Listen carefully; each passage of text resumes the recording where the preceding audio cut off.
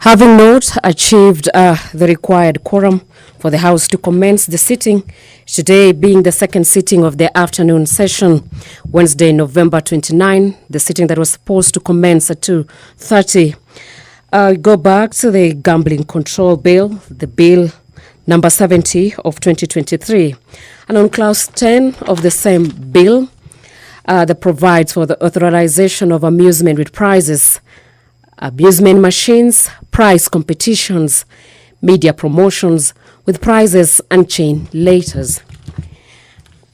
On whether the Gambling Control Bill, that is the National Assembly Bill number 70 of 2023, by Kimani Ichung'wah, the leader of the majority party, the bill that is in its second reading.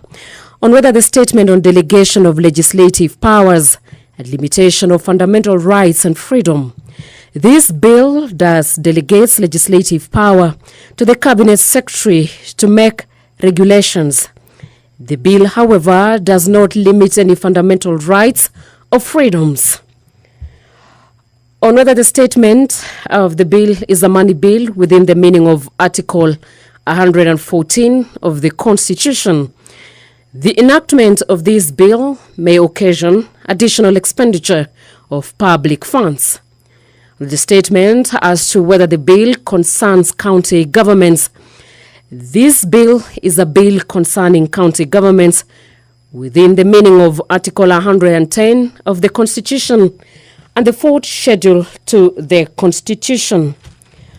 Also, the bill on the statute law, the miscellaneous amendments bill, the National Assembly Bill number 67 of 2023.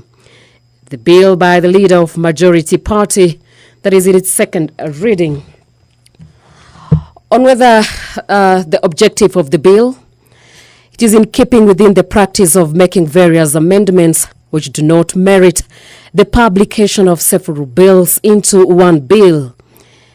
The bill contains proposed amendments to the statutes. The quorum has been achieved, and I now hand over you to the plenary. My name is Angela Cheror.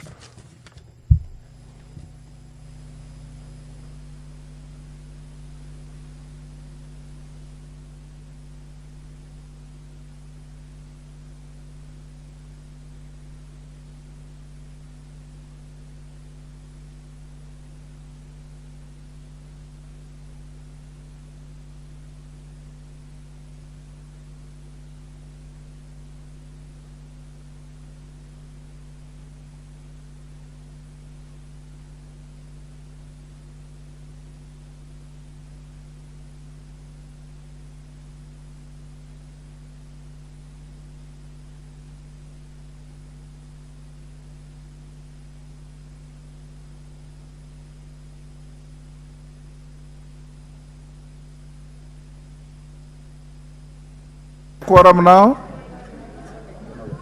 All honorable members, now we have quorum to transact business.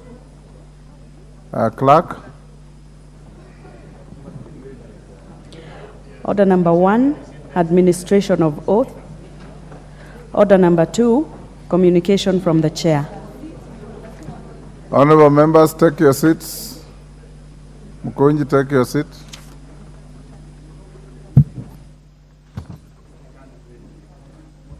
Honorable members, I have a short communication to make on the appointment order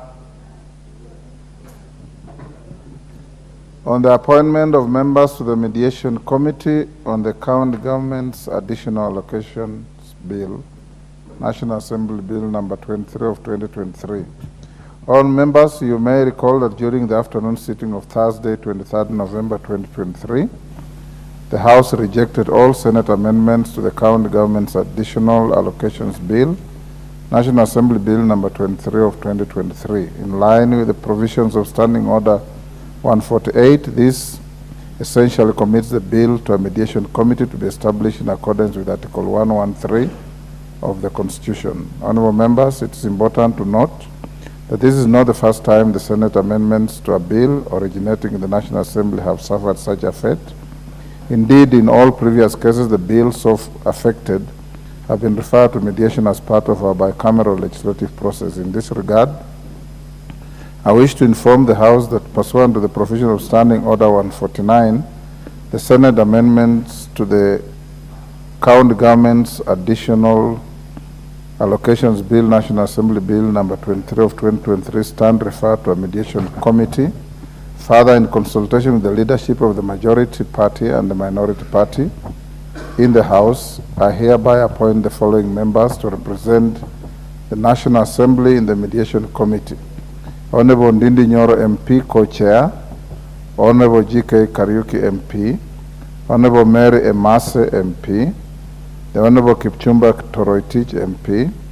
The Honorable Anton Olwoch MP. The Honorable Joshua Kimilu MP.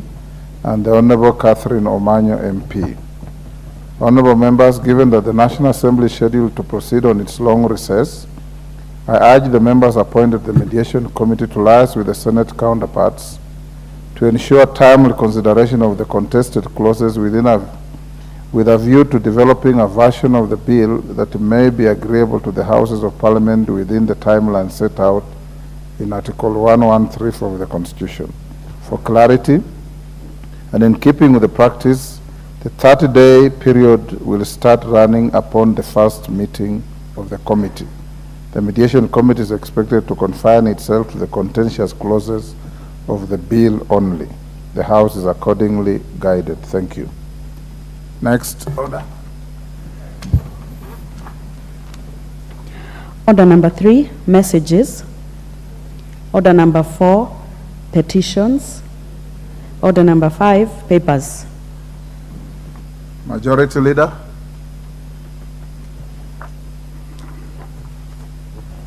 Thank you, Honorable Speaker. Honorable Speaker, I beg to lay the following papers on the table of the House today, Wednesday, 29th November 2023, afternoon sitting.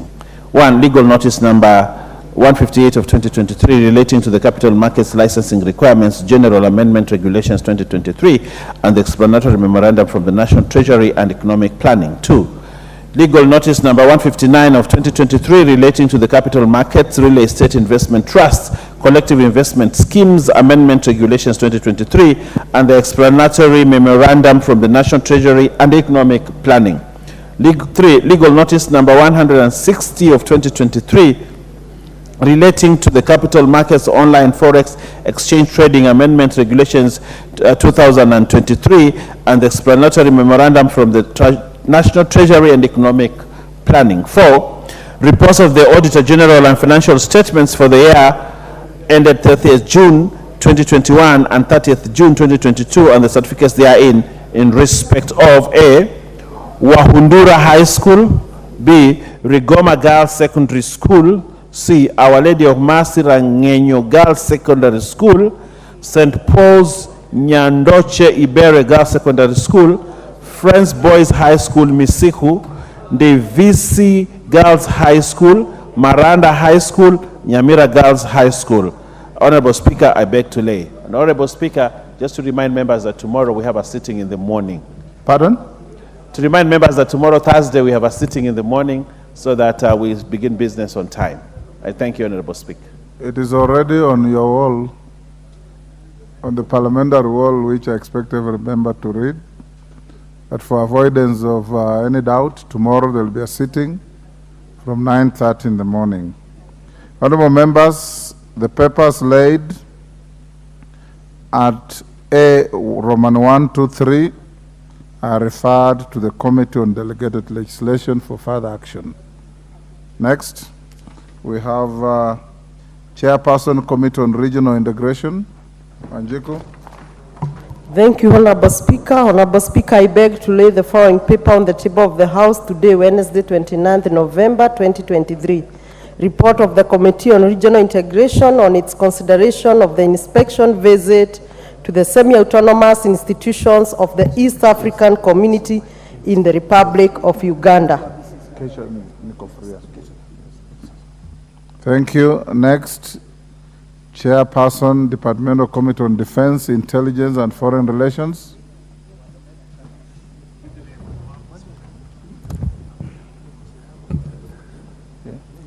Honorable Speaker, I beg to lay the following papers on the table of the House today, Wednesday, 29 November 2023.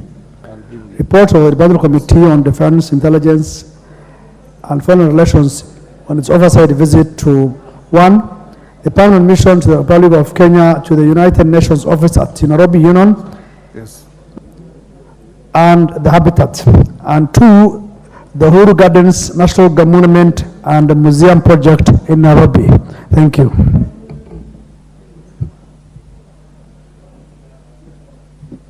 Thank you. Chairperson, Committee on Regional Development.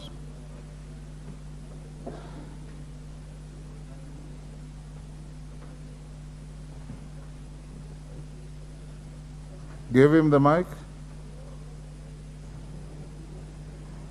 There you are, Honorable Member. Thank you, Honorable Speaker.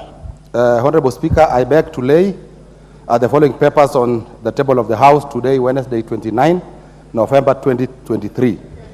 Now, report of the Departmental Committee on Regional Development on its consideration of 1. The Regional Development Authorities Bill, National Assembly Bill number 7 of 2023, and 2. The National Disaster Risk Management Bill, National Assembly Bill number 24 of 2023. Thank you. Thank you. Next order. Order number 6, notices of motion. Chairperson, Committee on Regional Integration. Thank you, Honorable Speaker. Honorable Speaker, I beg to give a notice of the following motion that this House adopts the report of the Committee on Regional Integration on its consideration of the inspection visit to the semi-autonomous institutions of the East African Community in Uganda laid on the table of the House on Wednesday, 29th November 2023. Thank you. Chairperson, Departmental Committee on Defense, Intelligence, and Foreign Relations. Notice of motion. I have 2 motions. A report on oversight visit to the United Nations office at Nairobi Union, the United Nations Environmental Program, and UN Habitat. Honorable Speaker, I beg to give notice of the following motion that this House adopts the report of the Departmental Committee on Defense, Intelligence, and Foreign Relations on its oversight visit to the permanent missions of the Republic of Kenya to the United Nations office in Nairobi Union, the United Nations Environmental Program, UNEP, and the UN Habitat, laid on the table of the House on Wednesday, 29 November 2023.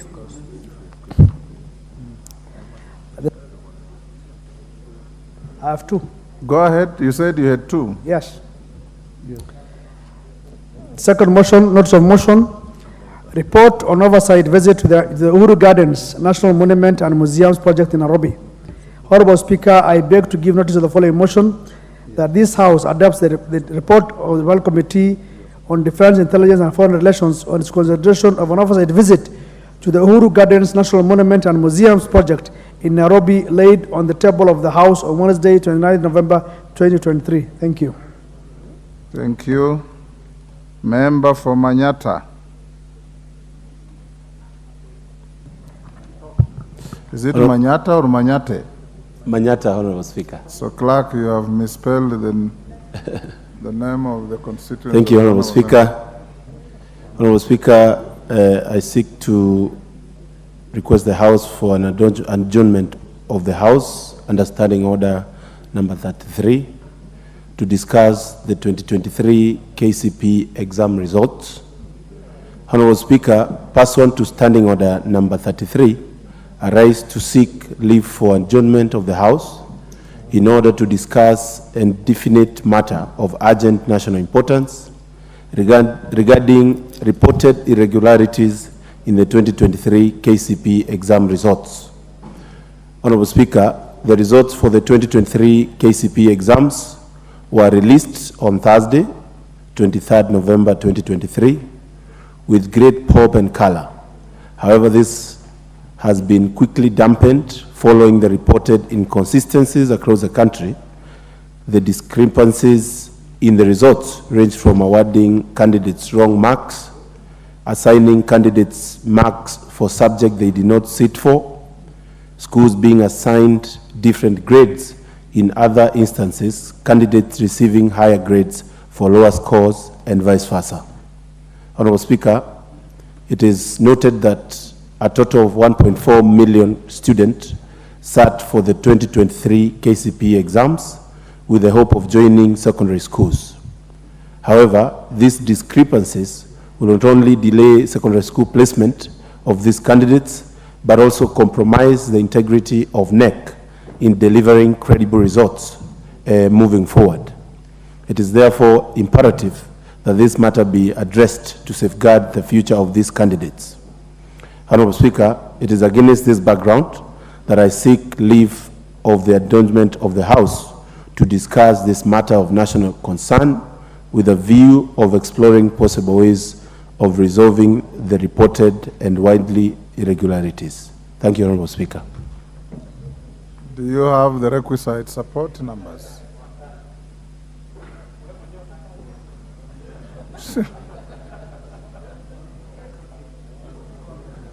Thank you, members. The support is overwhelming. We may take your seats.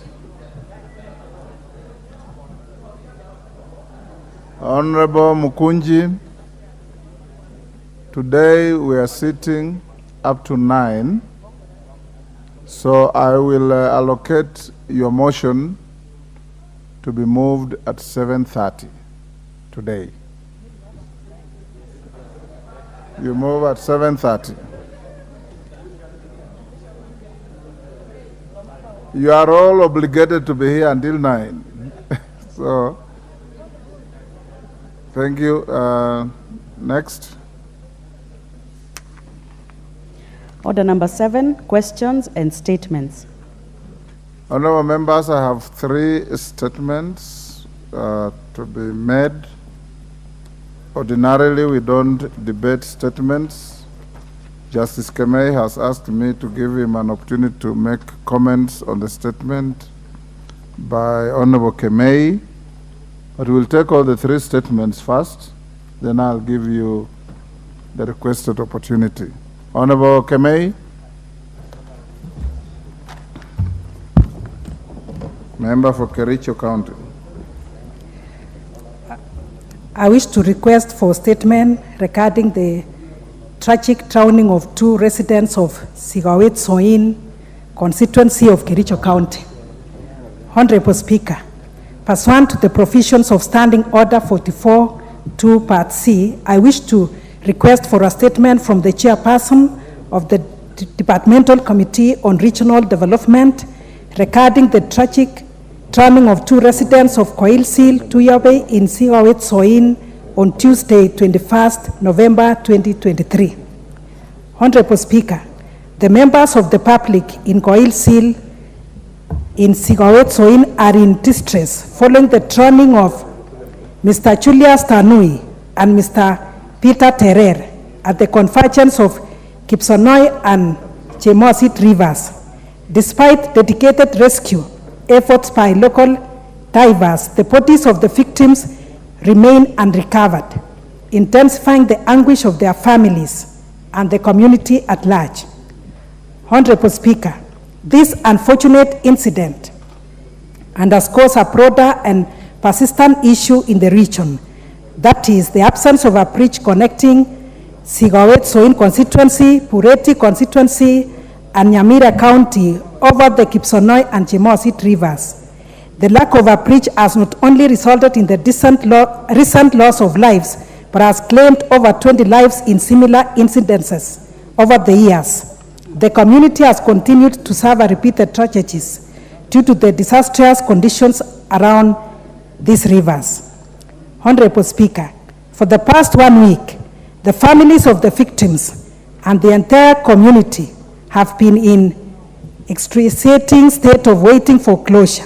The impact of this strategy is magnified as Mr. Terer and Mr. Tanui leave behind widows and 6 children each.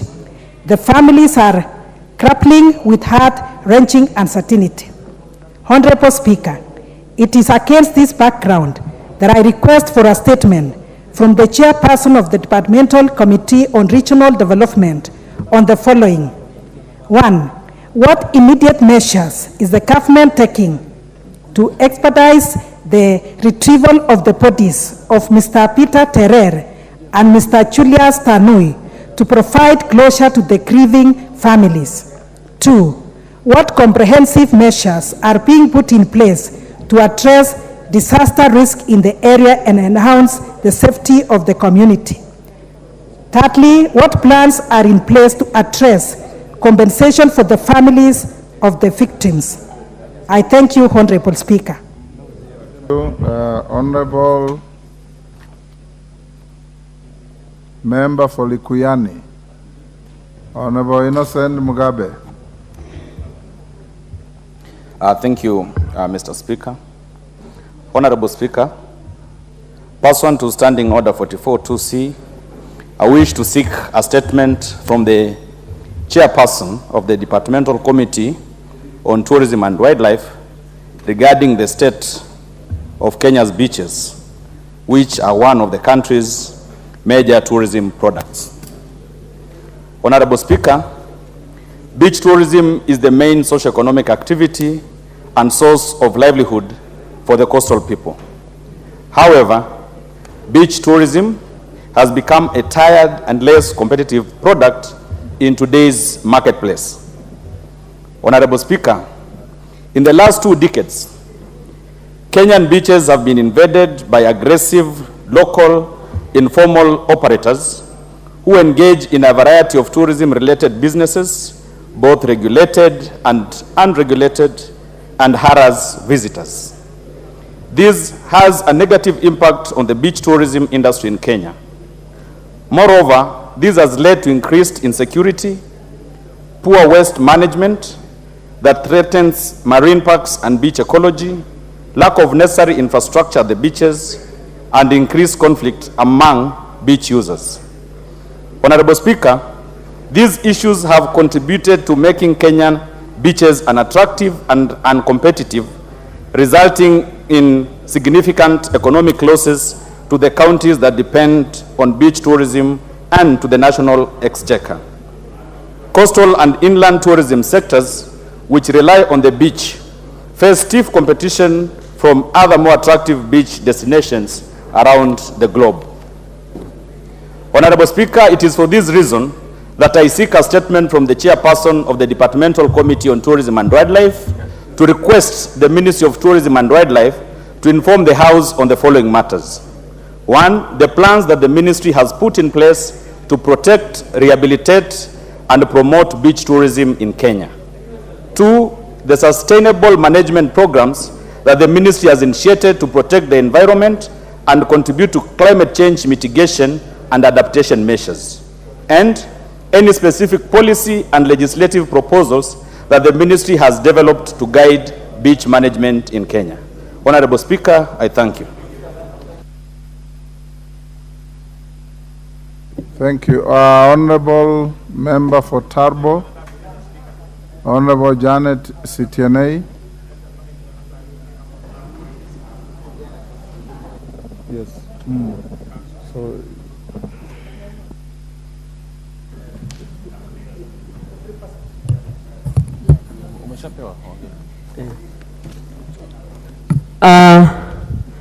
Honorable Speaker, pursuant to the provisions of Standing Order 44-2C, I wish to request for a statement from the chairperson of the Departmental Committee on Defense, Intelligence and Foreign Relations regarding killing and maiming of residents of Kamagut Kiblombe Ward in Tarbo constituency by Kenya Defense Forces officers on 26 November 2023. Honorable Speaker, the killings happened when the victims allegedly trespassed onto a KDF maize farm situated on the contested buffer zone that the KDF hived off from the land that it ought to have fully surrendered to the squatters from Kiblombe, Kamagut, and Buombe settlement schemes. The KDF dug a deep and 5-meter wide and fenced trench around the zone and has been using it for cultivation under the Kenya Ordinance Factories Corporation. Sadly, the trench has become a death trap for residents, and it claimed 4 lives of school children in 2021, 3 of them at once, and recently on 21st July 2023, an 8-year-old minor fell into the trench and died. Honorable Speaker, 4 persons were killed by KDF on 26 November 2023, and several others were maimed and are hospitalized. The attacks by KDF on residents have been happening over time. Honorable Speaker, on 25th December 2021, 2 people were shot and 5 others maimed by KDF officers for protesting erection of boundary beacons by KDF without involving residents or their leaders. The residents have also been hit by stray bullets from KDF shooting range, which has also caused loss of lives and pain and suffering to the people of Kiblombe. Honorable Speaker, it is against this background that I seek a statement from the chairperson of the Departmental Committee on Defense, Intelligence and Foreign Relations on the following. 1. What prompted the Kenya Defense Forces officers to use live ammunition on residents who are unarmed? What measures in the Ministry of Defense, Intelligence and Foreign Relations are they taking to ensure coexistence between the KDF and the residents? 3. What steps has the KDF in Eldoret instituted to address loss of lives, especially minors who have lost their lives in trenches around the barracks since 2021? 4. What disciplinary and legal actions have been taken against the KDF officers involved in the alleged killings and maiming of residents in various incidences? 5. What does the ministry intend to do to conclude the process of relinquishing the disputed portion of land to Kamagut, Kiblombe, and Buemba settlement schemes quarters, and compensate the residents for the loss of their loved ones and livestock lost over the trenches over the years? I thank you, Honorable Speaker. Yes, go on. Honorable Speaker, I seek your indulgence to allow a few members that may have similar situations in the places where there is a conflict between the KDF and the community. And also, Honorable Speaker, I do take note that life is very precious. Life is very important and we should take care of it.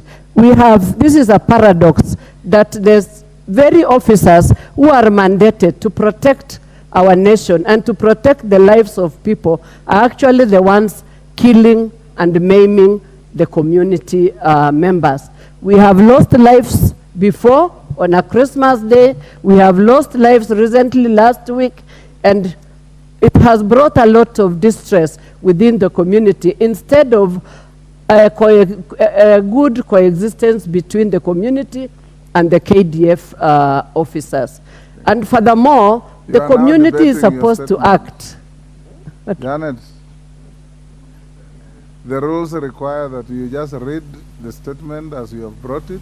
I've allowed you some latitude. You can end there. I give you 30 seconds to finish what you are saying. I've given you 30 seconds to finish what you are saying. Thank you, Honorable Speaker.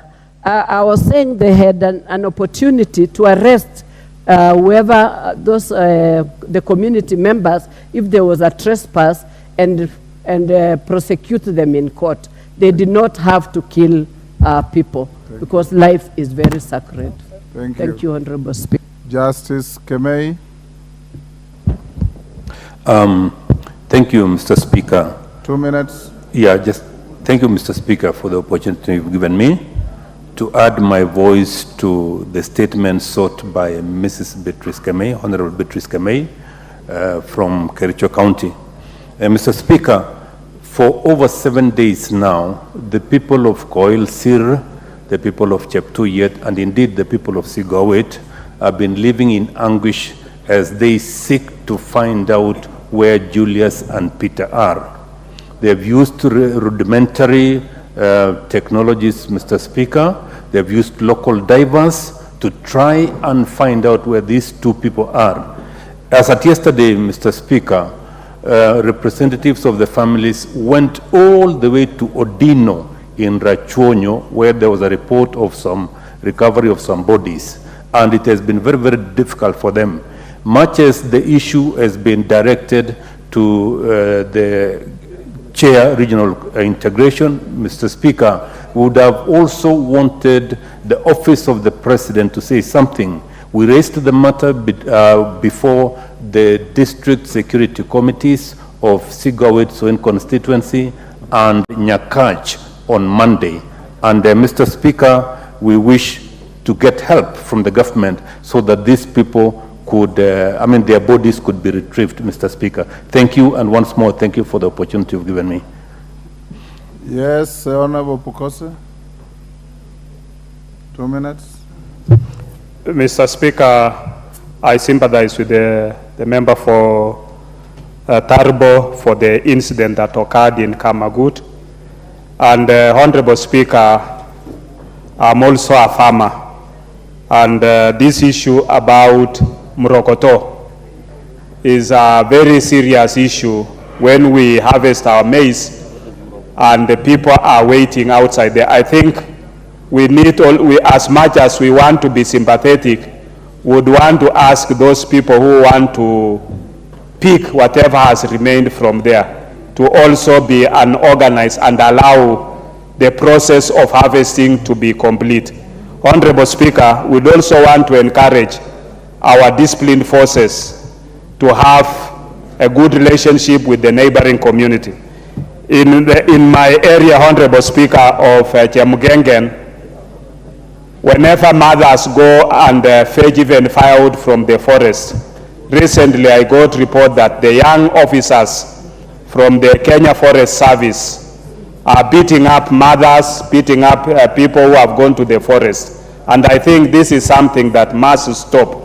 The officers, disciplined forces, whether you are police, Kenya Forest Service, you must cultivate a good relationship with the neighboring community. You cannot beat mothers who have gone to pick firewood in Jemgengen Forest or Kimodon Forest or any other forest in Endebess, whether it is Swamp Forest, whether it's Kimodon, that should never happen. So, Honorable Speaker, I want to really sympathize with the Honorable Member and ask that the government should look for a way of how to act responsibly and also compensate those who are killed in Kamagut. Thank you, Honorable Speaker.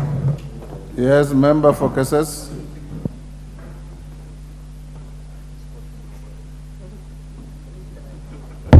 Thank you so much, Mr. Speaker, for giving me this opportunity to also weigh in on the statement sought by Honorable Janet Itiene, Member of Parliament, Tarbo.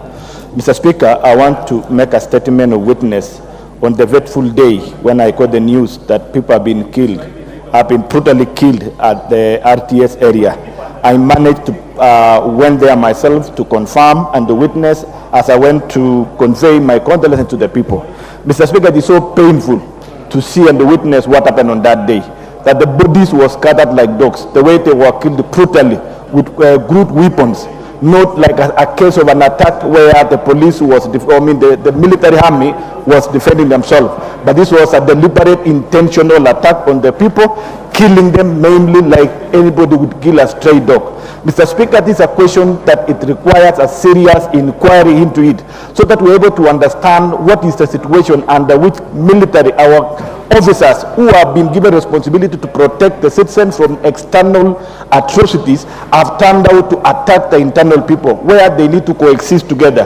There are serious allegations by women around there of assault and rape, that most of the time on repeated occasions, the same officers has been raping them whenever they find them going for their hearts, and they take advantage on them, or even at night, because these are a situation where there are villages on the hand side of this particular parcel of land, and the communities have to visit themselves the other side over this side, and they have been doing all these inhuman activities on them. So, Mr. Speaker, I want to weigh in my voice as I condemn this act and ask the committee relevant to go in depth and understand, probably even include visiting that area and get the views of the people, so that we bring out a conclusion report that we are going to ensure we sort out these problems once and for all. The aspect of people using powers beyond to the citizens of the Republic of Kenya instead of protecting them is inhuman. Thank you. Yes, member for Sigor, sorry. Thank you, Honorable Speaker, for this opportunity. I feel for the member for Kericho, where 2 residents drowned, and now she seeks a statement from the Committee on Regional Development. We feel for that. And equally, Honorable Speaker, it's unfortunate that from the member for Tarbo, it's reported that citizens were killed by KDF. And on Monday, Honorable Speaker, it was reported, and I think it happened, that the same KDF killed 4 people in the border between Turkana and Pokot. People who were not bandits, so we lost people in the hands of KDF. So it is similar to what happened at RTS.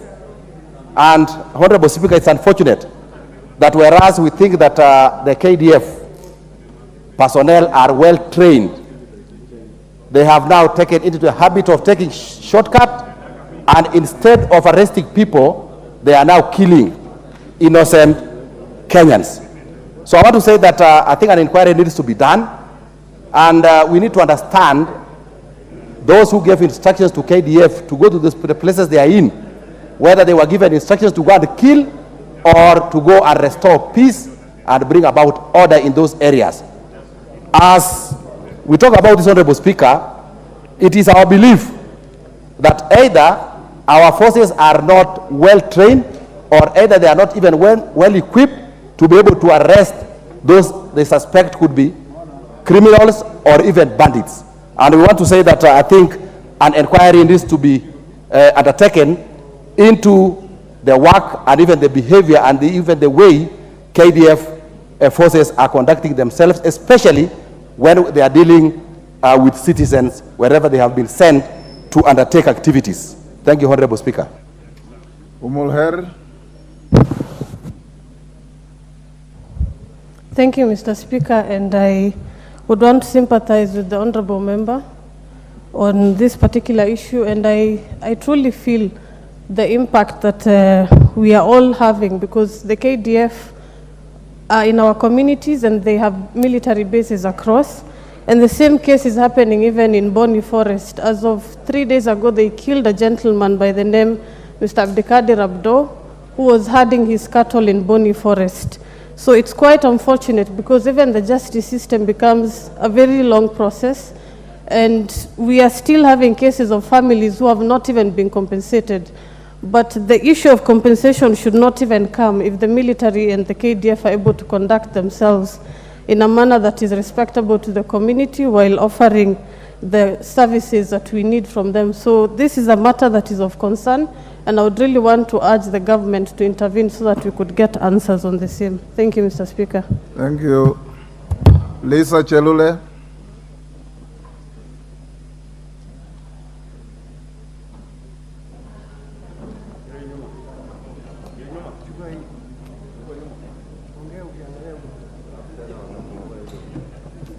Asante sana Bwana Spika kunipatia hii nafasi pia kuchangia juu ya shida ambaye imefanyika kule Tarbo constituency.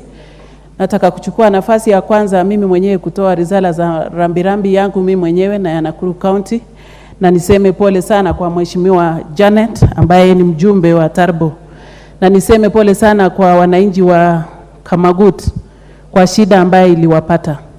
Bwana Spika, ni maajabu sana kusikia wale watu ama wale maofficers ambaye wanahitajika kulinda wananchi na kulinda mali yao, hawa ndio wanaua watu.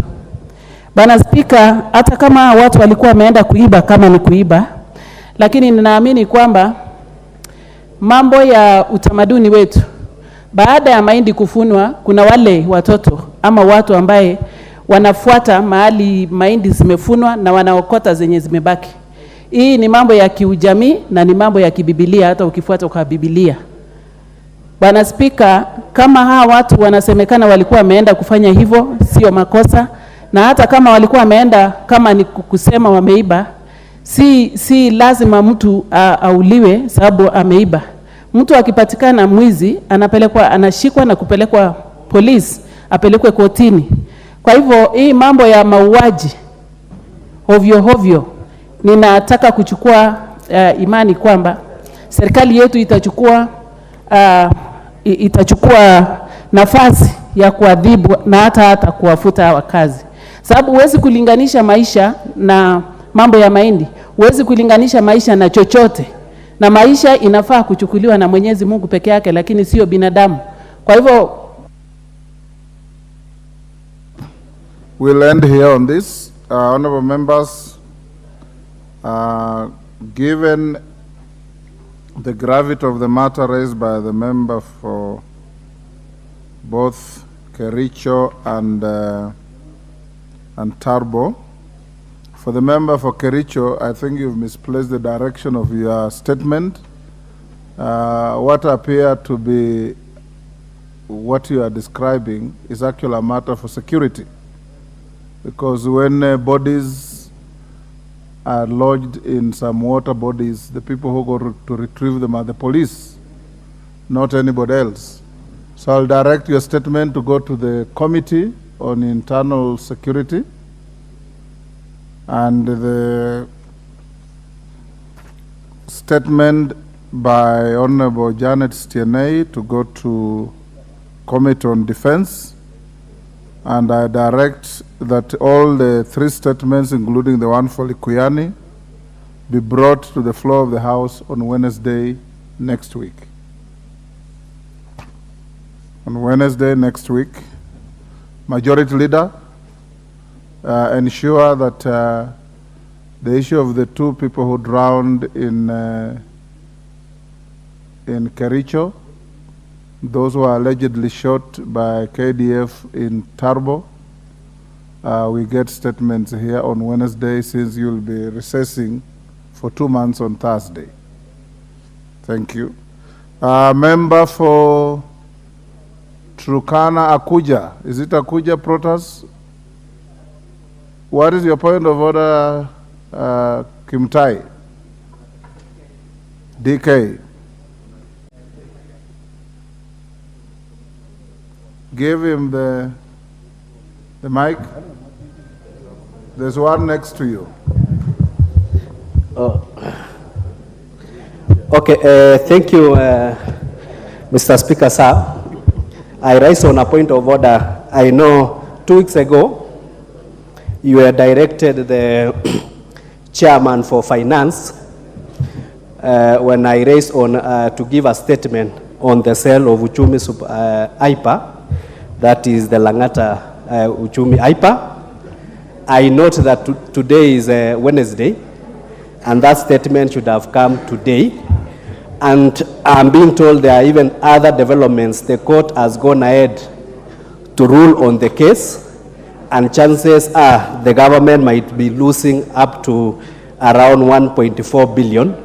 So can you, maybe we hear from the chairman on what is happening to this very important matter, which, if not checked by complacency and by collusion between the Treasury and whoever wants to sell the plot. DK, take your seat. Okay. The chairman of the committee was ready with your statement yesterday. You are not here at the time, and you appear now to be blaming the chairman and the House for not bringing your statement. That is not quite fair to the chair. In fact, you should have apologized to the House for not being here yesterday, at the time the statement was to be issued by the chair. I'll direct that the chair of finance issues that statement. Is it finance or trade? Finance. He will issue that statement tomorrow morning. So you'll be here so that you don't blame anybody thereafter. Yes, Honorable Member? Are you on a point of order? Yes, Mr. Speaker. What is out of order? Point of order, Mr. Speaker, is that I raised the same issue that I'm raising again. I gave a statement on the two statements, one on the 18th of October to Social Protection Committee Chair, which you directed that I get a reply on 2 weeks. On the 8th of this month, again, I had another statement which was directed to the Chair of Security and Internal Affairs. As well, you also gave a directive that, or the Chair at that time gave direction that I should receive a reply within 2 weeks. Okay. Mr. Speaker, I again stood on another point of order about a week ago on the same, and I was promised that it will be the replies will be delivered to the House Tuesday of this week. But to date, and as we go for recess, nothing looks like it's forthcoming. I've been to the offices of the clerk to find out whether we have a written statement. I need your direction, Mr. Speaker. Thank you. Could you liaise with the majority leader to check on the chairman of those committees? Majority leader, if you can speak to the honorable member and direct the chairman to bring those statements tomorrow morning. Akuja.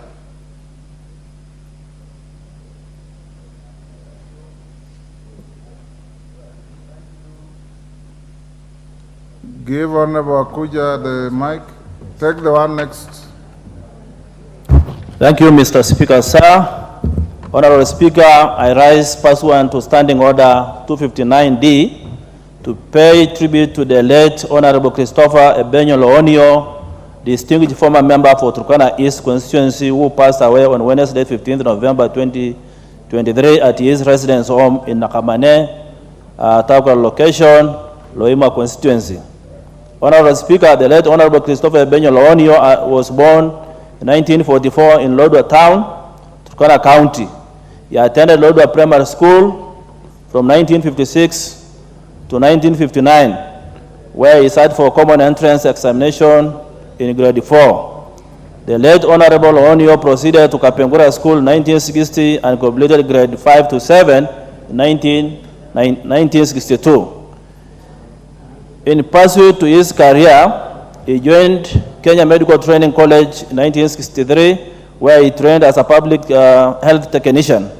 Upon completion of his studies, the late Honorable Loonio was posted to Loktang Health Center, where he worked as a public health technician until he joined politics. Honorable Speaker, in 1974, Honorable Loonio fight for a parliamentary seat for Turkana East constituency, which he won and served diligently up to 1974, being the term of the third parliament. He was an astute legislator whose contribution to parliament, his committees and the plenary were invaluable, and his colleagues held him in high esteem. Honorable Speaker, the late Honorable Loonio later left the political arena and transitioned to establishing and managing his business in Takwal Trading Center. In his death, we celebrate the life of a well-respected leader who laid the foundation in enhancing access to health care in Turkana. Honorable Speaker, on my own behalf and that of my constituents, I wish to extend my deepest condolences to his family and the people of Turkana for the loss of a remarkable leader. Finally, Honorable Speaker, with your indulgence, may I request that we all stand to observe a minute of silence in honor of our departed colleague. That is not for you, it's for the Speaker. Thank you, Honorable Speaker.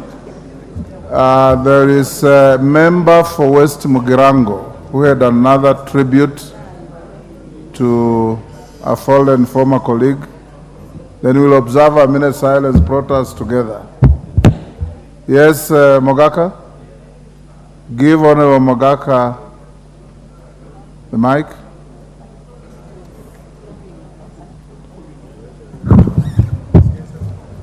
Thank you, Mr. Speaker. Thank you, Mr. Speaker, for giving me the opportunity. I also take this opportunity to pay tribute to the late Honorable Benson Kigorogero, who preceded me as Member of Parliament for West Mugirango in the 70s. Honorable Kigoro passed on last week in his sleep and is going to be laid to rest on Sunday at his home at Borabu constituency. I also want to condole with the family of the late Benson Kigorogero and the constituency. Honorable Kigoro, besides having been a member of the National Assembly, he also served as a member, as a councillor in the big county council of Nyamira, and he is a leader that has traversed several regimes, right from the regime of President Kenyatta, President Moi, President Kenyatta, President Kibaki, and passed on during the Kenya Kwanza regime. I want, on behalf of the people of West Mugirango, to celebrate the distinguished service that Honorable Benson Kigoro rendered to the people of West Mugirango and indeed the people of Kenya.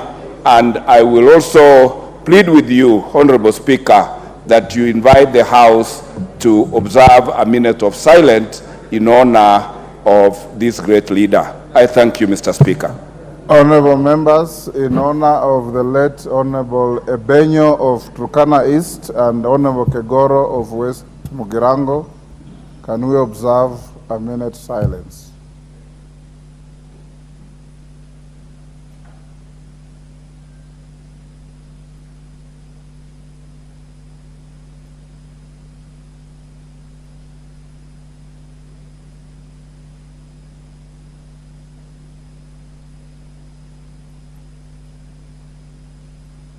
May their souls rest in eternal peace. Thank you.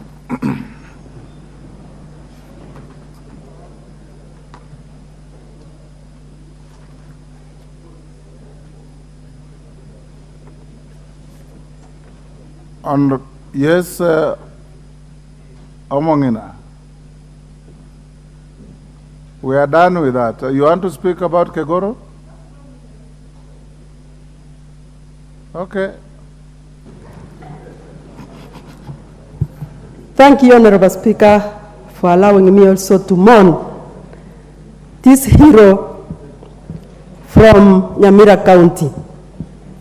Honorable Kegoro has served the terms of the 5 presidents. And during his time, he is a man who has lived to be emulated. We have learned a lot from him, and I know the family is this time in great pain because Kegoro was not sick. He suddenly died. I want to give my tribute as I give hope to the family that death is the last enemy that God will destroy when He will come to take us to where He lives. May the Lord take care of the family. May the Lord comfort all the people of Nyamira and the people of West Mugirango. Thank you, Honorable Speaker. Thank you. Next order. Not, yes, Chiforomondo. Oh, sorry. Thank you, Mr. Speaker. I stand on standing order number 227. On Tuesday, 15th August 2023, Honorable Speaker, I presented a petition concerning land issue at Kidomaya Mingoni village, which is Parbat land. Pursuant to the standing order, the committee on petition was supposed to deal on the matter in 90 days, which elapsed on 15th November 2023. Mr. Speaker, as a member of parliament whom I presented the petition, I did not get any response, either I've not seen anything done over the same. I plead to your indulgence, Mr. Speaker, that you intervene and give direction over the matter. Thank you, Mr. Speaker. Where is the chairman for Public Petitions Committee? Majority? Where is your chairman for Public Petitions? He normally sits here today. Well, today is not normal. He's not today, there. today is one of those bad days, but he's, since the last time the chairman Public Petitions has been very diligent, he's always here. I see him there all the time. Yeah. Can you direct him that he brings I will take responsibility the for that on his response to behalf. Chiforomondo's petition before we recess? I will relay the information to him or the vice chair. Yes. And advise, this time-bound businesses, majority, advise the chairs that when we have time-bound business, if for any reason they are not concluded, and it's possible that they may not conclude within the time, they should communicate with the petitioners or the members who brought the petitions, so that they know that there's still some work going on. Next order. Yes, is that Bashir? Bashir, what is it? Honorable Speaker, I'm fully aware that yesterday you gave an order banning countersuits. Some of us, have tailor-made and invested in countersuits to be attending sessions in this house. Now, what do you do with these costly countersuits for the purpose of attending sessions in this house? And some of us don't put on mitumbas, it is original. So I don't know whether you can allow for an appeal on the same, so that we can be putting on these expensive tailor-made suits. Thank you, Honorable Speaker. Honorable Bashir, you are here only 3 days a week. You can use those suits out there. If you have no opportunity to use them, you can also donate them to your deprived neighbors so that they can use them. Honorable, next order, sorry. Order number 8. Order number 8, the National Lottery Bill, National Assembly Bill number 69 of 2023, second reading. Honorable members, I've been advised that the matter at order number 8 was dispensed of already, so we'll skip it. And before we go to order number 9, allow me to give some direction on order number 10 in consideration of the conflict of interest bill. Honorable members, you will recall that during the afternoon sitting yesterday, Tuesday, 28th November 2023, I allowed the member for Ariedo, the Honorable Dr. Otienda Molo, Senior Counsel, EBS MP, to raise concerns on the contents of the Conflict of Interest Bill 2023. The concerns were also contained in his 2 letters to the Speaker dated 21st November 2023. In prosecuting the matter, honorable members, the honorable member queried the constitutionality of various provisions of the bill and highlighted particular concerns with a number of provisions. These included the definition of the term public officer and the singling out of members of parliament and members of county assemblies in the bill, the shift from self-regulation of public bodies to the supervision of all public officers by the Ethics and Anti-Corruption Commission, ESCC, and the obligation on public officers to include their spouses in their wealth declarations. Honorable members, during yesterday's sitting, I did also allow the leader of the majority party, as the sponsor of the bill, and other members to ventilate on the concerns raised by the Honorable Otienda Molo. In the ensuing debate, it was reported that the Departmental Committee on Justice and Legal Affairs, JLAC, was at an advanced stage of reconsidering the bill. The Vice Chairperson of the committee, the Honorable Mwengi Mutuse, did confirm that the committee was seized of the matter and the concerns and had taken them into account in its consideration of the bill. Consequently, I guided the House to await the tabling of an addendum to the report of the Justice and Legal Affairs Committee on the bill. The report and the addendum would inform my ruling on the concerns raised by the Honourable Member for Arieda. Honourable Members, I note that the chairperson of the Justice and Legal Affairs Committee tabled an addendum to their report on the Conflict of Interest Bill 2023 during today's morning sitting. From a perusal of the addendum, it is clear that the committee has addressed itself to the concerns raised by the Honourable Dr. Otiende Amollo and indicated its views on the said concerns. Additionally, arising partly from the concerns of the member, the committee has proposed amendments for consideration by the House. As a member of the Justice and Legal Affairs Committee, the Honourable Dr. Otiende Amollo, MP, yesterday did confirm having participated in the deliberations of the committee during its reconsideration of the bill. I am therefore satisfied that the tabling of the addendum and the proposal of further amendments by the committee now sufficiently allows the House to consider the bill and the amendments at the committee of the whole House. As I conclude, honourable members, permit me to reiterate the significance of the Conflict of Interest Bill 2023. As aptly put by the leader of the majority party, the bill seeks to breathe life into the provisions of Chapter 6 of the Constitution on leadership and integrity, with a particular focus on conflict of interest. As the House is aware, the bill seeks to repeal and replace the Public Officer Ethics Act 2003, which has never been fully updated to accord with the Constitution. The importance of the ongoing deliberations on the form and content of the bill cannot be overstated. I thank the Honourable Member for Arieda for raising pertinent issues and which can only assist the House to actualize a critical chapter of the Constitution. I am satisfied that the bill may proceed for consideration at the Committee of the Whole. The House is accordingly guided. And allow me, honourable members, to thank the Arieda member for a thorough reading, understanding and appreciation of the bill, and the majority leader for equally rising to the occasion to meet the expectations bestowed on him.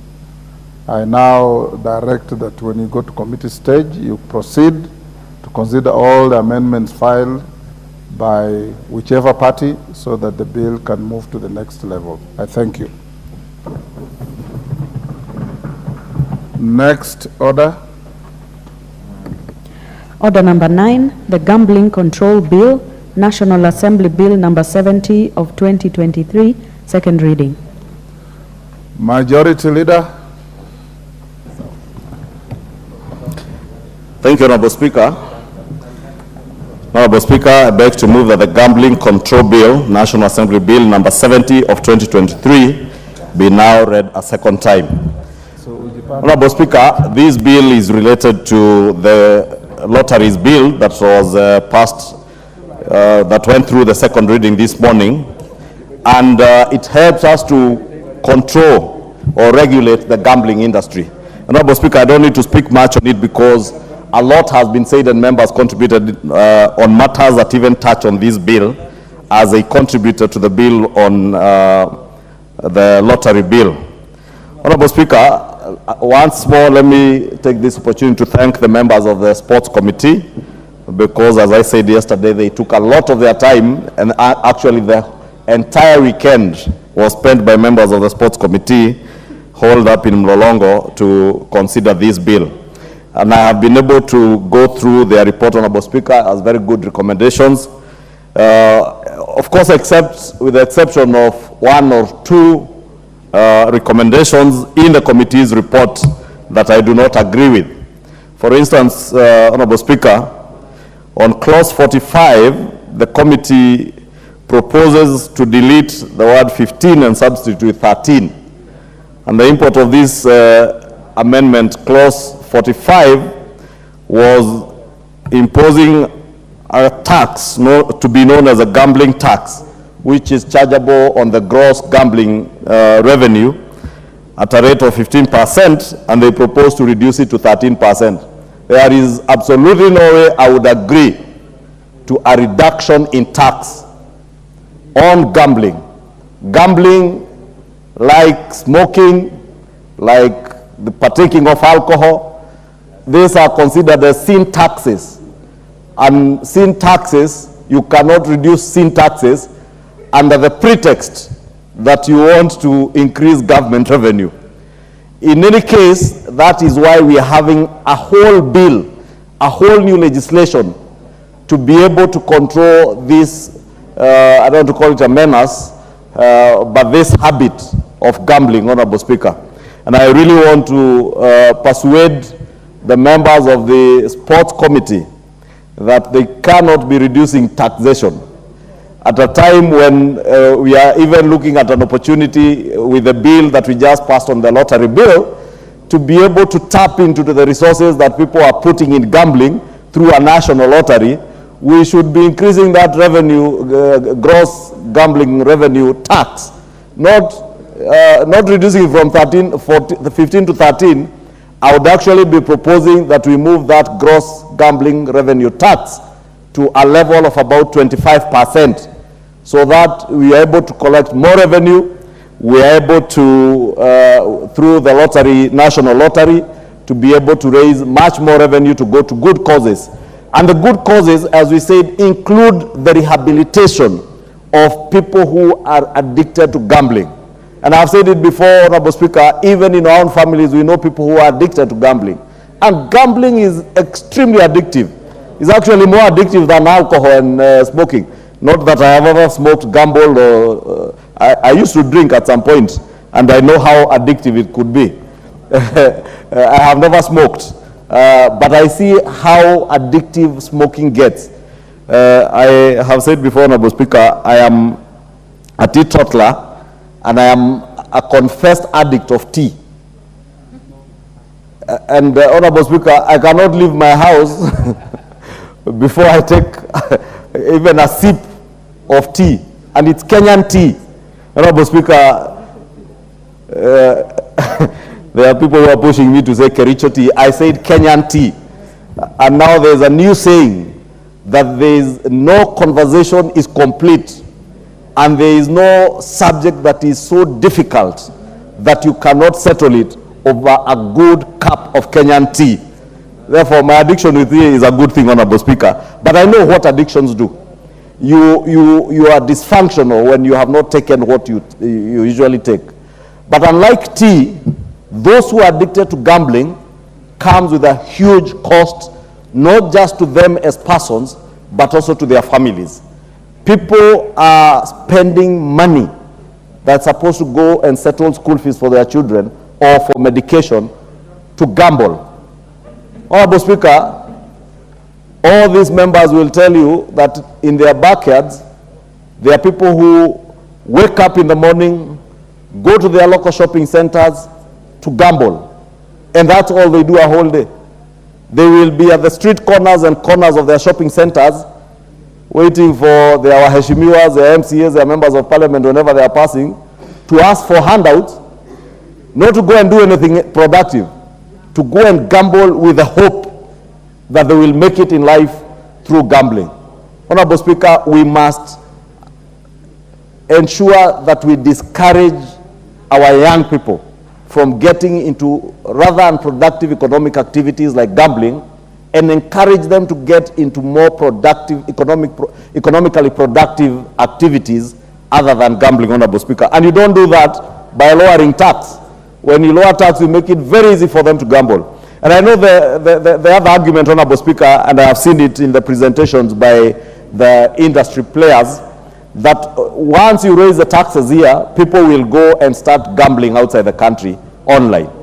Honorable Speaker, if governments around the world are able to stop people from using WhatsApp, how difficult is it for a government to stop people from gambling online?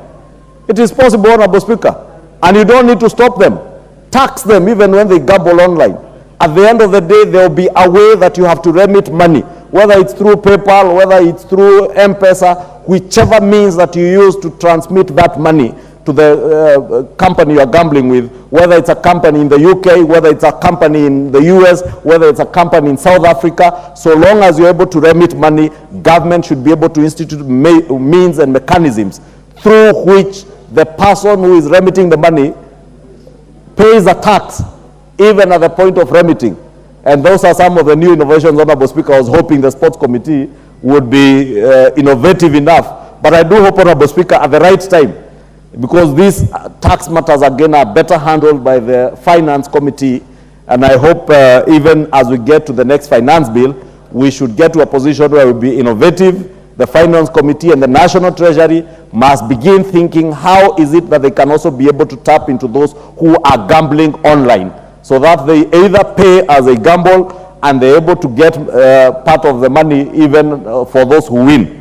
So that, Honorable Speaker, the defeatist argument that if we raise our taxes here, people will go and gamble online in companies outside Kenya, then we can be able to get money even from those that are outside Kenya.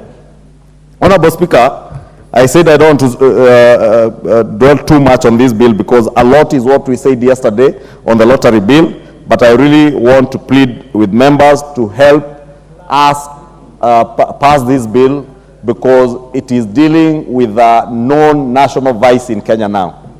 Gambling, Honorable Speaker, and it's not just the young. I have seen around the country very elderly men and women who spend all their time gambling.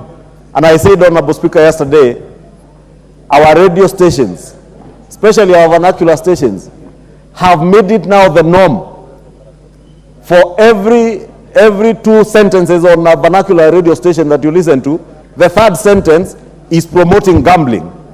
Honorable Speaker, I do hope that the measures therein in this bill to even control the advertisements of gambling companies will come to fruition when we pass this bill, so that we don't encourage Kenyans to gamble by bombarding them on TV with advertisements on vernacular radio, and that's how we are roping in even the very elderly, because they are made to believe that the easiest way to make $500,000 shillings is to just text a number to some radio station, and those people are collecting billions. Honorable Speaker, I said yesterday, it is now reported that most of our mainstream media stations are making more money from gambling than from their core business of broadcast, or even from advertisements for corporates, Honorable Speaker. We must protect our people from being taken advantage of. Unfortunately, Honorable Speaker, it is not you and me who gamble. Although I know in the last Parliament, Honorable Speaker, we had one member, without naming names, who was an addict and he would leave the chamber and run off to some casino somewhere. I have not seen that in this Parliament, Honorable Speaker. You knew one, I knew 3. I didn't even say from where, Honorable Speaker. I hear somebody saying one from somewhere. You know 3. But unfortunately, it is 3. I knew 3. It is 3 in a population probably of 349 members of Parliament and about 64 or 67 senators. So in a population of about 500 people, you can count 3 or 4. But if you go to the population outside there in our villages, Honorable Speaker, the most vulnerable people in our society are the ones who are being taken advantage of. It's actually immoral that we are taking money from the poorest of the poor. And because you make it look like you only need 10 shillings, 30 shillings, 50 shillings, it becomes customary that I will try my luck with my 10 shillings today, at lunchtime another 10 shillings, in the evening another 10 shillings, tomorrow I'll up the stakes to 30 shillings, the next day 50 shillings. And you know, they lure them by making them win with their 10 shillings bets. You win 100 shillings, then you spend the 100 shillings betting, hoping that you will now win 1,000 shillings. The day you win 1,000 shillings after spending 3,000 shillings, you win 5,000, you bet that, hoping that you will eventually be the one winning the $500,000 or $1 million shillings that is being promoted on TV. Honorable Speaker, I want to say I particularly support the provisions to also regulate the advertisements of gambling, betting, Honorable Speaker, so that we protect the most vulnerable, not just of our youth, of our elderly, but also of the very poor in our society who are being taken advantage of. And unfortunately, Honorable Speaker, when you look at the people who run these gambling companies, they are extremely filthy rich people, very wealthy people. But they are making more money from the poorest of the poor in our society. Therefore, Honorable Speaker, we have an obligation and a duty to protect our poor people from being taken advantage of, to ensure that we have good laws, that will protect them, that will not make gambling look like it's a very good thing, Honorable Speaker. And as I said, since it is, in fact, I know in some religions, Honorable Speaker, they consider it to be a sin. And that is why I said, even in tax matters, this should be classified as a sin tax. And therefore, we cannot be encouraging reduction of taxes. And that's why I said I completely disagree. And I know Honorable Mashukuru, the Vice Chair, was here. I had indicated to them I disagree with the proposals in their report to reduce that tax. If anything, today we have, I think, excise duty at 12.5% in the last finance bill, which we passed only in July of this year. We had 5% withholding tax. Therefore, you are proposing not even to move from 15, you are proposing a tax cut of about a gross of 17.5 to 13%. Honorable Speaker, not during such hard economic times when we should be looking for avenues to raise every extra shilling. I will therefore be proposing amendments at the right time, Honorable Speaker, in relation to that clause 45 and clause 46 that touch on levies and taxes, Honorable Speaker. With that, I beg to move and request the Deputy Whip, who is also a member of the committee, who was designated by the Chair and the Vice Chair to second, on behalf of the committee to second. Thank you, Honorable Speaker. Naomi Wako, proceed. Thank you, Honorable Speaker. I rise to support the Leader of Majority in moving the Gambling Control Bill 2023, National Assembly Bill number 70 of 2023, as it has just been read. Mr. Speaker, it is clear that gambling is attracting a lot of attention and also has many people who practice in our country. And that is why Gambling Control Bill 2023 is here to seek and replace the outstanding betting, lottery, and gaming act of 1960. This was done. The act of 1960 is long time ago, many years ago. And I believe not many people who are here today were born by that time. The bill seeks to institute a comprehensive legislative framework for the regulation gambling in Kenya, with specific emphasis on incorporating safe gambling principles within the sector. Additionally, the bill seeks to establish the Gambling Regulatory Authority, which shall bear the responsibility of licensing, regulating the gambling sector. Mr. Speaker, we have had a lot of challenges, just as I said yesterday with lottery, that even with gambling, many people have ruined their lives simply because of wasting their money, anticipating to be rich the following day, and in a way, it has also made people to be lazy, because they believe in waking up every morning, doing this, and getting rich without working very hard.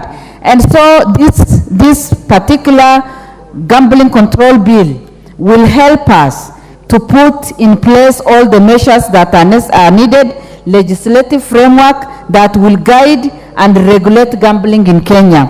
And again, just to have the gambling principles within all the sectors, and again having gambling regulatory authority, whereby all the matters that concerns gambling will come under them, and they'll be able, the authority will be able to regulate, the authority will be able to investigate, the authority will be able to act in case of anything.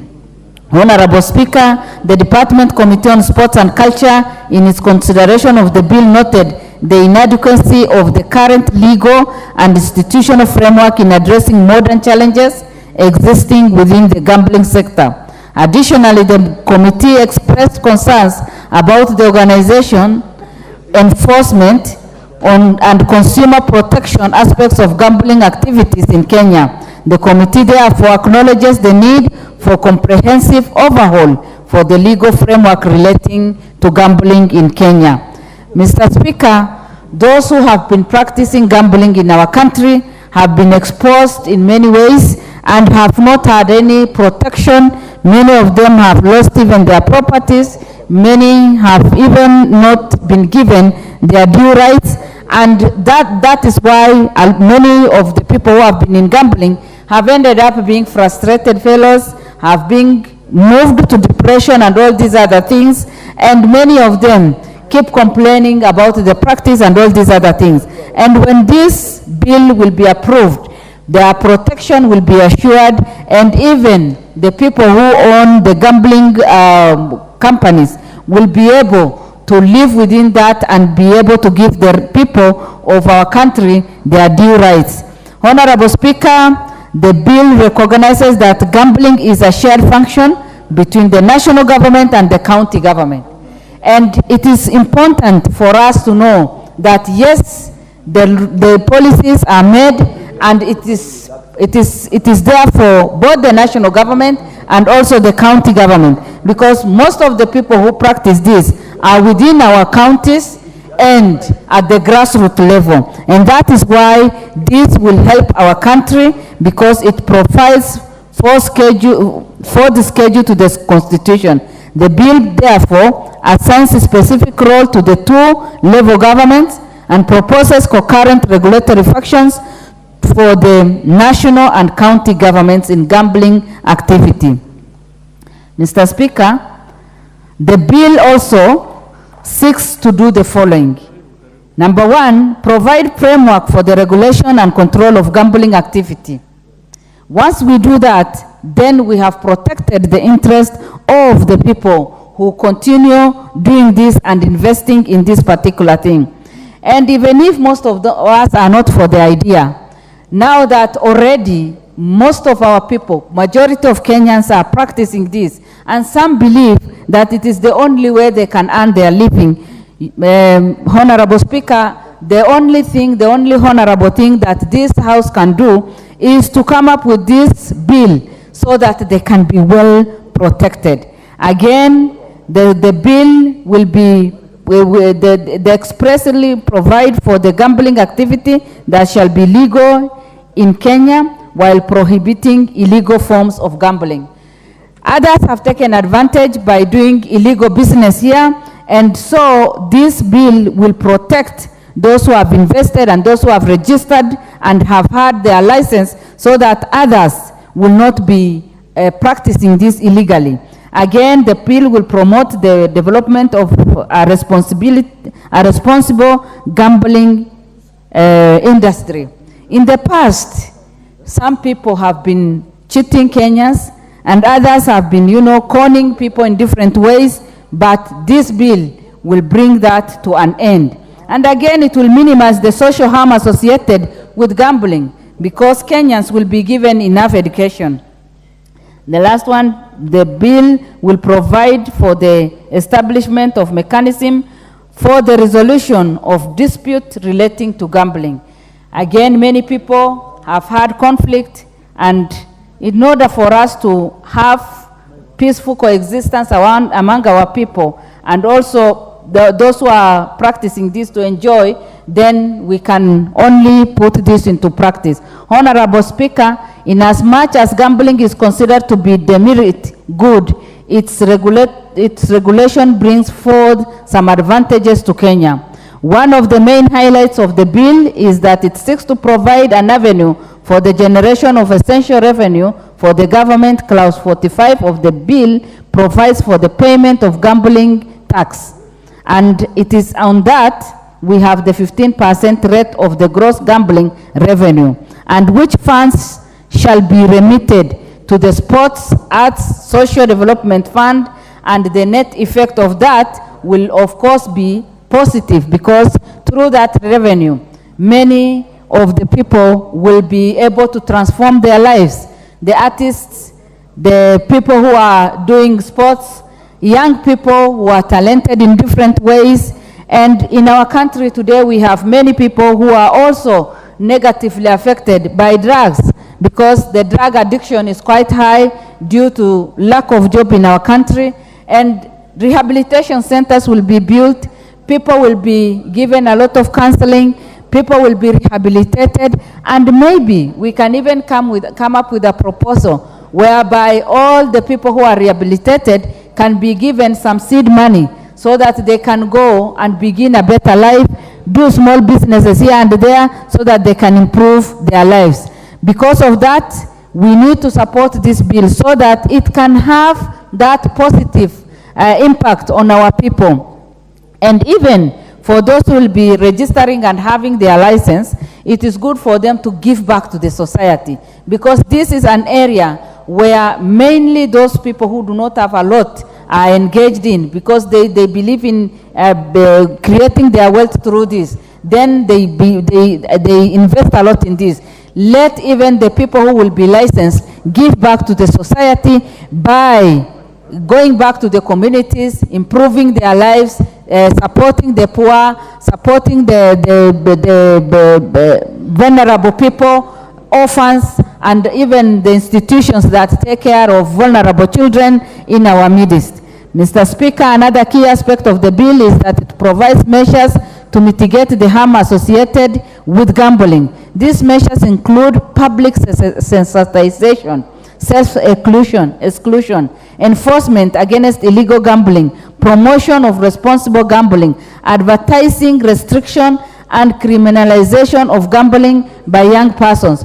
Further, the bill proposes stricter measures to mitigate issues related to gambling addiction. Mr. Speaker, the Department Committee on Sports and Culture have had enough interaction with stakeholders.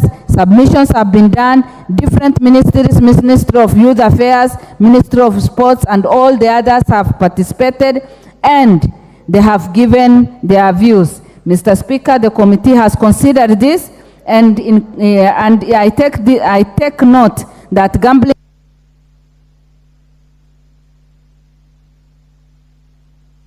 Give her 1 minute to wind up. Give her 1 minute. Yes, thank you. Honorable Speaker, I take note that Gambling Control Bill presents comprehensive and modernized approach to the regulation of gambling in Kenya. It aims to balance the economic benefits of the industry. And with those few remarks, I beg to second. Thank you. Thank you, Honorable Naomi. Honorable members, I now propose the question that the Gambling Control Bill, National Assembly Bill number 70 of 2023, be now read a second time. Carolo Mondi. Thank you very much, Honorable Speaker. I'm a member of the committee, so I rise to support the bill.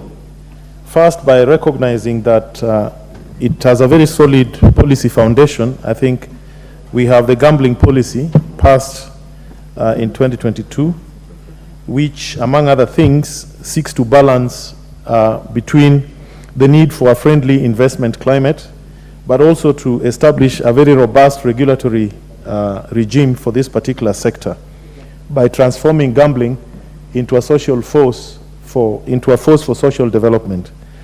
And one of the key planks of that policy is how to raise additional revenues both for national government and the county government. So this particular bill is very timely, and the policy, of 2023 this bill gives life to that particular policy. Mr. Speaker, gambling, like tobacco, alcohol, prostitution, drugs, junk food, and all other demerit goods, tend to present challenges to many governments. Their consumption is generally considered socially unacceptable or undesirable, but at the same time, it is almost impossible to stamp them out completely because of their perceived negative effects to the consumers.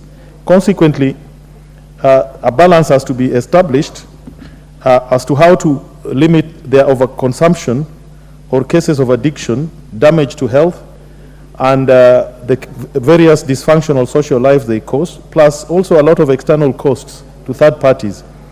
But they also provide a very rich avenue for new emerging and very transnational crimes like tax evasion, money laundering, and financing of terrorism. In Kenya today, Mr. Speaker, the gross revenue for gambling is in excess of $250 million. And this sector is growing year on at 27 to 30%. You can imagine how much money is circulating in it. This particular bill seeks to establish the Gambling Authority of Kenya, the Gambling Appeals Tribunal, and a gambling tax, which, as you have heard, the majority leader would like to propose a higher regime. From our analysis, gambling tax in the region ranges from 15 to 25%, so we'll debate that at the right time. But also, it seeks to generate revenue for what we call good causes. This is culture, sports, arts, recreation, heritage, protection of vulnerable groups such as PWDs, aged, orphans, protection, rehabilitation of problem gamblers, environment, climate change, relief, innovation, education, entrepreneurship, libraries, and supporting emergencies. But we also looked at the policy and incorporated certain safety measures that would help create sanity in this sector. For example, we are proposing restriction on gambling advertisement, both to the news companies, but also to the gambling companies, and also the times and the regime of how gambling advertisement should be handled so as to protect children and other vulnerable groups. We are also in the bill proposing regulation of online gambling. This is where people gamble on the internet or through use of remote communication.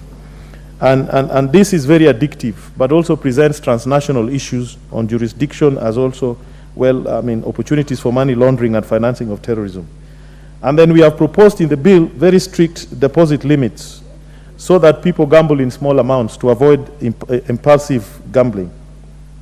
And we have also proposed restriction on use of what are called prediction apps. In fact, we had a small group of very good Kenyans called Gambling Association Society of Kenya, led by a gentleman called Nelson Bwire and his friend, I think, Kipto, who educated us a lot about these prediction apps where they give people a false sense of comfort and you continue gambling very heavily. But I think there are also issues of public awareness, and we have also introduced surety schemes equivalent to what obtains in banking industry, depositors protection, so that those who come to establish gambling businesses here provide security in case they run away, so that those who have won prizes don't lose out. And there are also new provisions that are novel on savings. So if people are gambling, there'll be an amount of money that will be deducted to be saved for their own personal use at a later date. And my Honorable Chair, I would like to note that there's a lot of work that we still need to do in this particular sector. We have very many challenges when it comes to the gambling sector. Amongst them is the fact that, as I've said, issues of tax evasion, money laundering, and financing of terrorism. But there's also the issue, the requirement that if you want to license somebody, you have to vet, do security checks, and undertake heavy due diligence on their backgrounds. And we have had lapses in enforcement mechanisms so as to curb illegal gambling and ensure effectiveness of self-exclusion measures. This is where a person acknowledges he's an addict, or close members of his family will record that he's an addict to gambling, and then we put him on a program to be excluded from going into casinos and other places. And we also require strong enforcement to do public awareness campaigns, promote responsible gambling behaviors, and protection of the young, vulnerable, and other members of society. Consequently, we are appealing to the Ministry of Interior as the ministry that will be responsible for this particular act to take these measures very seriously so as to protect the public. There's still a bit of work that we need to do, which we were not able to achieve, and hopefully the government side will see it fit to find ways of working on these new areas. One is prohibition of credit facilities for gamblers. There are people who go to Fuliza, borrow money, and quickly M-Pesa it to a gambling pay bill. We think there's scope for regulation here so that those dealing with online lending can be restrained from allowing transfers of money from their facilities to well-known gambling pay bills. We also want to impose restrictions on other activities, but also call upon competition for licenses. In other jurisdictions, you don't just walk in, apply, and pay $1 million shillings. Licenses for gambling are actually advertised, and people compete so that the government can raise additional revenue. I think there'll be need to create some further work on that, so that licenses are competed for, gambling licenses, just like we did for Safaricom, Airtel, and the rest. And also, the prediction apps, gambling prediction apps, I think we need to do some work, additional work, and restrict it. But most importantly, we need to anchor the Sports, Arts, and Social Development Fund, where much of this gambling levy will be going into, in an act of parliament. Presently, I think it is established by a regulation, and that is not very solid enough. I think the governmental side should bring a bill to help us deal with those issues. With those remarks, Honorable Speaker, I support. Thank you. The Honorable Donya Doris, member for Kisii. Thank you very much, Madam Speaker. I rise to support because, Madam Speaker, I remember I used to bet sometimes back, and when you are waiting to receive the money or not to receive the money, it's sickening. So many people have suffered from stress. Others have borrowed in vain without returning because they feel that if they practice the betting, they will make their lives better, Madam Speaker. When there are regulations in this whole activity, people will tend to do more work that is productive than betting itself. So many people, Madam Speaker, have committed suicide because maybe they've either lost or they've lost the money that they had lended. When you tune on into radio stations, lately there is no much that is discussed, Madam Speaker, apart from the betting. The messaging is very attractive, Madam Speaker, to the people, that they believe if they bet with 10 shillings or 5 shillings, they are going to get millions of shillings. They hang on, they even forget to go to their duties, because when they look at the salary that they have of maybe, they will be getting 30,000 in a month, and when they get the sweet information that when you bet in a day with 10 shillings or even 50 shillings, you are going to get 1 million. You can imagine how unproductive a society can be when people rely on this. On the other side, if these rules are not put, Madam Speaker, we will find out that all our generation, when we had this thing of LGBTQ, people were asking, if I'm a member of that LGBTQ, am I going to be given money? Everything is resonating around money and not how one is becoming productive. So I support this, Madam Speaker. When the regulations are put, we have a more productive ground to play within. Thank you, Madam Speaker. The Honorable Member for Yatta, Honorable Basil Robert. Yeah, thank you, Madam Speaker. I'm a member of this committee, and I appreciate the majority leader for bringing this bill to the House. As my friends have said, it's important we look at the cons and the pros of this industry. Gambling is very addictive, Madam Speaker. So many people have committed suicides. Young people have not been able to complete school because of gambling, loss of properties for so many, family separations because of gambling, Madam Speaker. Those are some of the cons that this particular industry brings. When I talk about the pros of the industry, gambling does generate employment to so many young people. It does generate revenue for the country.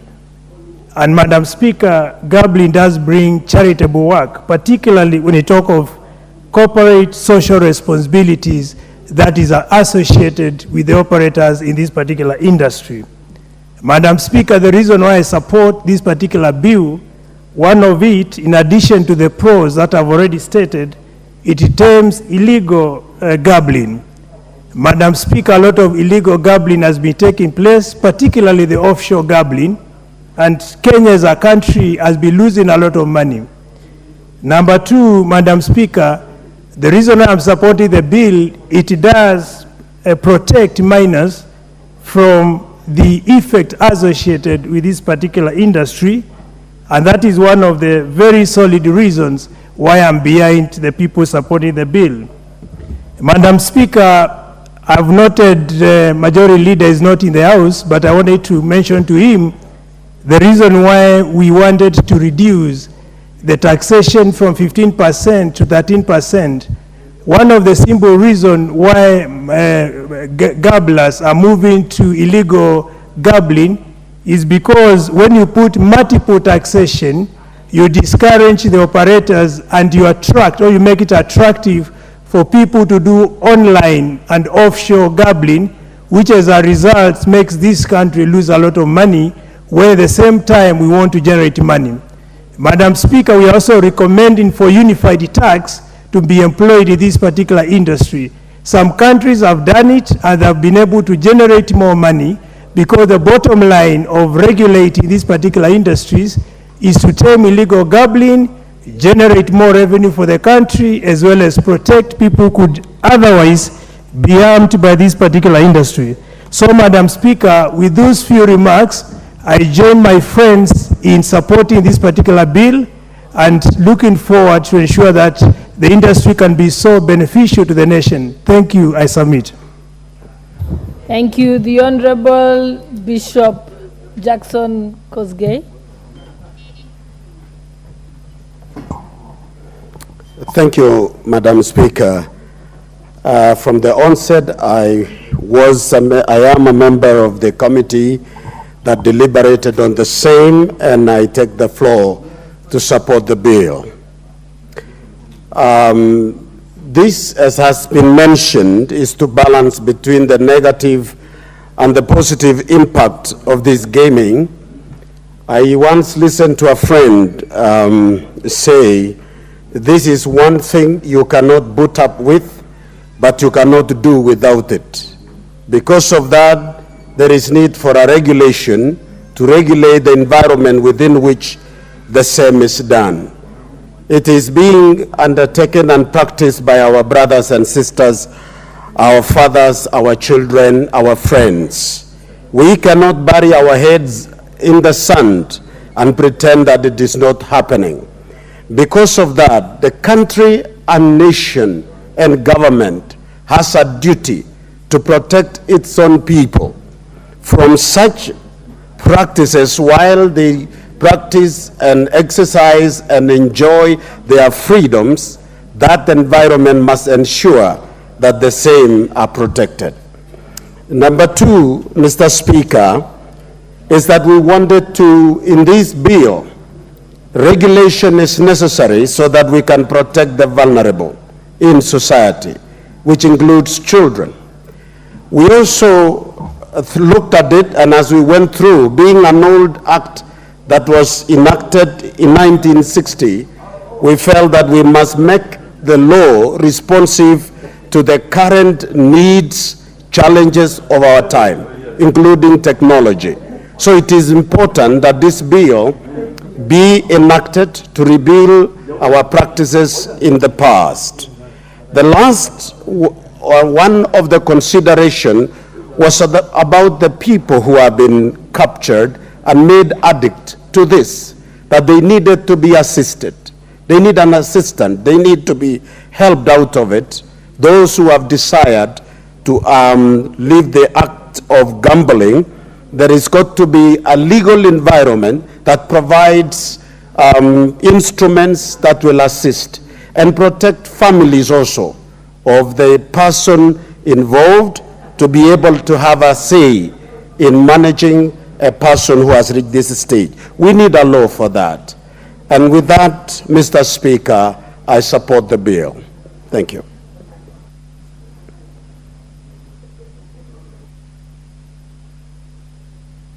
Kimani Kuria.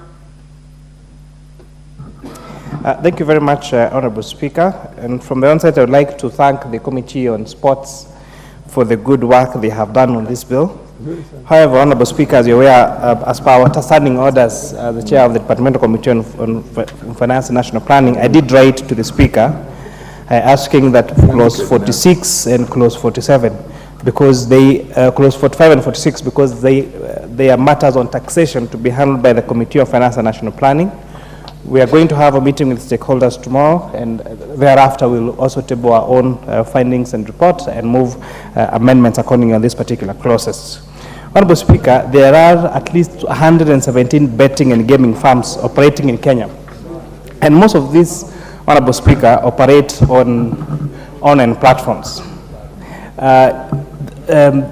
Honorable Speaker, the matter of betting and gaming in this country is very hot, is very thorny, and sometimes it's difficult to really have a stand on this particular matter, because some religions, for example, I know Islam actually do ban gaming. We know the side effects gaming has on it being an addictive behavior.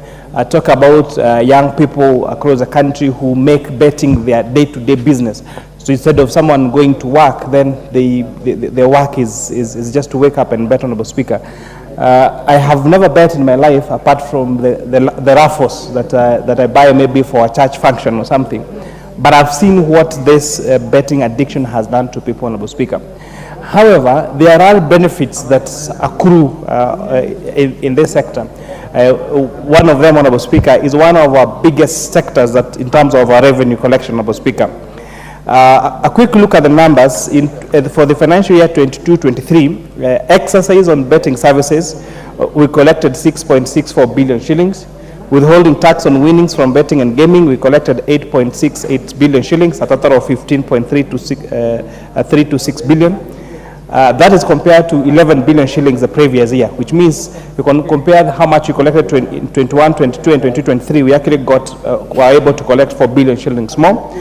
After the enactment of the Finance Act, where we increased the withholding tax and the excess duty, just for the first quarter of this financial year of 23-24, excise on betting services, we have collected 3.3 billion shillings, withholding on tax on betting 3.3 billion shillings, a total of 6.56 billion shillings. So you can see, by the end, if this projection continues for the rest of the year, if those taxes are not even altered as they are, we are likely to collect around 24 billion shillings, which is 10 billion shillings more than what we collected last financial year, Honorable Speaker. So the betting sector, therefore, remains very, very critical in terms of revenues for this country that we really need in terms of moving our country forward and making sure that we rely on our own resources rather than having to go and borrow, Honorable Speaker. However, there is need to relook at some of these particular taxes and how they're administered, and see how we can reduce the cost of tax administration, but consequently, but effectively raise more revenues.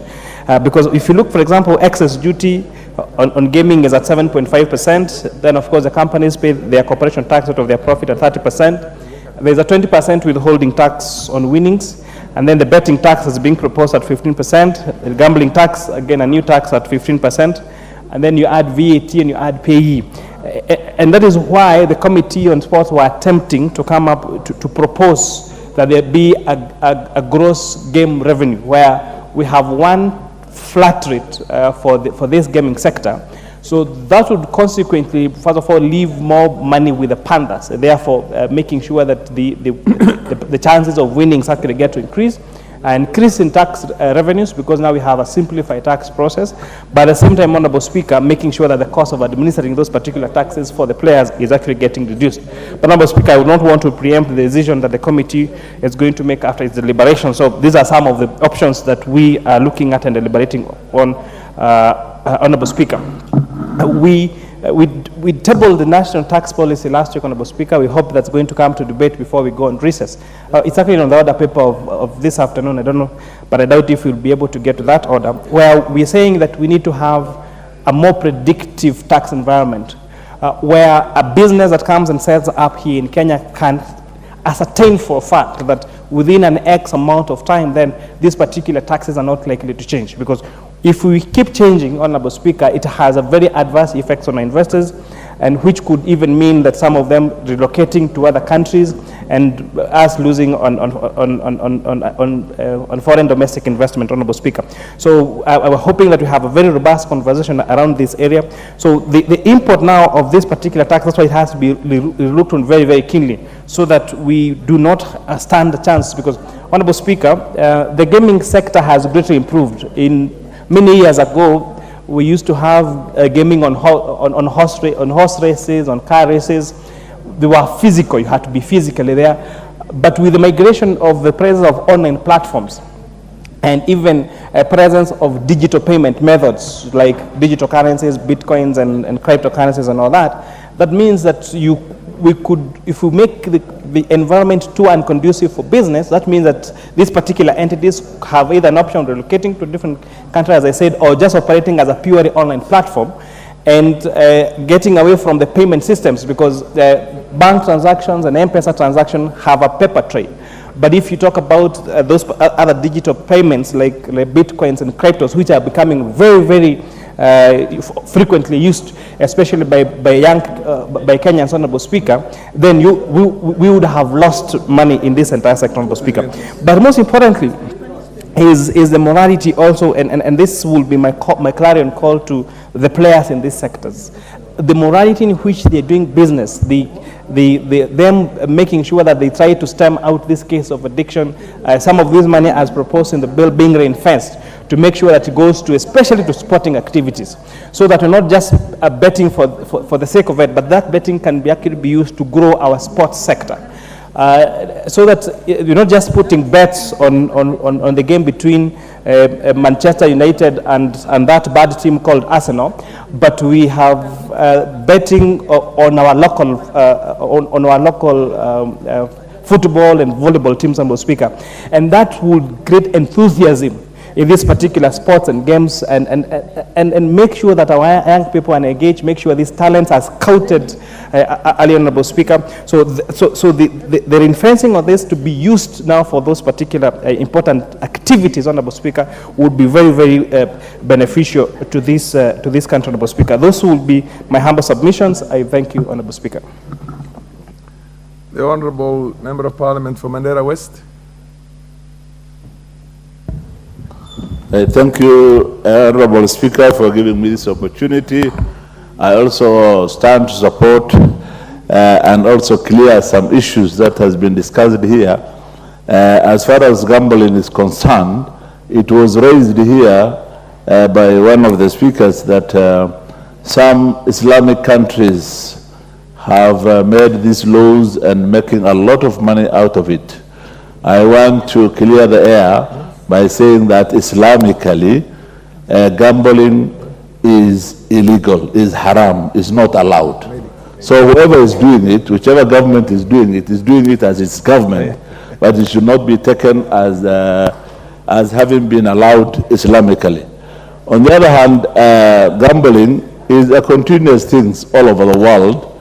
Even in this country, there are a lot of people who are gambling day in, day out. And some of them are gambling at the expense of their own family's survival.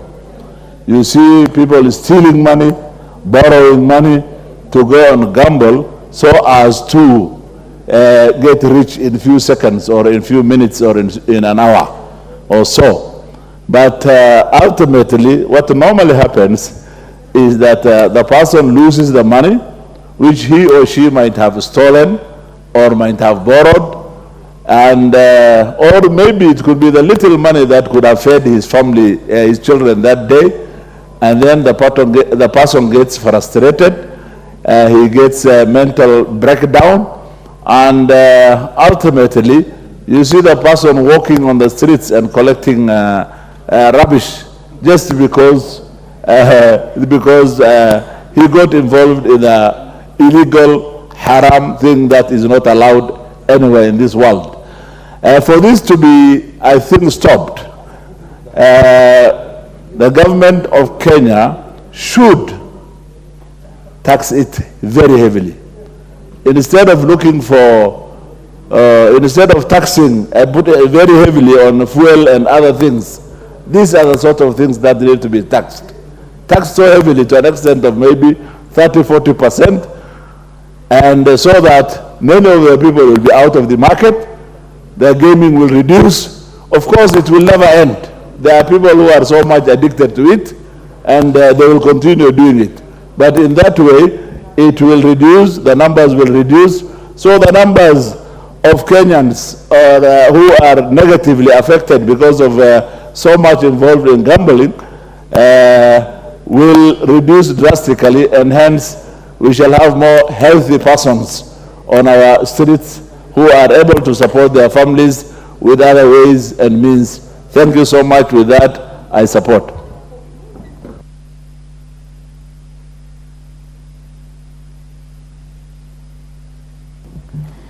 Thank you very much, Honorable Speaker. Allow me also to add my voice on this extremely important bill. Honorable Speaker, let me start by saying that it is difficult to entirely regulate gambling, but I've seen different jurisdictions, different countries, and now they have tried to do to work with regulating gambling. For instance, I've looked at the US. The US has a license that is given to all the gambling shops, and they make sure that they are strictly adhered to, that no one under the age of 18 is allowed to gamble. It is the same scenario in the UK. Unfortunately, back home, it is a very, very dire situation.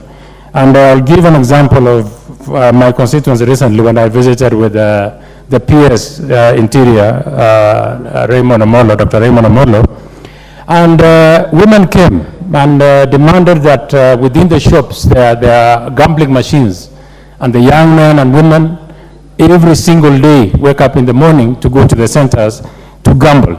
Such kind of gambling is what is killing a generation. Honorable Speaker, we have the responsibility as honorable members to make sure that we have a country that produces young people, women and men of substance in society that do not believe that there are shortcuts in making it in life. One of the easiest ways that our people have been deceived that you can quickly get your money is to gamble. It has totally killed families. People have gone into depression, and it becomes an addiction. Actually, there's a disease called gambling addiction, and when you don't gamble, you feel like you feel the depression that one gets when you are fighting alcoholism. It is a similar problem, and if we do not get rid of it, we will have a problem. In fact, we should go further to make sure that strict penalties are given to people who allow underage to gamble. Society must be shaped in accordance to living morally, and it will be unfortunate if this House do not provide such legislation. So I really want to laud the Committee on Sports for coming up with such strict legislation and making sure that gambling does not exist within this country, and if they do, then we make sure that we have extremely strict laws to disallow the abuse of gambling. It should also be, there should also be time on what time and certificates are given and what time gambling can be played. There are those ones that we can't regulate easily, that we also must provide serious legislation like online gambling that happens a lot, and so that it is not misconstrued. Gambling is a resource and a revenue earner to the country. Honorable Speaker, I just looked how much it generates in the U.S. Economy, and it's mind-boggling, $329 billion annually, but only because there are restrictions. In fact, there are like cities that purposely are gambling destinations like Los Angeles. In Kenya, we must make sure that it is prudent, it becomes neat, so that not every kiosk in the village is allowed as a shop for gambling. Young people have fights with their parents, they want to sell land because they want to go and gamble. You find women who are married trying to go and gamble. You find even church ministers going to gamble, or many people in society trying to make quick bucks from gambling. Honorable Speaker, this proposed bill could not have come at a better time than this, and I truly support Honorable Speaker. Thank you very much. Honorable Ekomas Mutuse here. Oh, he just got his name in the end. Okay, the Honorable Mary, MP for Tenderet. Followed by the Honorable MP for Garissa Township. Thank you, Mr. Speaker. Mr. Speaker, I rise to support this bill. Honorable Speaker, gambling, lotteries, and many other forms of business that pertains to almost like a dice are very historical to mankind. Gambling has actually had a long history, even in the Christian world, and in the life of many civilizations.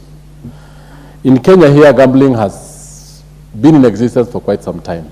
However, there has never been a very good regulatory framework to ensure that we have institutions, we have legal mechanisms to make sure that the business of gambling and the process of gambling are regulated. Honorable Speaker, the Committee on Sports saw it right, and I think I want to thank the government and even majority leader for bringing these two bills. Yesterday we discussed the lotteries bill, and today the gambling bill is to bring sanity and order. This industry has a lot of money. It has an aspect of addiction, Mr. Speaker, that if not well regulated, it can actually cause a number of problems in families, especially the underage. It is known that many families are broken down because of improper and regulated gambling activities. Some individuals have lost their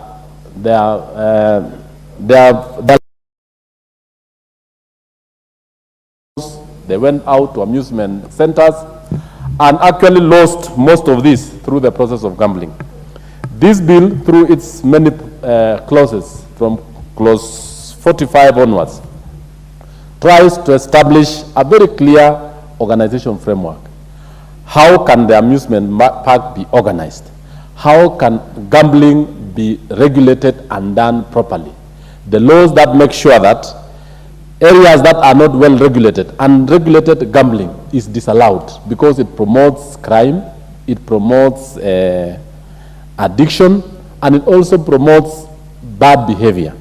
Two, the gambling industry actually generates a lot of revenue in form of taxes, as the chair finance and planning has indicated.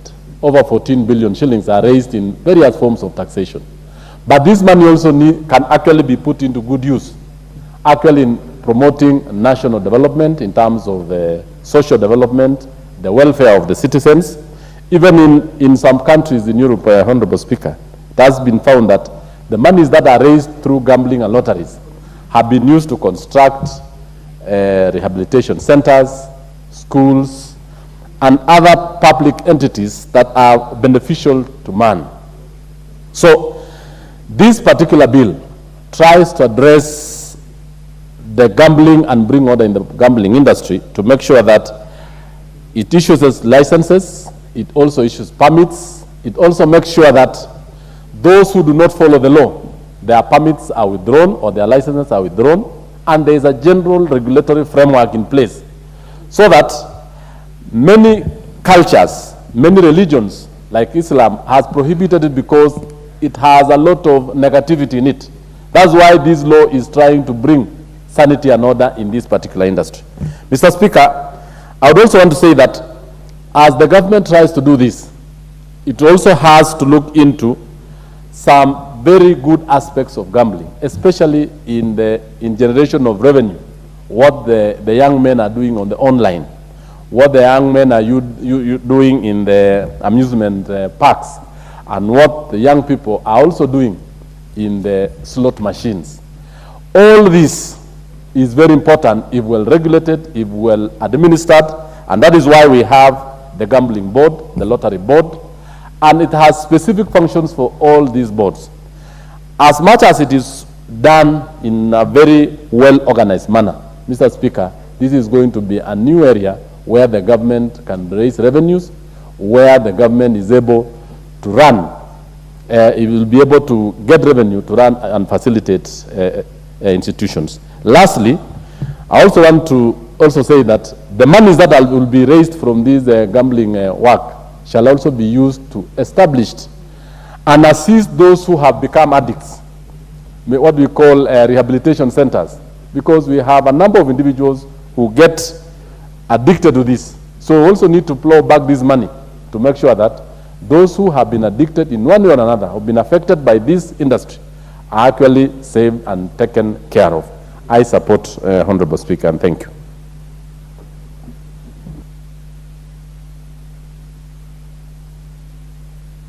The township, and then followed by the MP for Kangundo.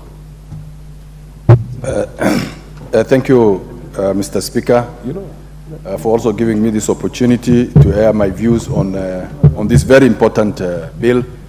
Mr. Speaker, as a country or as legislators or leaders of this country, it's very important we take such steps in terms of protecting our young generation who have unfortunately fallen into traps of trying to make a life or take a shortcut in making a living out of gambling.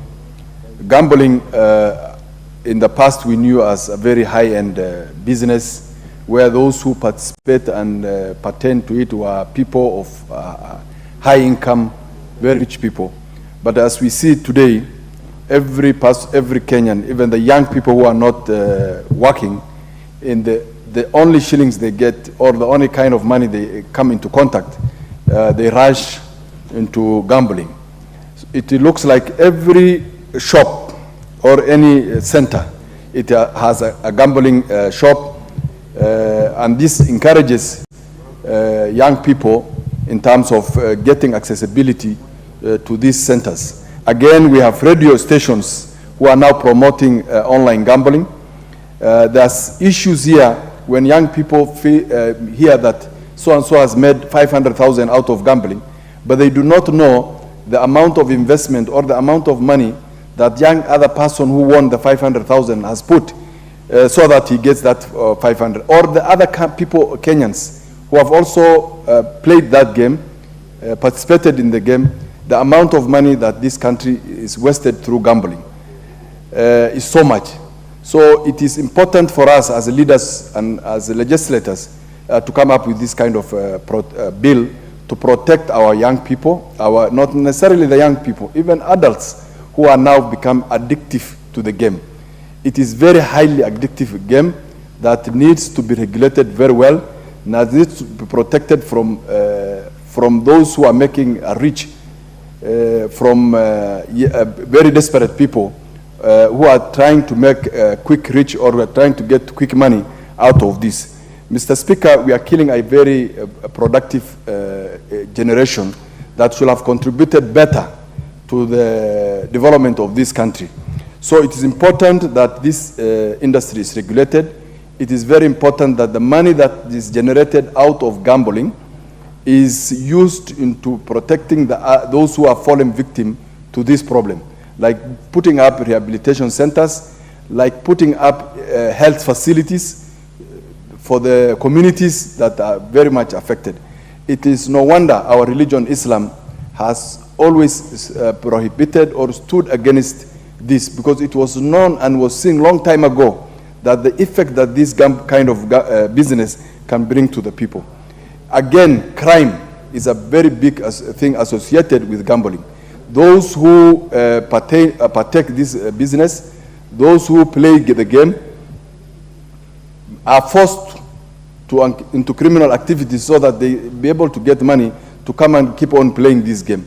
And I mean, from many years, those of us who had the opportunity to watch movies have seen how this thing is played, how it is so dangerous if you lose your money, what it can lead you to. So this game or this business must highly be taxed by the government. In the bill, it suggests up to about 15%. My suggestion will have been that it goes up to 30% or more, so that it becomes very hard for anybody who is playing this game or anybody who is practicing this business is discouraged from participating or taking part in this business. With those remarks, I support the bill, and I thank you, Mr. Speaker, for this. Thanks. Thank you very much, Honorable Speaker, for giving this opportunity to hand my voice on this gambling bill or lottery bill. Honorable Speaker, I stand to support with amendments. If you see the gambling, how the different jurisprudence they have put it, Honorable Speaker, it's like a game. This is a game, our sport like another sport. So I also like to take the opportunity to congratulate all the gamblers in Kenya and all over the world. Historically, where we come from, the life has been a gambling. Many people, they don't know when they are living, they are gambling, even when they are trying also to invest in business. So we cannot stand and say that gambling is not part of human life. Historically, we had Russian marionette games, we had too many kind of games. Even us, in our childhood, when we were growing, we started gambling in a village, the kind of gamble we end. So we cannot discourage gambling. So if you feel you are man and strong enough, wake up and gamble. What we are saying that we need to put laws to discourage our young people not to get drunk with gambling. But gambling in real sense is a good game. So I say that it is a good law which we need to make for gamblers also to be able to make their money when they are doing the game. If you feel you are man enough, put your million, I put my million, we play the game. And I praise the committee for coming with the law to work on the gambling, at least to avoid the village issues and fight we're having in the streets with the young boys. Honorable Speaker, as I say, the amendment which you need to look about when you're talking about gambling, it is an investment. There is somebody who comes to invest on that business. It is the high time we see how to attract many investors by giving low taxes, by also giving low fees which are paid to people to start business. If you see the Schedule 4, the kind of fee they are putting, 200 million is too much. We need to fill the investors. We need to fill opportunity where we are not letting only foreigners to come to do business in our country. We need to open a good environment, which we are giving, not only thinking like gambling, you have to gamble 1 million. Where we are giving a village man to open a gamble, people to gamble for 50 shillings and have a license. So that gambler, if you're opening a business for people to gamble for less than 10,000, where will he get the 200 million? So it is true. I don't like the phenomena where we feel that anything which is coming, we need to make money, we need to make money. No, we need also to make people live their living. We need to give people opportunity to feel that we are enjoying our life. We are not living for people to make money. We are not living us to make money. We need to open opportunities, games, and the sports or different sports that people, they can enjoy their sports. So, Honorable Speaker, I can see that we need to check the fees set for this business. We should not just put fees for the sake to put people fail not to go to that industry. We need to put it open. It is working online. Because like I can see a lot of gambling is happening in the online for the sports. You bet this team, you bet this team. So those people who end up doing those gambling online, not even easy to get them pay fees. But our innocent people, businessmen, who have come and opened the offices here in Kenya, they are the ones who are punishing them to pay these fees. So we need to be considerate when we are setting the value for charges of these fees. Thank you very much, Honorable Speaker. As I said, I support with amendments. Thank you very much. The Honorable Ferdinand Wanyonyi, followed by the Honorable Mutunga John.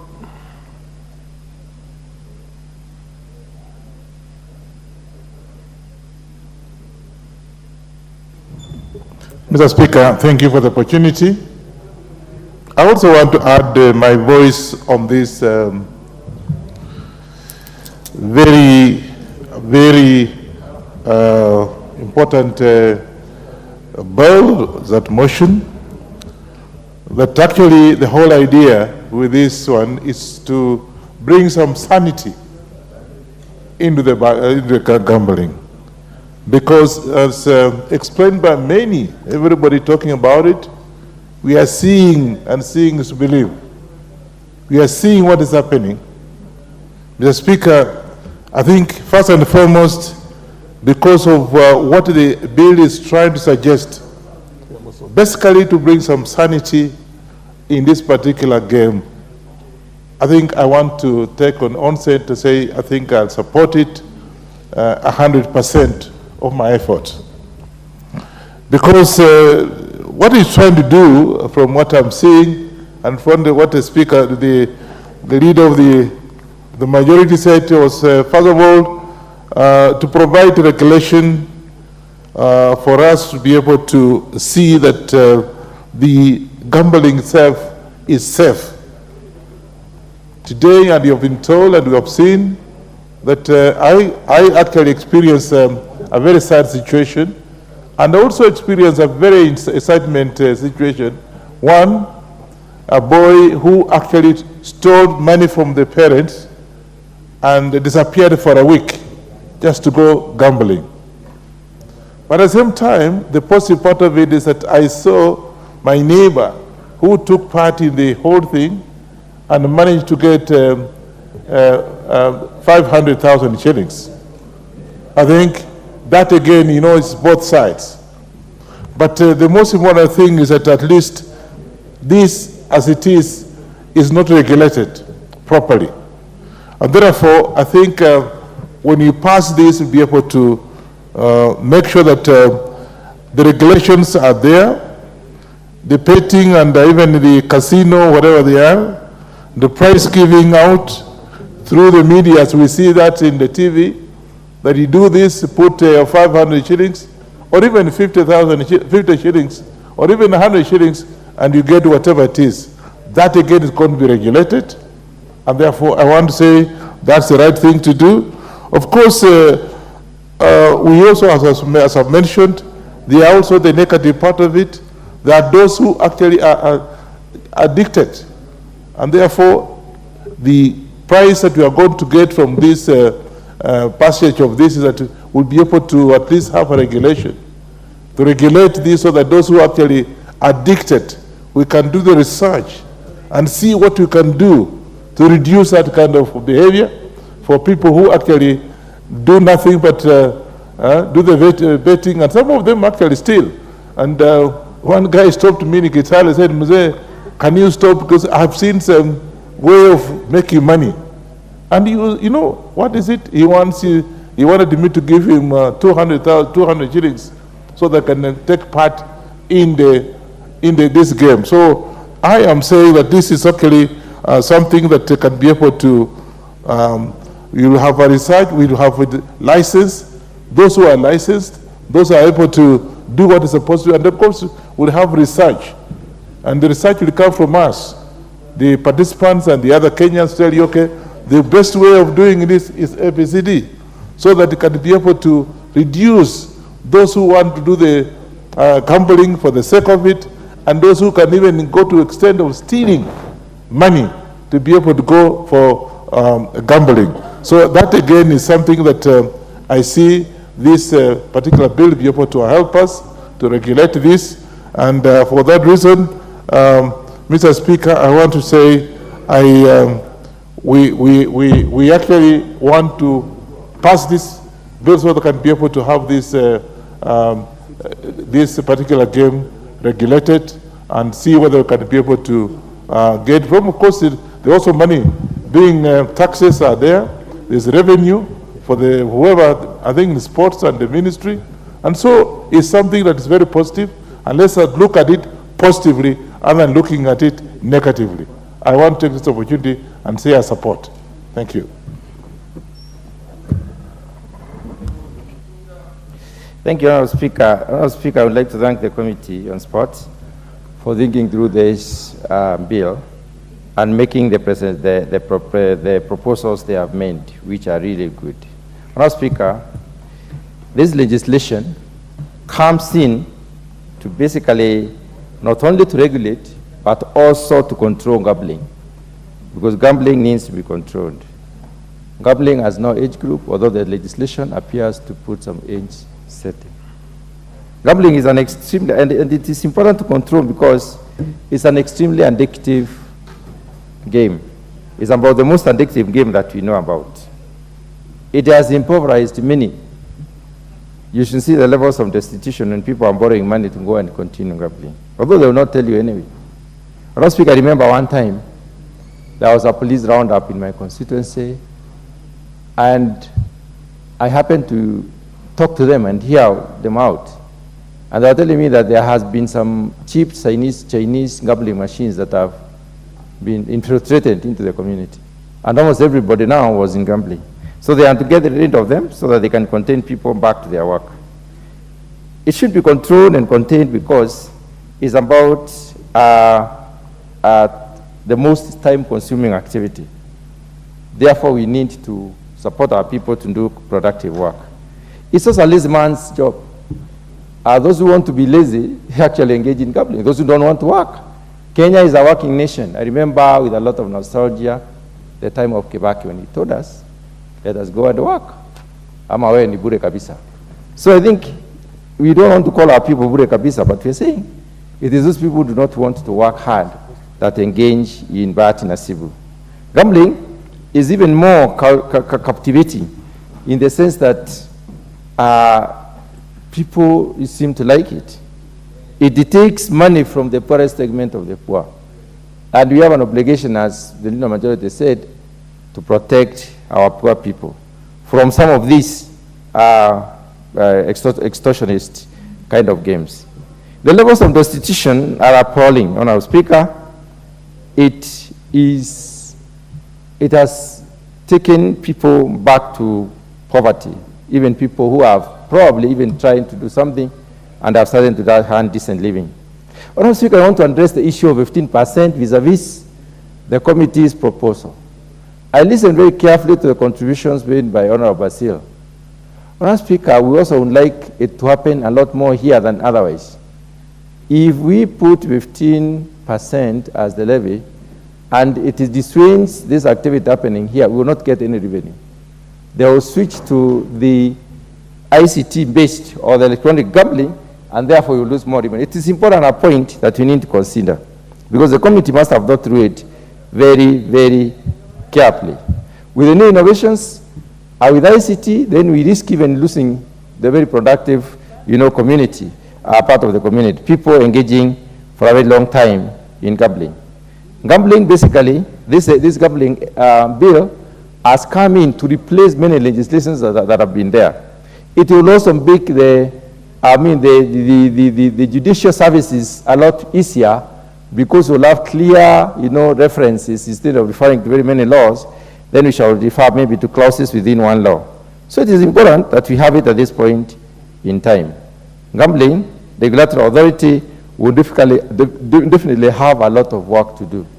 And it is important that we prevail upon the regulatory authority to follow up the activities of gambling, even the adversarial activities of gambling, to tax them so that we can get more money. Because I think there's a lot of gambling within the media than otherwise. Honourable Speaker, I admire the committee's proposals of absolute figures on what probably is proposed as taxes in the schedules. But absolute figures, Honourable Speaker, do not allow for flexibility. So it will be important that we translate these absolute figures to some proportions or some percentages. That would help us probably to look at changing scenarios and changing circumstances, and therefore adjusting accordingly. It is important for us to create a responsible gambling industry. Therefore, the legislation is key in terms of basically removing the irregularities that are there and having the price practice more organized, more regulated, and more systematic. putting in some standards so that at least as a country we engage in something that we are very sure of, something that we can control, and something that we can basically advise in terms of growth and development. Madam Speaker, I also would like to admire the fact that the money is proposed to be used a lot more to rehabilitate those who have been through the process. Well, it's seen money, and people have suffered, but they will also have lost probably their bearing, and therefore they need to be rehabilitated. So it is actually wise to use this money to rehabilitate them back to normalcy. Madam Speaker, I want to recognize what the honorable one of our honorable members said about there being a policy which basically was passed in 2022 and which has regulates regulates the act of gambling. This particular policy needs a legislative backup so that they can be effectively implemented. And if we have segmented and many pieces of legislation implementing one policy, it's not very good. There's lack of clarity, and therefore it is important. The bill proposes the provision of security, which is important. We need secure surroundings, we need secure premises, we need secure practices that our people will be engaging in. Therefore, it is important. So, Honourable Speaker, this bill comes in to basically clean an otherwise not so clean industry, not so clean sector, and therefore it will help us a great deal. The issue of the young people not engaging in gambling. Honourable Speaker, I think as we move on, we will basically be looking at how else can we adjust or repeal or amend this the legislation so that we are able to make sure that our age does not edge onto gambling, so that people can get more serious in their work and move on as it were. So I'm going to speak of those very few remarks I wish to support. Thank you.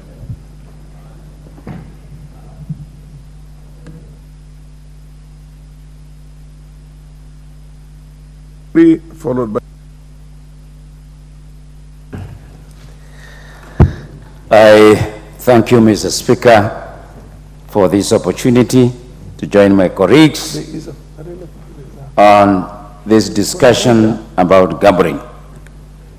Mr. Speaker, from the definition in the bill, gambling is a game of chance. Mr. Speaker, it includes a game of chance for the purpose of making a prize or winning money. And it includes lottery, prize competition. It also includes media promotions with a prize. From that definition, Mr. Speaker, it becomes a legal gaming activity.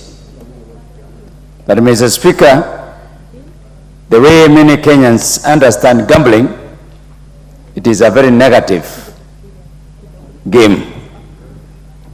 But I think we need to come out from that school of thought that we cannot demonize gambling because it has certain benefits, even though there are also some cons with it.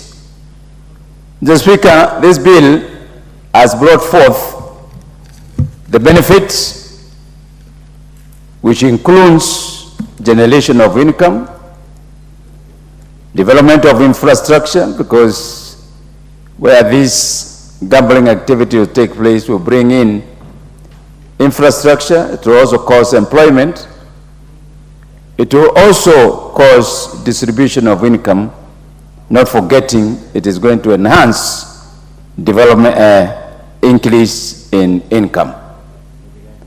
Mr. Speaker, this bill has brought a section that is going to concern on operations, including the setting of regulations to govern this game or business. It also, Mr. Speaker, going to establish an authority that is going to oversee this sector. The bill has also brought in the terms and conditions on licensing, and it also has brought forth the relationship between the national government and the county government. Mr. Speaker, that framework of my statement indicates that now the government is ready to bring formality and control of this game of chance. Mr. Speaker, we all know for a couple of years now, the game of gambling has been misused by both the merchants and the players. Mr. Speaker, we have seen and witnessed influx of gambling machines, cheap gambling machines which have been installed illegally in many shops, bars, and the restaurants. It's a free-for-all. I know of business people who are involved in importation of those machines, and they were cheaply brought in and being bought or installed on higher purchase terms to local bars, even within the localities of mosques, localities of churches, localities of schools, enticing young people and low-income earners to enter the game of chance, gambling. Mr. Speaker, and join other members to say, yes, time has come now for the government not only to make money through gambling, but also to regulate the sector. It is common sense. It's a big business in the US. I had the opportunity of being of going to Las Vegas, and we saw a city in almost every stage or building or hotel. They allow gambling machines, and the conduct of the gamblers, the conduct of the merchants is highly professional. Mr. Speaker, if we can able to do that, it means we will be able to generate income. We should go towards various activities of our society. Mr. Speaker, there is no business that does not have casualties and negatives. But if a business is generating income, and that generated income can be brought back to the society, Mr. Speaker, it's a good business. I'm more worried, Mr. Speaker, on the implementation and enforcement. I've seen there's a section, the national government will set the policy framework, which is very good, but now the enforcement is the county government. Mr. Speaker, as you know, we are having serious problems of drugs in this country. The national government is running an initiative. The county government are the ones that issue licenses. This bill needs to be very clear, because in as much as we are saying it has benefit and it's a good thing to do, the biggest problem will be how it will be enforced. With the problem of corruption in this country, with the problem of no clear-cut systems at the county level, in the circumstances of lack of commitment, we can legalize a business, it becomes a threat to our young people, our young children, our young youth, because it's a shortcut to making money. I therefore would like to state that if this is not properly handled, it might cause more harm to our society. And I applaud the countries where gambling is not allowed, because I think people are forced to work. It's a challenge to us that we should not create another shortcut for people not to work, for people not to become innovative, for people not to go to school to take shortcuts in life. But all in all, let me state that If really the implementation of this bill is going to be very effective, then it's a good thing. The issue of tax. This is a sin tax. I will not agree with the committee on sports to reduce the tax. In any case, I think it needs to be increased. It needs to be increased. I thank you, Mr. Speaker, for this opportunity. The Honorable Member of Parliament for Bondo, followed by the Honorable Woman Rep for Kirinyaga, Jerry Maina. Thank you, Mr. Speaker. Mr. Speaker, I rise to bring two critical basic principles. The first principle is, why do we make laws? Then the second one is the principle of the necessity of governments. Mr. Speaker, we make laws to guard against what we don't want to happen to us. That's normally the basic principle of why we make laws, to guard against what we don't want to happen to us. And for us to guard against what we don't want to happen to us, governments have a role. And that's exactly where I was talking about the necessity of governments. And the governments normally come in for purpose of controls and regulating the society. Mr. Speaker, we are in a situation where the modern society is much faster than the governments. And this is where governments must wake up. The modern society is much faster than governments. They generate many new things and much more faster than how the governments can respond. Just the last parliament was struggling here with the issue of cyber crime. We were doing it when it was really late, when the harm was already too deep in the society. Right now, we've been having this thing of gambling for a period of time. I remember when I first stepped into Nairobi as a university student, I heard about kupiga punda. I didn't know kupiga punda was a gambling game. And it took me quite a while to understand what it was. But it was a game that was well understood, and it had its own clientele, a clientele that are people who had worked and had money. And it was only giving them space in the evenings or at night for purpose of spending a bit of what they had earned. That is exactly what I was seeing. Then the next one was the issue of lotteries. Charity sweepstake. There was a purpose. There was a real purpose. The purpose was for purposes of charity. It was not for purpose of generating commercial money. So what we've done and what we have had is the way we have commercialized gambling. Or the way we have done now, we have gone out to do our lotteries. This is where the problem is. What then is what is the reason behind one coming up with a lottery or an exercise of doing gambling or lottery? There must be a purpose, and that purpose must be for the good of the society. When we're doing the charity sweepstake, the charity was for the good of supporting charity in the society.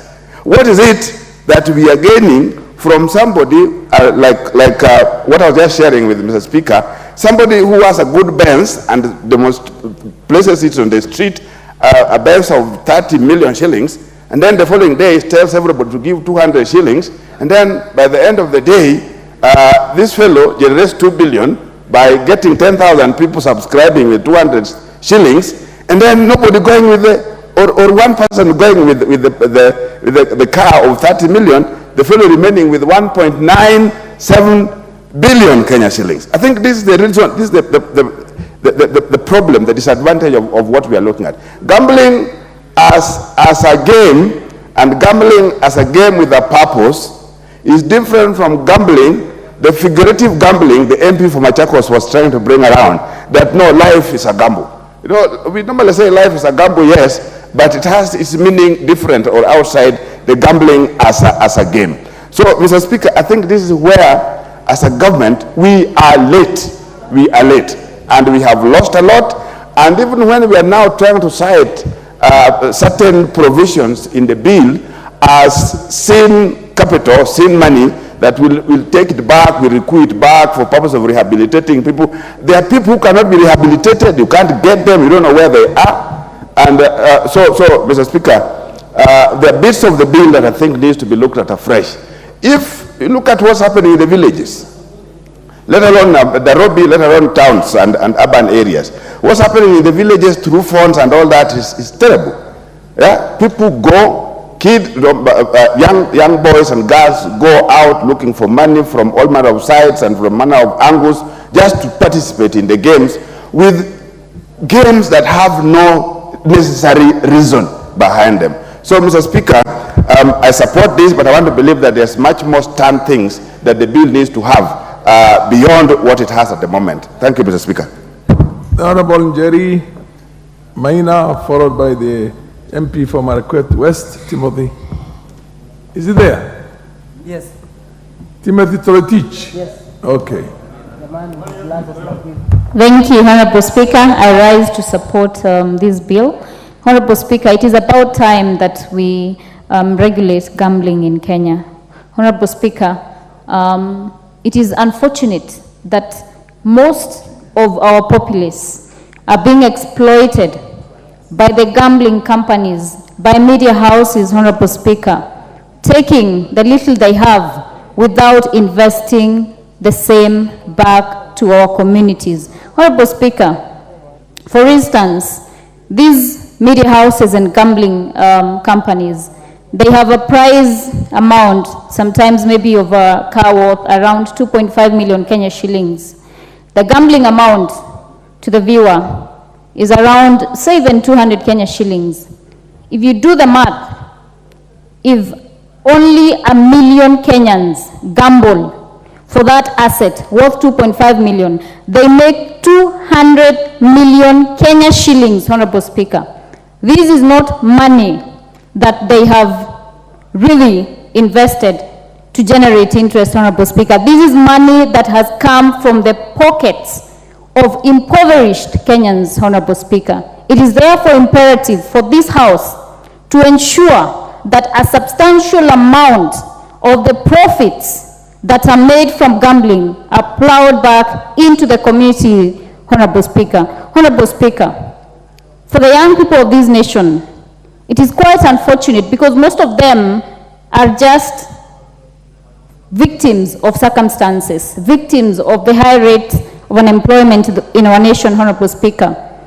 Honorable Speaker, besides even gambling, we have these pyramid schemes, Honorable Speaker, that lure unsuspecting young people, Honorable Speaker, to make monies out of them, Honorable Speaker, and out of their desperation.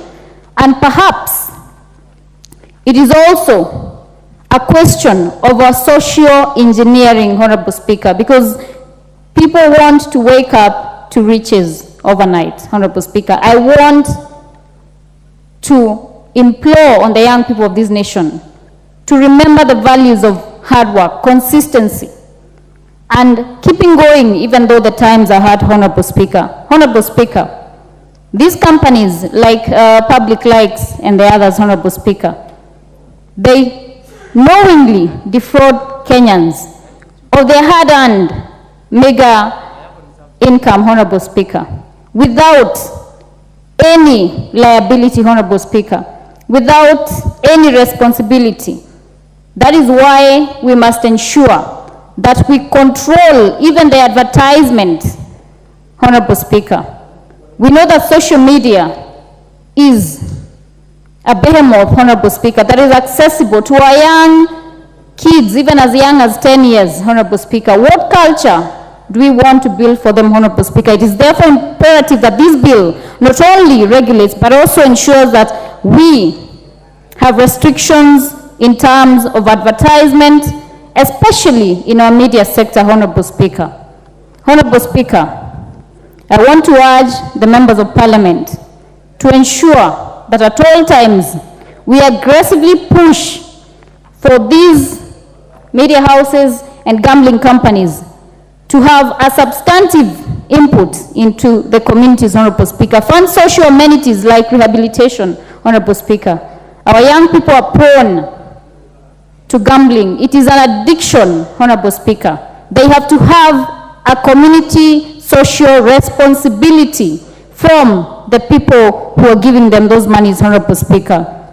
They have also to invest in youth empowerment, Honorable Speaker. We not only need to have it on paper. When it comes to implementation, it is unfortunate that we lack a follow-up process, Honorable Speaker.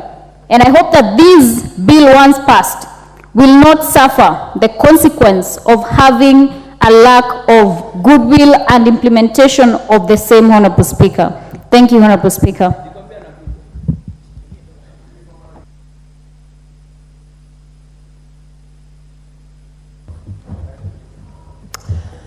Thank you, Honorable Speaker, for giving me the opportunity to contribute on this very important bill.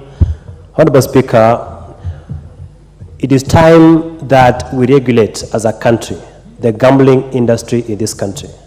Honorable Speaker, I have read the Constitution, in particular the fourth schedule, provides clearly that gambling, casinos, and betting is a shared function between the national government and the county government. Honorable Speaker, I wish to thank the authors of the bill because they appreciate that fact. That is why, under this bill, the functions of the county government and the functions of the national government are clearly spelled out insofar as regulation of the gambling industry is concerned.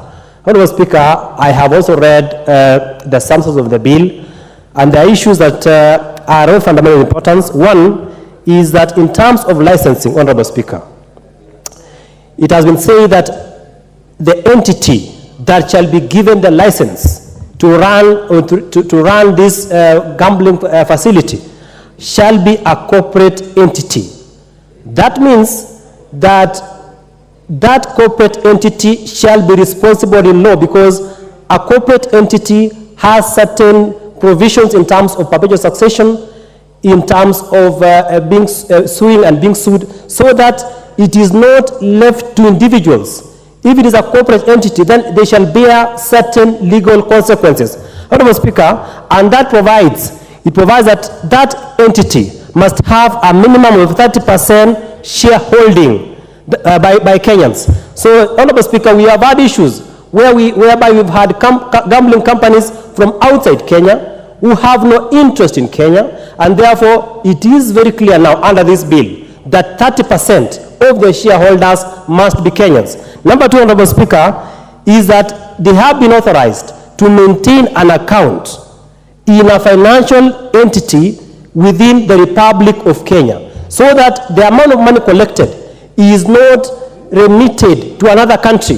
The fact that the money that is accrues out of the gambling is directed or channeled towards a financial institution in Kenya, for me, is a gain.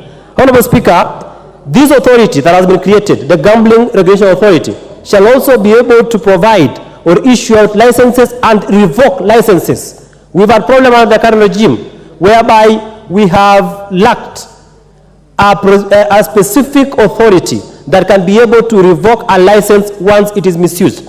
Finally, Honorable Speaker, I have had the leader majority commenting on the issue of taxation.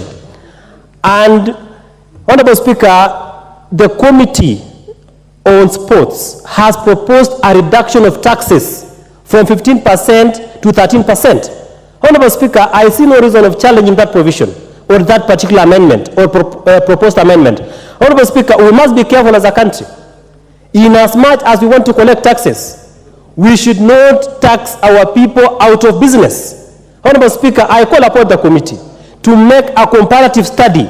Look at Tanzania, look at Uganda, look at East African countries, the taxation regime, so that we don't tax those people out of business. Honorable Speaker, the moment we raise the taxation in a comparative way more than the other East African countries, then our investors in this country shall be able to move to other countries that have more friendly tax regimes. So, Honorable Speaker, I call upon that committee to look critically, and when it comes to the committee of the whole, we shall propose an amendment to agree with the committee so that we can be able to retain the percentage that the committee has thought out to be 13% and be able to maintain that particular provision.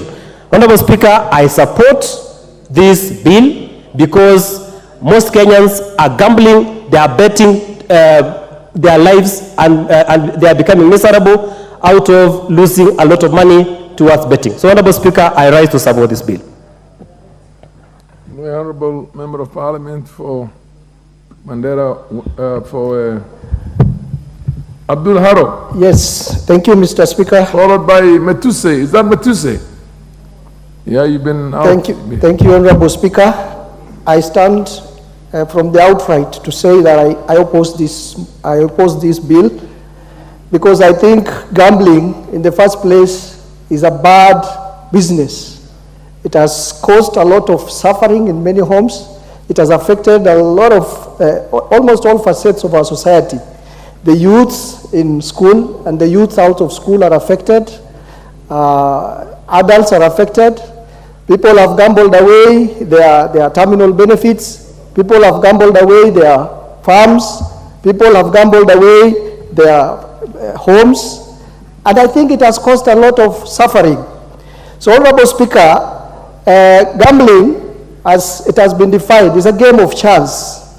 And that means it encourages laziness. People just want to make easy money without working for it, which is bad in the first place.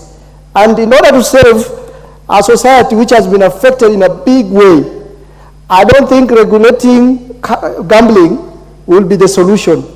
Totally banning gambling, I think, according to me, will be the solution. Even if you impose tax on gambling, you're just imposing tax on a bad business.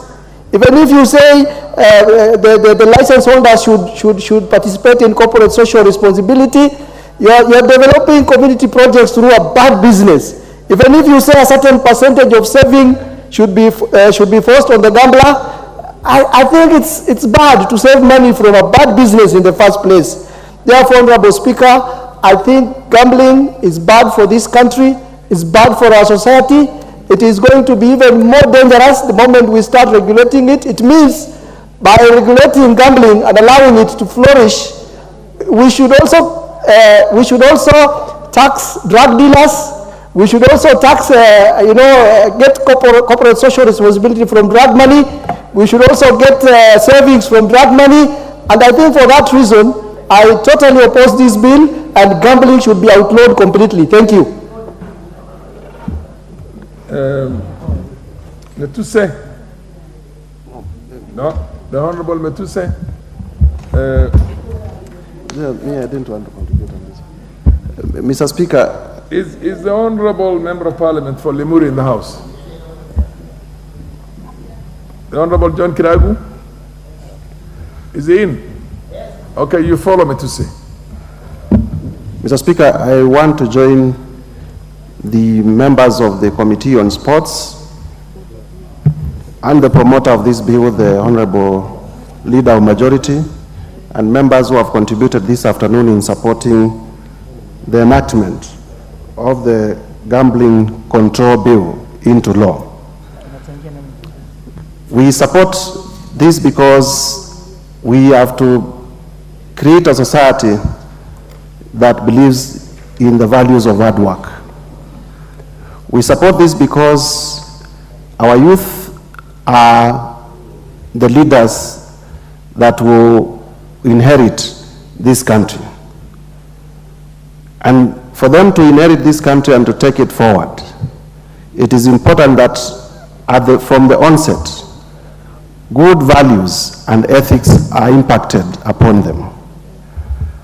We have reached a point where gambling has become an alternative to people going to their farms to till.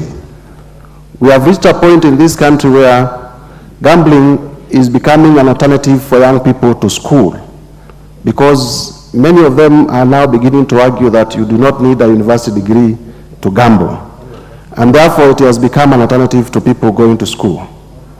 We have reached a point where people only need wake up and find crafty ways of obtaining a smartphone and some airtime so that they begin to engage in gambling as a source of income. And like it has been explained, gambling can never be a source of sustainable and regular income. Number two, Mr. Speaker, most of the gambling firms that we have operating around, many of them are also owned by foreigners. And because the sector has not been regulated, it has caused a lot of capital flight. People come here with funny lotteries, funny promotions, they get licensed, they have some M-Pesa digits, they collect billions and billions of money, but the money is not reinvested in the country. There has not been a clear mechanism for them paying taxes so that those taxes can also impact in terms of our development. And therefore, because of the unregulated nature of the gambling and lottery industry, a lot of the money is being shipped from our economy, and it explains partly why our economy is also suffering in terms of cash flow. And therefore, to require that the corporations, the firms, the companies that will be licensed to carry out gambling must have a minimum of 30% shareholding that is local is in itself very, very noble. Turning to taxation in terms of whether, as proposed in the bill, we should tax at 15% or reduce to the percentage proposed by the committee at 13%. I support the sentiments by members that that taxation must be set using an objective criteria. By objective criteria, I mean we must do the delicate balancing of collecting the sin tax so as to apply it to developing the social fabric of those who may have been affected by gambling, but also counterbalance it with the interests of those who are investing. And this broadly speaks to our taxation regime in comparison with our neighboring countries and also those countries that are in competition with us in terms of attracting investment.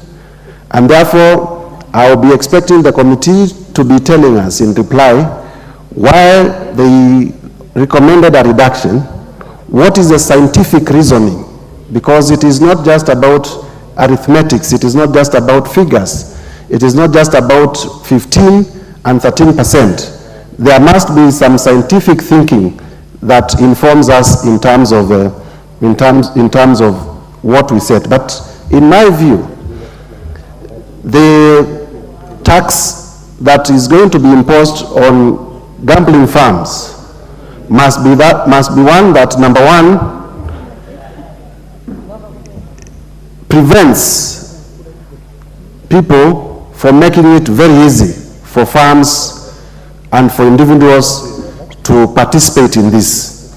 And number two, we must also set a taxation system that is very efficient so that immediately any person gambles, then the taxman or the taxwoman or tax institutions are able to receive their taxes promptly, noting that many of the directors of these companies, as I had said earlier, may not be local. And therefore, Mr. Speaker, this afternoon, I support the passage, enactment into law of the Gambling Control Bill so as to regulate the sector and so as to create a responsible society, noting that a lot of the people who are gambling are young people. And like I have said earlier, gambling is beginning to confuse our young people from doing that which is meaningful to them to engaging in the quick gains, in the quick promises that come with the monies that are often pledged in gambling. And as I finalize, Mr. Speaker, it is also important that within this law, we regulate how marketing for gambling is done. Mr. Speaker, you are aware that under the Tobacco Control Act, the law on tobacco control regulates how you do advertisement for cigarettes, for example, in this country. That as you do advertisement for cigarettes, you have also to highlight that they are harmful to people's health. And we have even gone further that you demonstrated through photographs that somebody knows, when I buy this packet of cigarettes and I smoke, this is how my lungs will look like, and there is possibility that I am going to get sick. I want to propose that within the gambling law, The advertisement for gambling cannot just be done in a manner that makes it very cozy, in a manner that makes it very, very nice. It must now be required as part of this law that as you advertise for gambling, you must also say the bad side of gambling, so that from the beginning, those who are gambling are able to make a choice between the monies that they are likely to win, but also the bad effects of gambling. And for that reason, I beg to support, Mr. Speaker. The MP for Limuru, followed by the MP for Nyeri Town, and then followed by the MP for Mosop. Thank you, Honorable Speaker, for giving me a chance to put up a few remarks on this bill. First, I rise to support this bill, knowing that, in fact, gambling and prostitution are two very difficult industries around the world to either control or eradicate. We know that over the years, criminal elements have always had a hand in gambling, and those who know anything about mafia and their activities in the world will know that we are dealing with a very difficult industry. But, Honorable Speaker, there is a good thing about regulating such an industry. One is because it's important for us to know who are in the industry, where do they do this business, and how do they use the proceeds that they make.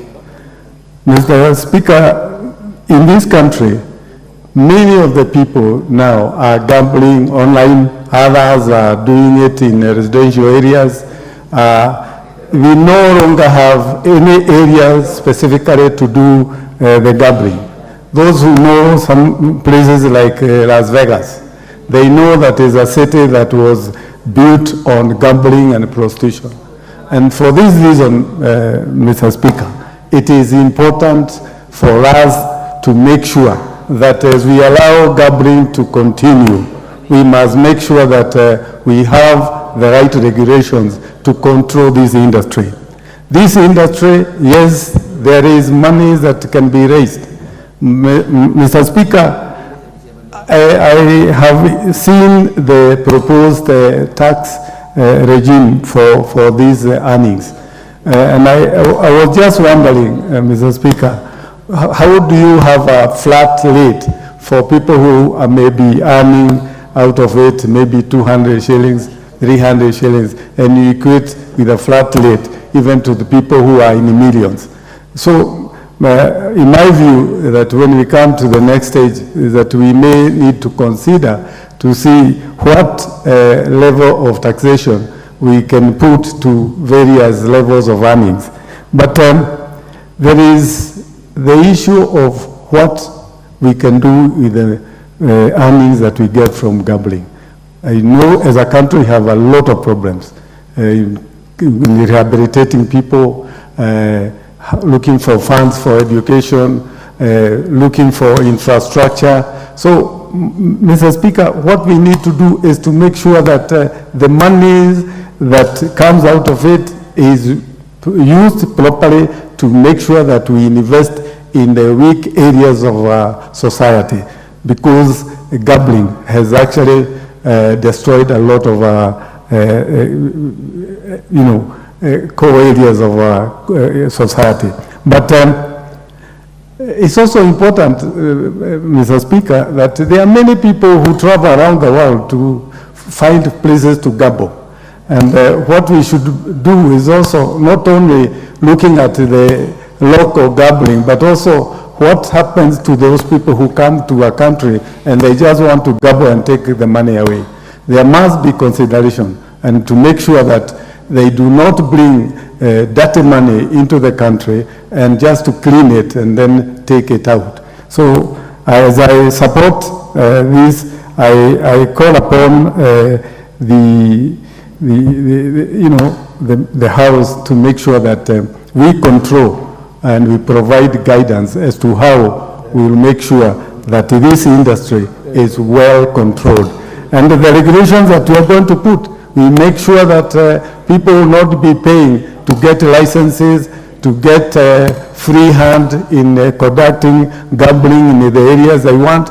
We make sure that even with our security system, we will vet who are in this industry. How do we make sure that gambling will not be open to people of underage and also the vulnerable people? So for me, Mr. Speaker, I support with these reservations that it is very, very important for us to make sure that the regulations that we are proposing will make sure that we will not open this country to gangs and people who have no respect for humanity to come in and do the business. I support. The MP for Nyeri Town. Thank you, Honorable Speaker. Followed by the MP for Mosop. Yeah, thank you, Honorable Speaker, for the opportunity to contribute to this bill. Honorable Speaker, I support this bill. On the 5th of May this year, I did bring a motion before this House that was adopted compelling government to better regulate the betting industry as a result of the proliferation of betting games by media houses. And therefore, this bill gives life to the aspirations I had in that motion. The intention of this bill, Mr. Speaker, is to increase control and oversight over betting and gambling and the industry as a whole.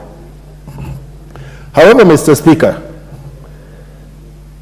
although the authority has been given a function of receiving complaints, the bill goes short in providing for timelines within which complaints raised should be addressed. Mr. Speaker, I want to draw a parallel between gambling, the gambling industry, and the alcoholic drinks industry. The alcoholic drinks industry in this country is regulated and raises substantial revenues for the economy of this country. But on the opposite side, let us look at the harm that alcoholic drinks trade has visited on individuals, families, communities, and society. And although this bill promises that rehabilitation centers for those addicted to gambling can be built, why haven't we built rehabs for those addicted to alcohol? And therefore, unless this bill is ring-fencing a portion of the revenues that the government is raising from this industry to go towards harm reduction, prevention is always better than cure. This bill is silent on harm reduction, on the documented effects of gambling on addicts and families and communities. The government, this government, cannot just concentrate on the revenue side of things. This government has a duty to protect its citizens and communities from the harmful effects of gambling.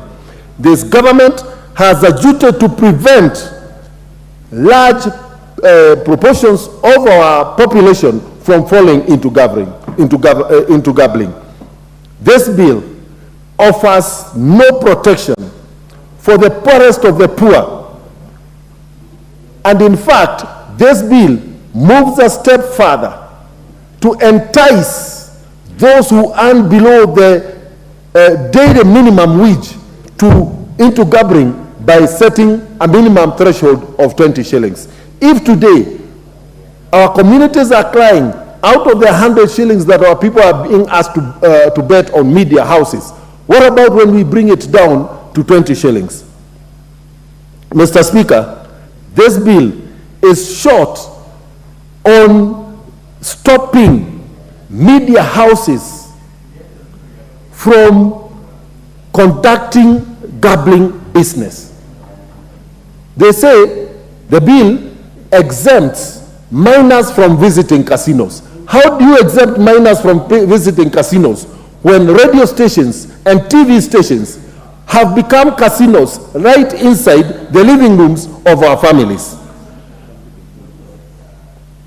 Mr. Speaker, addiction, be it from gambling, be it from alcohol, be it from drugs, has brought a lot of suffering on individuals, psychological suffering on families, stigma on families, societies, and communities.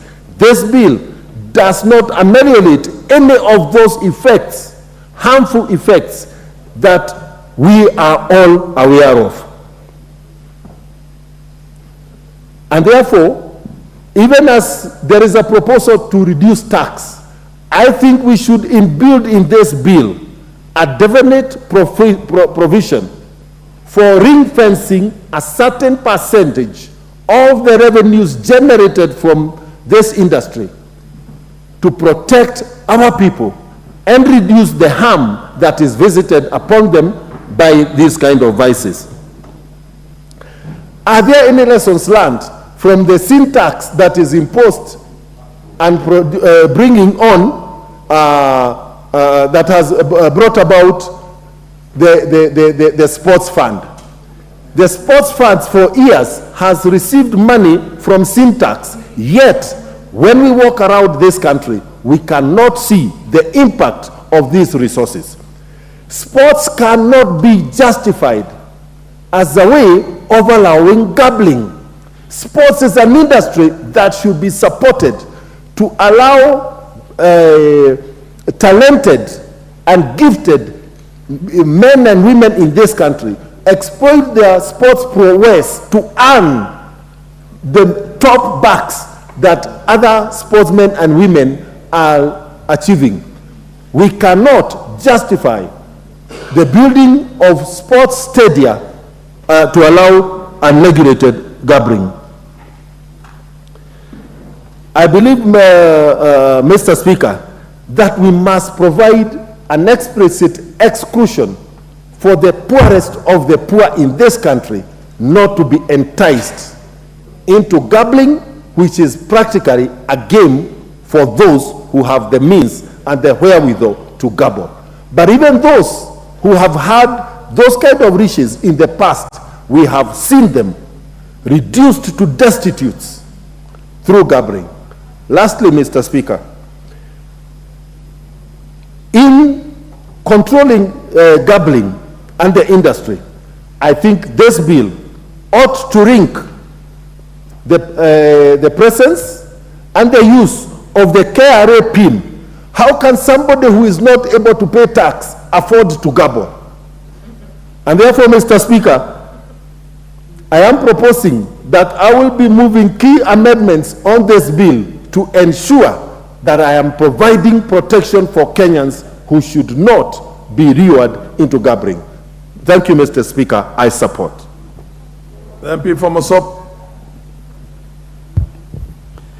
Thank you, Mr. Speaker, for this opportunity to contribute to this motion on gambling.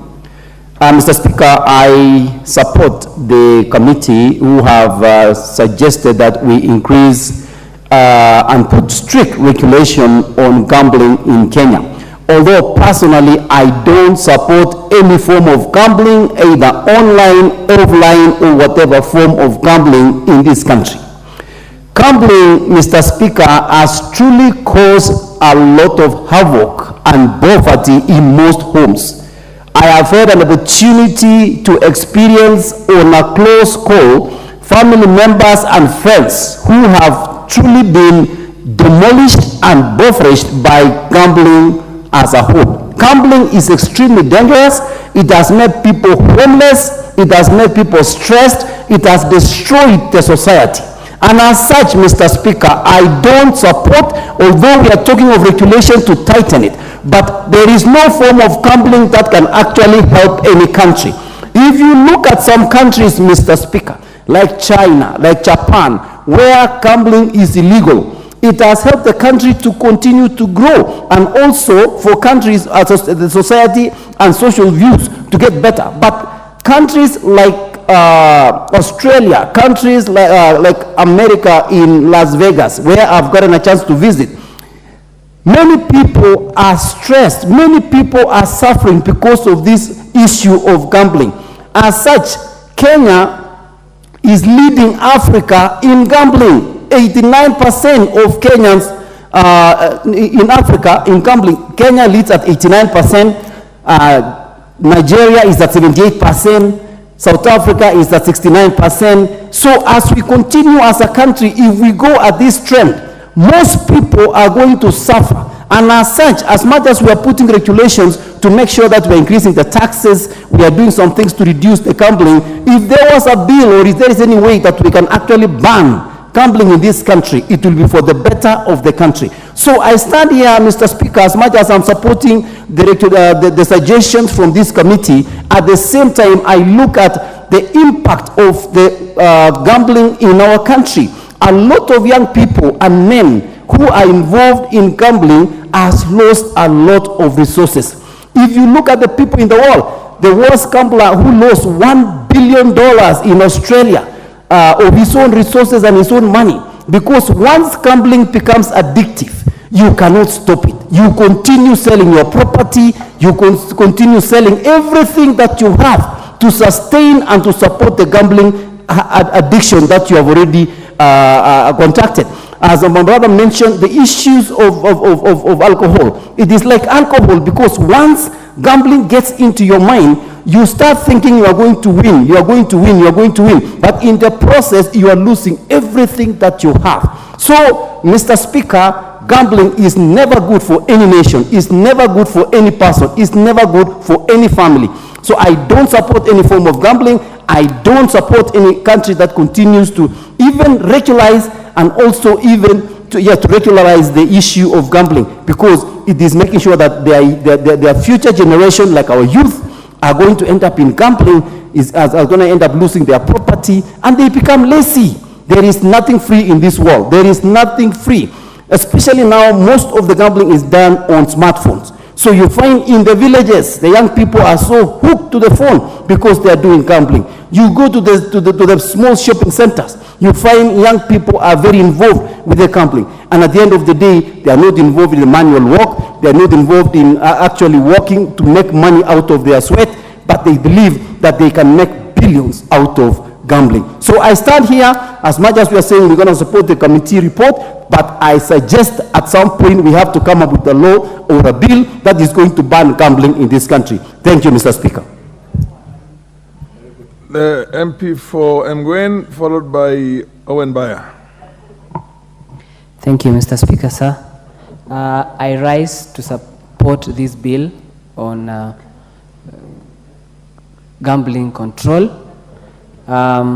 Whereas we consider gambling as a very lucrative business and very relaxing whenever you gamble and win. Gambling has also adversely wiped away our young generation. The youthful generation has been adversely affected in this gambling. I've looked through the bill and I comment on several clauses, but I only have one objection that I thought the committee should look into concerning the gambling security. I feel like for the new ventures or the startups, for example, 200 million is too much. We could create, if we reduce the price, we could still have opportunities for other startups. With this 200 million, for example, we are leaving for those who are only moneyed, and most of these companies are international companies reaping a lot of money from our youthful generation and Kenyans here. Secondly, I was looking at in the US, the tax rate is around 24%. Here, the bill is suggesting 15%. Gambling is not a so hard-earned cash.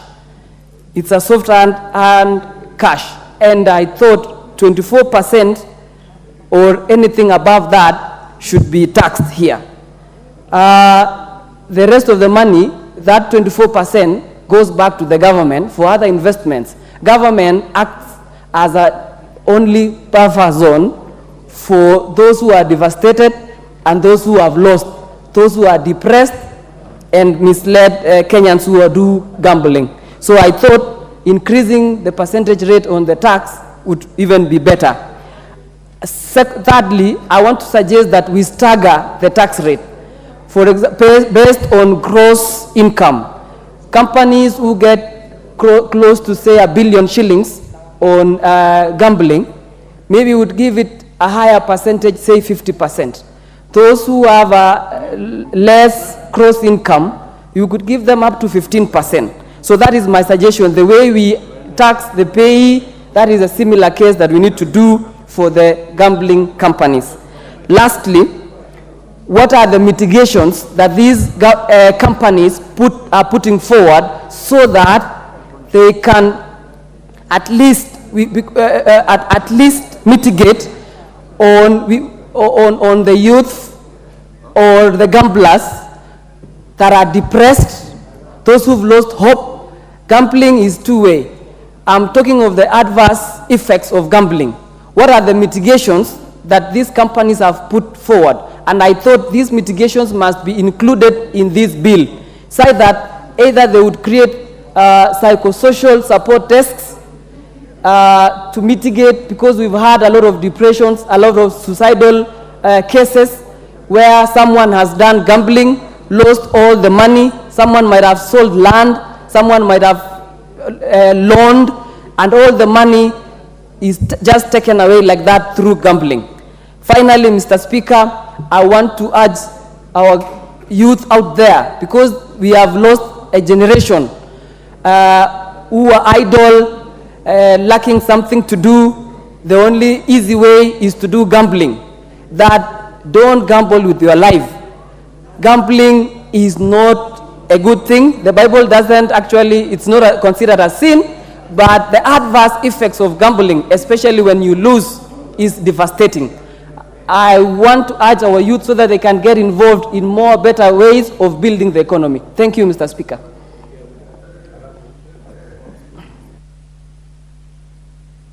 Omboko Milemba.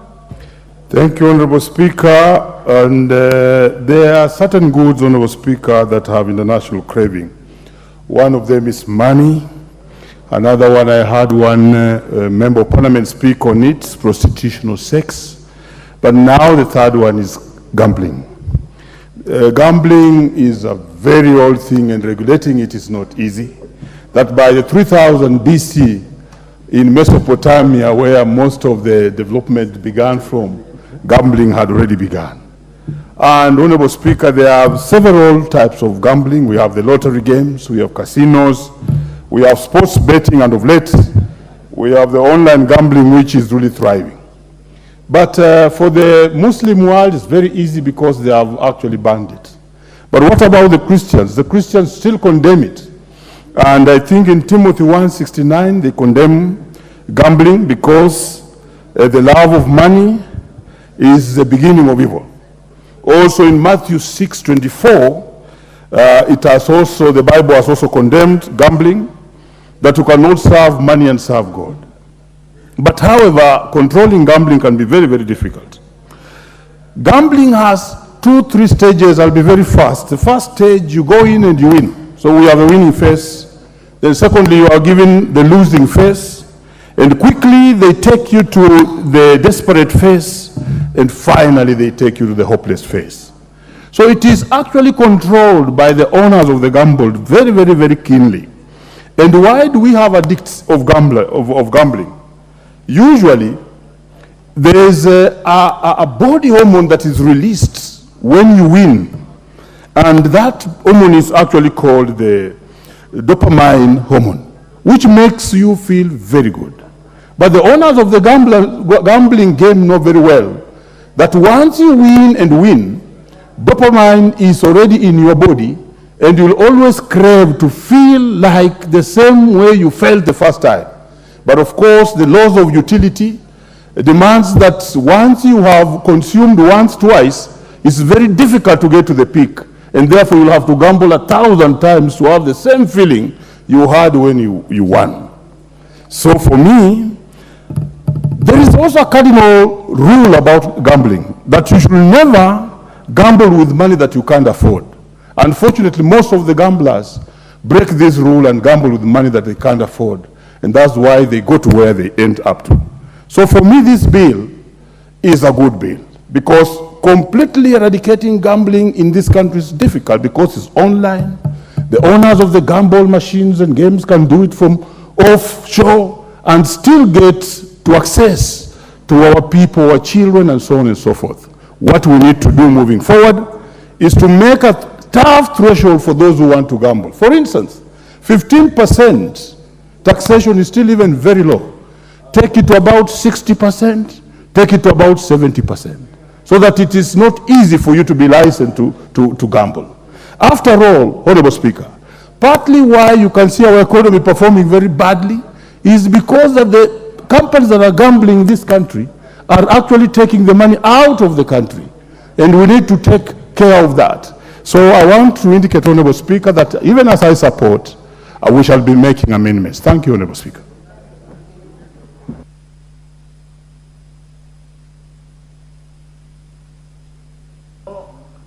What's your point of order? Who's on a point of order? Waluke? Oh no, who? Kemei? Yes, Mr. Speaker. You're on a point of order. What's your point of order? I'm standing on Order 95. Looking at the mood. Standing order number 95. Yes. Yes. Looking at the mood of the House, Yes. I pray that the mover to reply.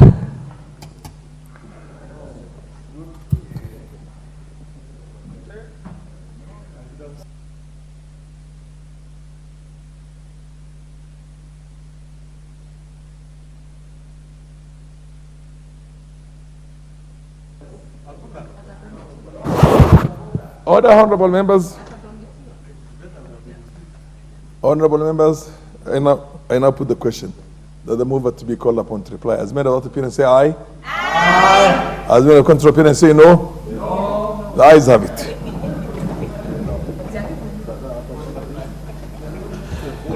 Are you coming to reply? Yes, the honorable majority leader. Yes, yes. Honorable Speaker, in reply, I want to thank every person who has contributed, but most sincerely to also thank the committee that did a good job. As a country, we are at that threshold where we need a bill to regulate the gambling scene in this country. Honorable Speaker, many people, many young people, I know many young people now who even use their school fees to go gamble, and they lose their university places because they are gambling, Honorable Speaker. And therefore, to allow this scene of gambling just to prosper and just continue without regulation will be wrong on our part as leaders. So as leaders, Honorable Speaker, it is very important that we bring this law that regulates. But more importantly also, Mr. Speaker, we have had a problem in this country of the sliding of the shilling. The shilling has continued to slide because of the forces of supply and demand. A lot of the investors that come in to invest their money in gambling take out a lot of money in terms of dollars because of the profits they make, and therefore they cut away millions of shillings, therefore causing a slide on the shilling. If we regulate this, and I propose that whoever invests gets 30, government gets 70. 70% of the money remains here, so taken out of the country. It will help us to stabilize the dollar, and that is why we must regulate this. It's a multi-billion-dollar industry. But if not regulated, it can wreck a country. Even in the United States and other places where gambling takes place, it is properly regulated. In this country, we have allowed a free regime, and that free regime is wreaking havoc in this country. And therefore, Honorable Speaker, it is our duty as leaders to regulate this. I know some religious backgrounds are that gambling is bad. We can't ban it. This is a necessary sin that we must live with it. But the only thing we can do, Honorable Speaker, is to ensure that we regulate this industry and ensure that people, the country benefits from it, it is regulated, we minimize risks and ensure that we prosper as a country. The Honorable RUTO, I would like, if you allow me, to donate to him only 1 minute. Only one. Honorable RUTO, you have 1 minute. Only one, so that... Thank you. Thank you, Mr. Speaker, and thank you for that. Mr. Speaker, this bill will help to bring sanity in the gambling sector. The bill will also regularize and set uniform standards for registration, licensing, operation and closure of gambling companies. This bill, Mr. Speaker, will protect the gambling companies from unnecessary exploitative forms which comes from police sometimes, and also to have proper conflict resolution structures put in place to reduce social and health problem associated with unregulated exploitative gambling which we have seen in the past. And therefore, Mr. Speaker, that's why I support this bill. Thank you. 1 minute. Yeah, ordinarily, honorable members, and I'm saying this also for the benefit of the leader of the majority and the deputy leader, ordinarily, when you want to donate, you donate before you reply. Then you reply. But the chair is willing to give that small leeway. The chair wishes it was actually on the floor to contribute on this, but be that as it may, it's very happy with what you have said. Capital flight out of this country because of betting can also wreck our currency in here. But anyway, now that you have replied, I don't think you have any opportunity to give to anybody else. But then we will have to put the question at another time. Now we go for next order. Order number 10, Committee of the Whole House.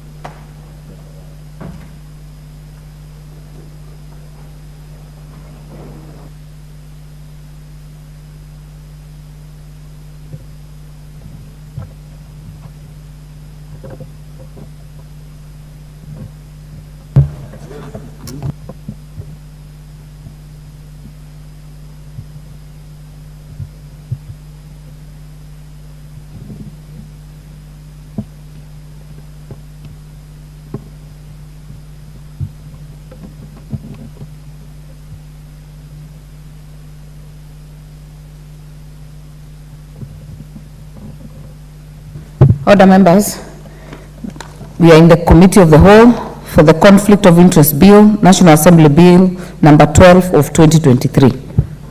Clause 3.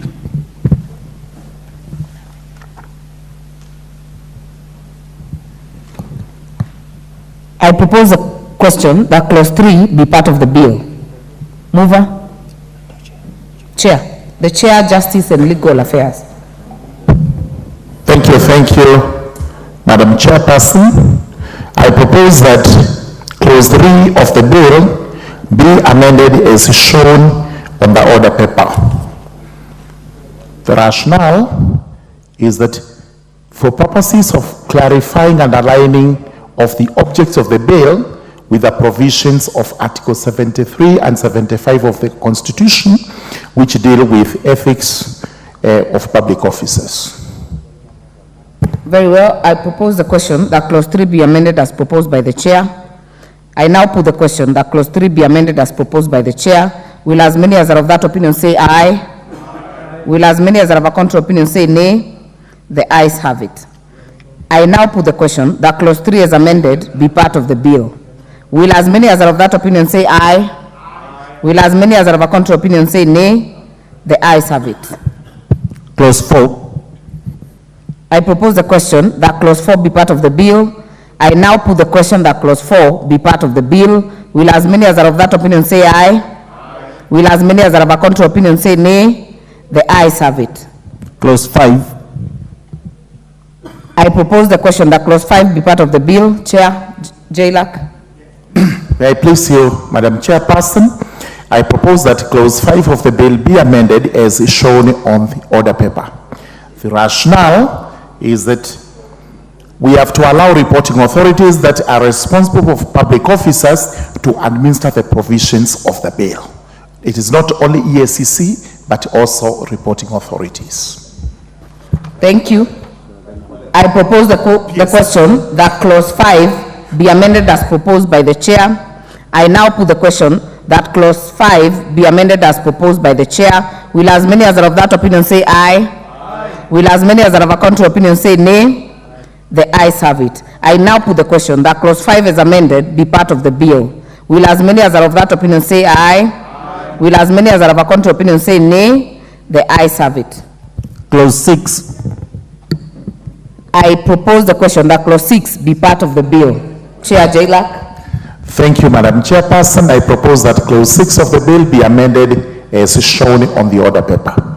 The rationale is that we have to empower the EACC with an additional function with regard to conflict of interest matters. And number 2, we have to delete a function already provided for under section 55 of the Anti-Corruption and Economic Crimes Act 2003.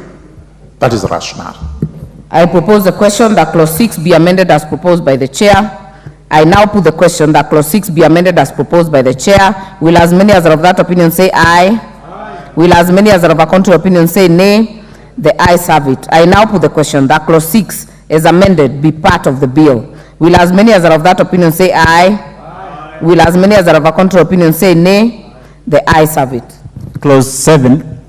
I propose the question that clause 7 be part of the bill. Chair. Thank you, Madam Chairperson. I propose that clause 7 of the bill be amended as shown on the order paper. The rationale is this: we have to align the powers of the EACC, that is the Commission, under the Act with the provisions of Article 252 of the Constitution. That's good. I propose the question that clause 7 be amended as proposed by the chair. I now put the question that clause 7 be amended as proposed by the chair. Will as many as are of that opinion say aye? Aye. Will as many as are of a contrary opinion say nay? The ayes have it. I now put the question that clause 7 is amended be part of the bill. Will as many as are of that opinion say aye? Aye. Will as many as are of a contrary opinion say nay? The ayes have it. Clause 8. I propose the question that clause 8 be part of the bill. Chair. Thank you, Madam Chairperson. I propose that clause 8 be amended as shown on the order paper, and the justification is that we have to clarify what constitutes conflict of interest as a novert act done by a public officer to benefit of private interests. That is a clarification we are trying to draw in between with a new provision. I therefore propose the question that clause 8 be amended as proposed by the chair. I now put the question that clause 8 be amended as proposed by the chair. Will as many as are of that opinion say aye? Aye. Will as many as are of a contrary opinion say nay? The ayes have it. I now put the question that clause 8 as amended be part of the bill. Will as many as are of that opinion say aye? Aye. Will as many as are of a contrary opinion say nay? The ayes have it. Clause 9. I propose the question that clause 9 be part of the bill. I now put the question that clause 9 be part of the bill. Will as many as are of that opinion say aye? Will as many as are of a contrary opinion say nay? The ayes have it. Clause 10. I propose the question that clause 10 be part of the bill. Chair. Madam Chairperson, I propose that clause 10 be amended as shown on the order paper, and the justification is this: we have to clarify the state of mind applicable to the offense of conflict of interest in decision making. Is first-hand knowledge by a public officer that a decision shall place them in a position of conflict of interest. The deletion avoids speculative victimization of public officers where we are not sure what they have done. Thank you, Madam Chairperson. Thank you. I now propose the question that clause 10 be part of the bill. I propose the question that clause 10 be amended as proposed by the chair. I now put the question that clause 10 be amended as proposed by the chair. Will as many as are of that opinion say aye? Will as many as are of a contrary opinion say nay? The ayes have it. I now put the question that clause 10 is amended be part of the bill. Will as many as are of that opinion say aye? Will as many as are of a contrary opinion say nay? The ayes have it. Clause 11. I propose the question that clause 11 be part of the bill. Chair. Thank you very much. Having had a discussion with the leader of majority, I'm persuaded to drop my proposed amendment and allow the leader majority to propose to prosecute his proposed amendment. Thank you. On record, Majority Leader. Who is keeping the Majority Leader busy? Thank you, Chair. Chair, is indeed true. We have consulted with the Honorable Murugara and agreed that in place of his amendment, I move mine, principally because the 11.1 is what is actually provided for in our own standing orders. And standing orders being subsidiary legislation is now just coming into statute, lifted from our standing orders as it is. On 2, Honorable Speaker, this would have limited our freedom of speech and debate as members of parliament or members of our county assemblies. Therefore, I propose to delete subclause 2 and substitute thereof with a new subclause as it is on the order paper that basically says that a member of parliament or a member of county assembly who makes a declaration under subsection 1 shall not use any information obtained by the member in the discharge of the member's constitutional role to advance the member's private interest, just in line with the objects of a bill, that we are not saying we are sacred cows, we will declare interest, but we will not be stopped from debating. You can debate, but you shall not use any information that you get from the conduct of your normal business as a member of parliament to advance private interests, and that will cater for that. Thank you, Honorable Speaker. Thank you. I therefore propose the question that clause 11 be amended as proposed by the Leader of Majority. I now put the question that clause 11 be amended as proposed by the Leader of Majority. Will as many as are of that opinion say aye? Aye. Will as many as are of a contrary opinion say nay? Nay. The ayes have it. The import of that amendment is that Honorable Samuel Chepkonga's amendment then falls. So I will put the global question. I now put the question that clause 11 as amended be part of the bill. Will as many as are of that opinion say aye? Aye. Will as many as are of a contrary opinion say nay? Nay. The ayes have it. Clause 12. I propose the question that clause 12 be part of the bill. Chair. Thank you very much, Madam Chairperson. I propose that clause 12 for the bill be amended as shown on the order paper. What then we are trying to do is where you give preferential treatment in good faith, that is, you are trying to assist a disabled person or a person who has some inability of some sort, then in fact that cannot constitute an offense and it will be a suitable defense if at all you are charged in court. Thank you. I propose the question that clause 12 be amended as proposed by the chair. I now put the question that clause 12 be amended as proposed by the chair. Will as many as are of that opinion say aye? Aye. Will as many as are of a contrary opinion say nay? The ayes have it. I now put the question that clause 12 as amended be part of the bill. Will as many as are of that opinion say aye? Aye. Will as many as are of a contrary opinion say nay? The ayes have it. Clause 13. I propose the question that clause 13 be part of the bill. Chair. Thank you very much. I propose that clause 13 be amended as shown on the order paper. And the rationale is that we have to make this very clear. The clause applies to misuse of official information obtained in the course of official duty by any person. That is why we have made the amendment. Thank you. I therefore propose the question that clause 13 be amended as proposed by the chair. I now put the question that clause 13 be amended as proposed by the chair. Will as many as are of that opinion say aye? Aye. Will as many as are of a contrary opinion say nay? The ayes have it. I now put the question that clause 13 be as amended be part of the bill. Will as many as are of that opinion say aye? Aye. Will as many as are of a contrary opinion say nay? The ayes have it. Clause 14. I propose the question that clause 14 be part of the bill. I now put the question that clause 14 be part of the bill. Will as many as are of that opinion say aye? Will as many as are of a contrary opinion say nay? The ayes have it. Clause 15. I propose the question that clause 15 be part of the bill. Honorable Shakil Shabir. Thank you, Madam Chair.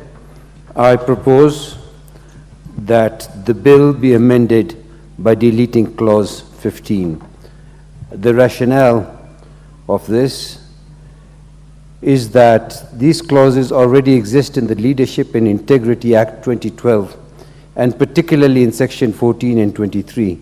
The Leadership and Integrity Act 2012 was established to give effect and establish the procedures and mechanisms for effective administration of Chapter 6 of the Constitution and for connected purposes. This bill should fortify the mandate of existing legislation such as the Leadership and Integrity Act through comprehensive provisions that address conflict of interest as an aspect of wrongdoing by public officers. The purpose of the Leadership and Integrity Act is to ensure that public officers respect the values, principles, and requirements of the Constitution. While related to this, the Conflict of Interest Bill, which we support, intends to focus on one specific aspect relating to the integrity of public officers, and that is the management of conflict interests. That is why we oppose. I therefore propose the question that clause 15 be deleted as proposed by Honorable Shakil Shabir. Chair Jailak. Thank you very much. Madam Chairperson, I'm opposed to the proposal by Honorable Shakir. Clause 15 is extremely elaborate on offers of outside employment. We discussed at length, and eventually we agreed that the only reporting that must be done in writing is to the reporting authority and not to the commission. So we have a proposed amendment to it, otherwise it's a good provision. Okay. I now put the question that clause 15 be deleted as proposed by Honorable Shakil. Will as many as are of that opinion say aye? Aye. Will as many as are of a contrary opinion say nay? Nay. The nays have it. I now put the question that clause 15 be part of the bill. I now put the question that clause 15 be part of the bill. Will as many as are of that opinion say aye? Aye. Will as many as are of a contrary opinion say nay? The ayes.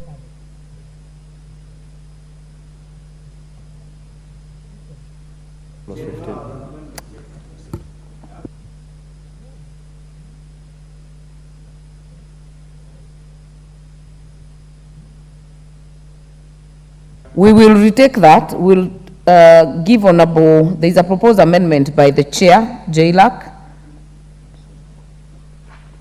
Chair, yes, please prosecute. Thank you very much. As I've alluded to in my speech in opposing the proposal by Honorable Shakir, this is an elaborate provision on offers of outside employment, and therefore I propose that clause 15 be amended as shown on the order paper by deleting the word commission, which appears therein.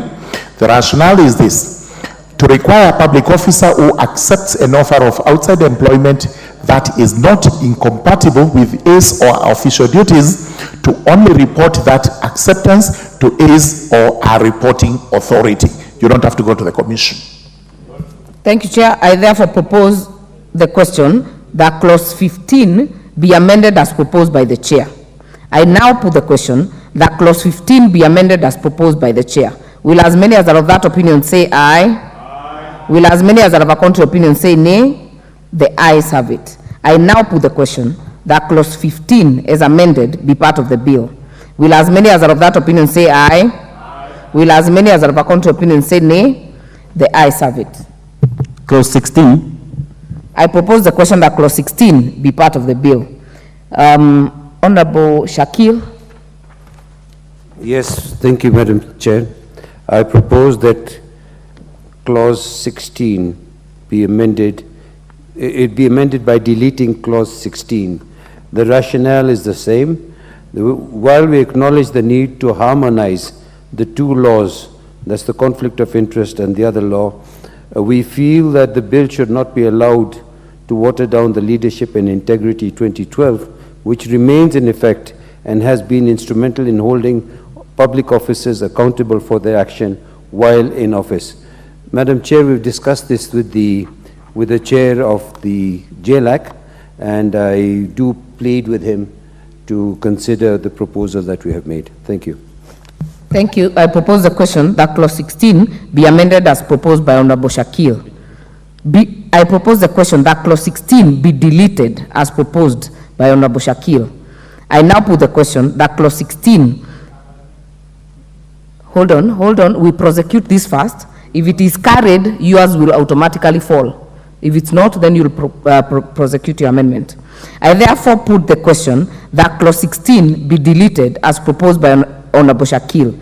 Will as many as are of that opinion say aye? Aye. Will as many as are of a contrary opinion say nay? Nay. The nays have it. Chair, you have another amendment? Yes, I propose that clause 16 of the bill be amended as proposed on the order paper. The clause deals with the gifts and the other benefits.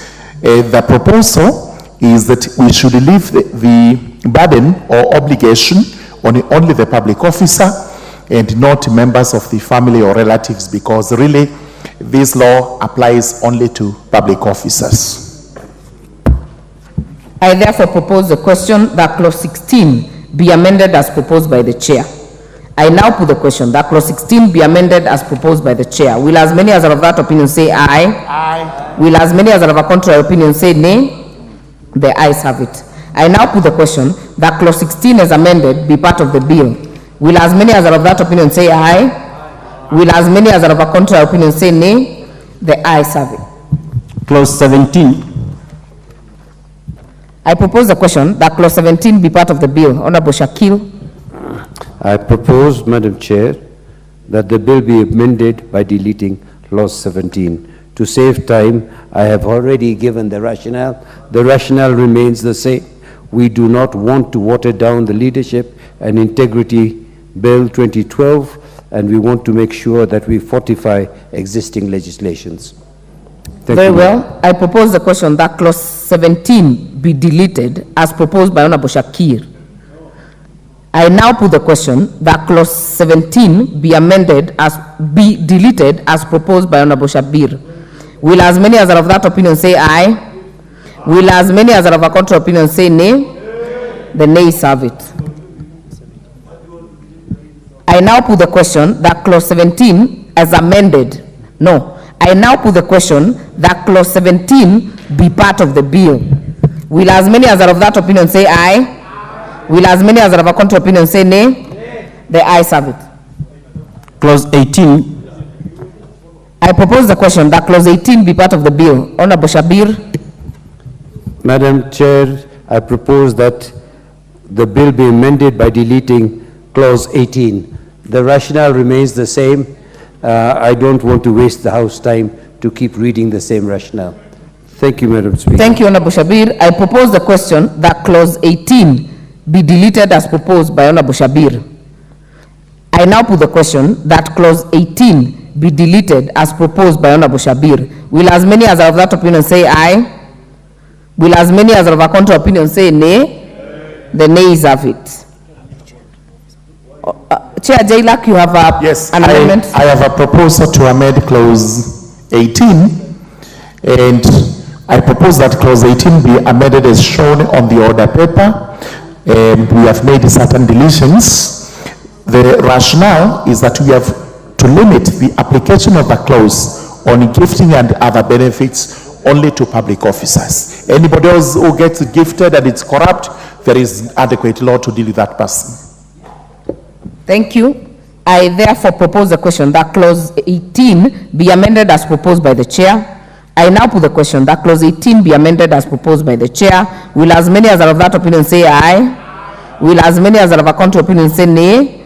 The ayes have it. I now put the question that clause 18 as amended be part of the bill. Will as many as are of that opinion say aye? Will as many as are of a contrary opinion say nay?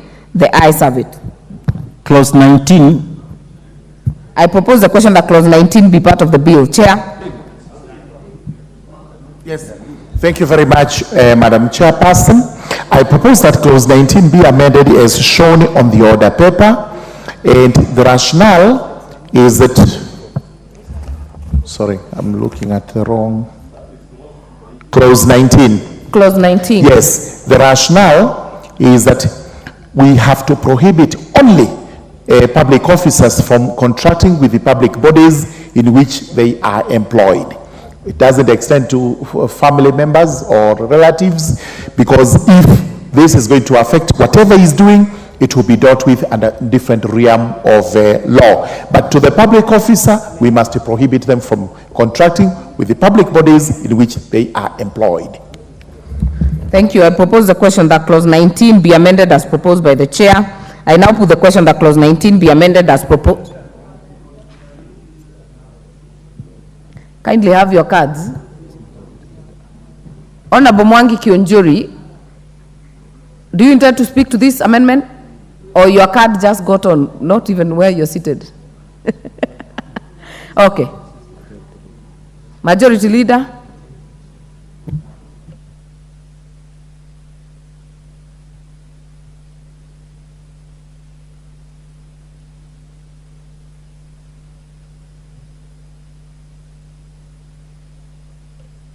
Honorable Mwenje.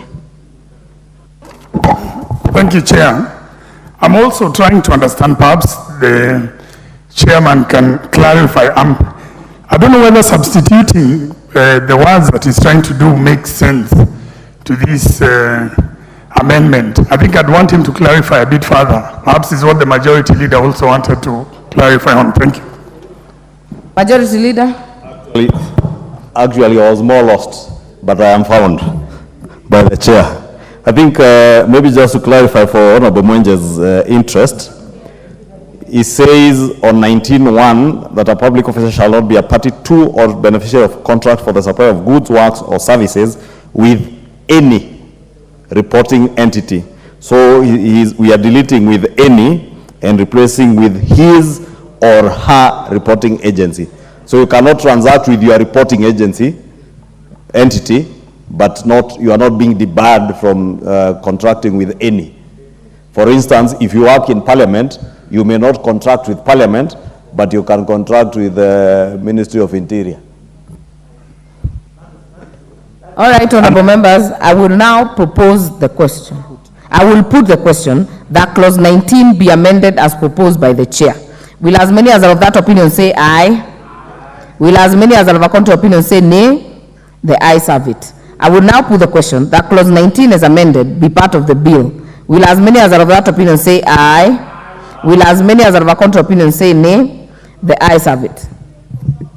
Clauses 20, 21, 22, and 23. I propose the question that clauses 20, 21, 22, and 23 be part of the bill. I now put the question that clauses 20, 21, 22, and 23 be part of the bill. Will as many as are of that opinion say aye? Will as many as are of a contrary opinion say nay? The ayes have it. Clause 24. I propose the question that clause 24 be part of the bill. Chair. Yes. Thank you very much, Madam Chairperson. I propose that clause 24 be amended as shown on the order paper. And the rationale is this, because this is on reporting conflict of interest. Conflict of interests should be accessible to the public in line with the Access to Information Act 2016 with necessary safeguards. It was quite open, and therefore we felt it may fall into bad hands, and we introduced the Access to Information Act, which protects access to information.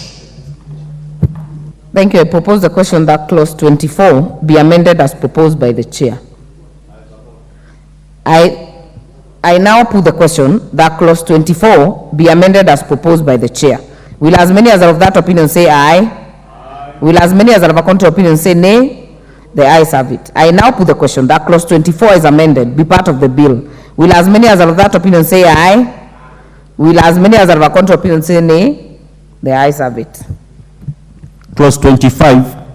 I propose the question that clause 25 be part of the bill. Honorable Shakil Shabir. Madam Chair, I propose that clause number 25 be deleted. The rationale is absolutely the same, that we need to not water down the leadership and integrity bill. Thank you. I propose the question that clause 25 be deleted as proposed by Honorable Shabir. I now put the question that clause 25 be deleted as proposed by Honorable Shabir. Will as many as are of that opinion say aye? Aye. Will as many as are of a contrary opinion say nay? The nays have it. We have another proposed amendment by the chair. I do have a proposal to amend, and I propose that clause 25 of the bill be amended as shown on the order paper.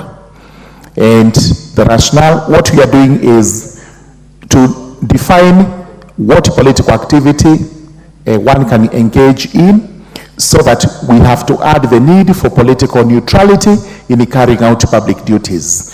The proposal is engage in political activity that may compromise or be seen to compromise the political neutrality of his or her office. So we are saying public officers should actually be neutral. I therefore propose the question that clause, hold on. I therefore propose the question that clause 25 be amended as proposed by the chair. This is the point we have some debate if you're interested, after I propose the question. Honorable Timothy.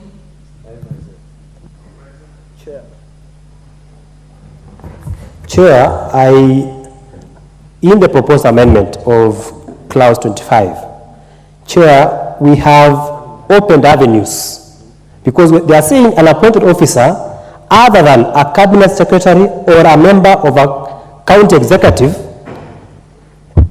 shall not engage in a political activity that may compromise or be seen to compromise the political neutrality of his or her office.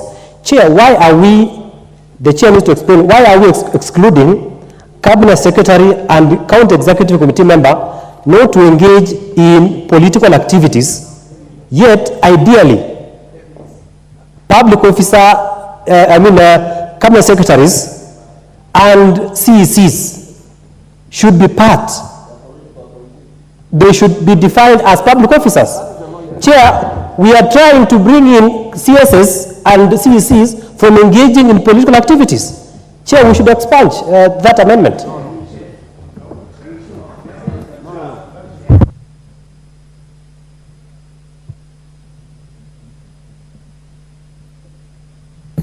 I'll give Honorable Mutuse.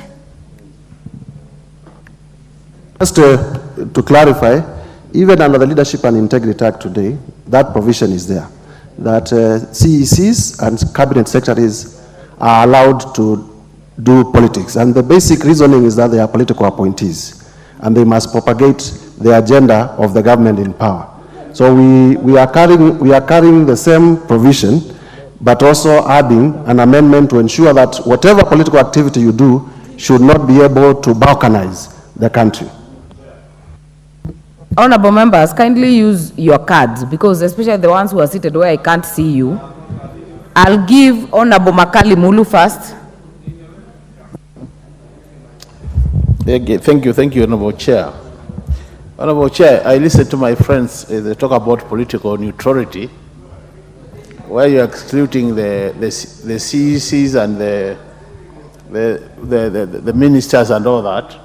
But the truth of the matter, Honorable Speaker, is that these people work under the ones we are excluding. So for me, I'm not sure whether the word political neutrality has any meaning in this law. Because at the end of the day, people will take instructions from their bosses and they are likely to go by the words of their bosses. I submit. Next chance to Honorable Moses Kirima. Do you wish to speak to this? If not, Honorable Njeri Maina.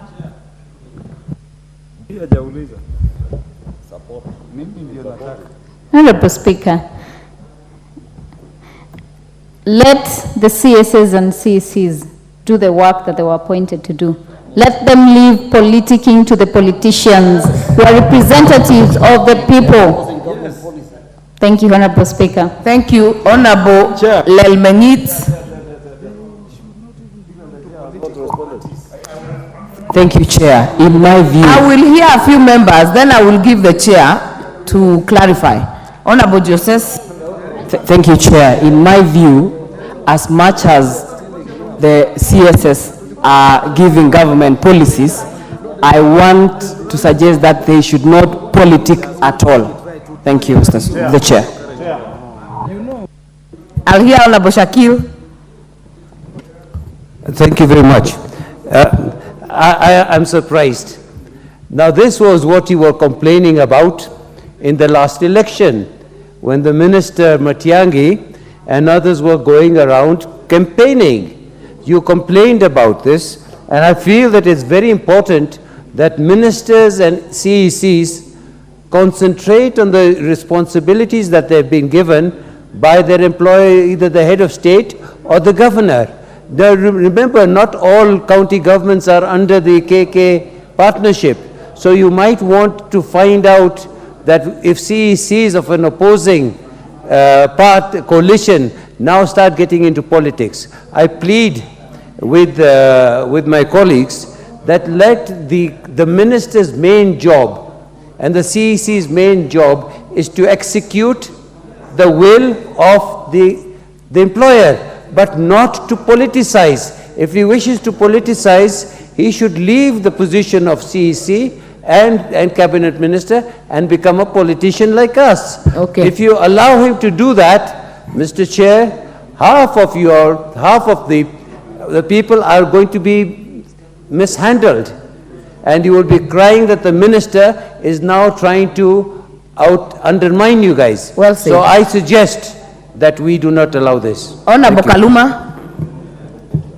Thank you, Chair. Chair, CECs are ministers in the county government. Cabinet secretaries are ministers in the executive. They are public servants. They implement government functions and implement budgets passed by parliaments.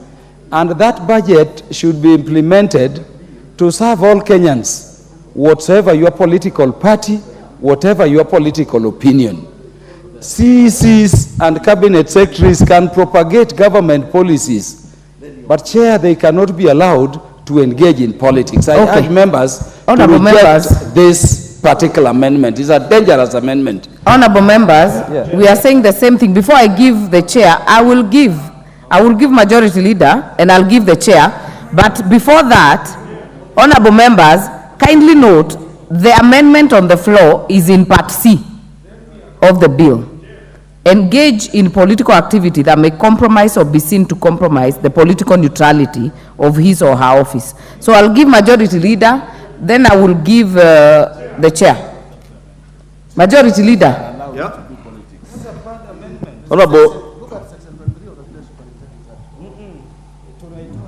Honorable Chair, I just want to beg members, including the Honorable Kaluma, to listen to me, because he has simply not been listening to what the Honorable Mutuse has been telling him. First, there was an early amendment on 25 to delete the entire of 25, which was defeated. The proposal by the chair is to add a proviso, part C, that shall not, in the performance of his duties, engage in political activity that may compromise or be seen to compromise the political neutrality of his office or her office. Is a proviso tidying it up. Therefore, in our sense, what I hear members arguing against, it has been provided for, so you support this to achieve what you do not want. So it's that simple, Honorable Chair. And I think it's just a misunderstanding and people being emotional. Honorable Chair, final clarification. Thank you very much, Madam Chairperson. I think members have to read the entire clause so that they understand what we are doing. And what we're trying to say is CECs and CSCs are the people who espouse government policy. And that may be misconstrued to be politics when it is not. But what we are doing with this is, as far as public servants are concerned, and these ones are, with the exception, the 3 subclauses must apply to them. Therefore, the amendment I propose is actually to strengthen clause 25 further. Honorable Mwenje. Thank you, Chair. Mine is just a concern that I wanted the chairman to clarify on, and I believe he's got enough experience now to know that when we might pass something here, then you end up in court of law. How do you reconcile this clause with Article 38 of the Constitution on political rights. Are you not once again trying to limit the issue of political rights with an act of parliament, and then there is a provision under the Constitution, and very soon you will have this act being set aside purely on such an oversight? So to me, that is my concern with regards to this provision. Thank you, Chair. Honorable members, we have ventilated enough. I now put the question that clause 25 be amended as proposed by the chair. Will as many as are of that opinion say aye? Aye. Will as many as are of a contrary opinion say nay? The ayes have it. I now put the question that clause 25 as amended be part of the bill. Will as many as are of that opinion say aye? Aye. Will as many as are of a contrary opinion say nay? Nay. The ayes have it. Clause 26.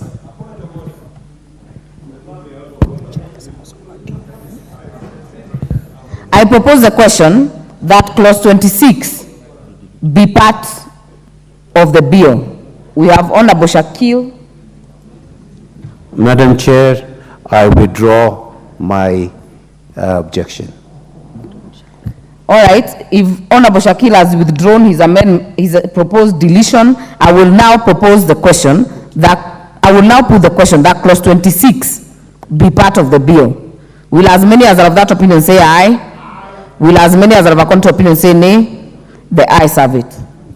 Clause 27. I propose the question that clause 27 be part of the bill. I now put the question that clause 27 be part of the bill. Will as many as of that opinion say aye? Will as many as are of a contrary opinion say nay? The ayes have it. Clause 28. I propose the question that clause 28 be part of the bill. Chairperson. Thank you very much. Madam Chairperson, I propose that clause 28 be amended as shown on the order paper, and we have shown exactly what is to be deleted and what is to be placed therein. The rationale is that we have to clarify the prohibition on the employment activities of a public officer which apply after they leave the public service instead of the word preceding. Thank you. I therefore propose the question that clause 28 be amended as proposed by the chair.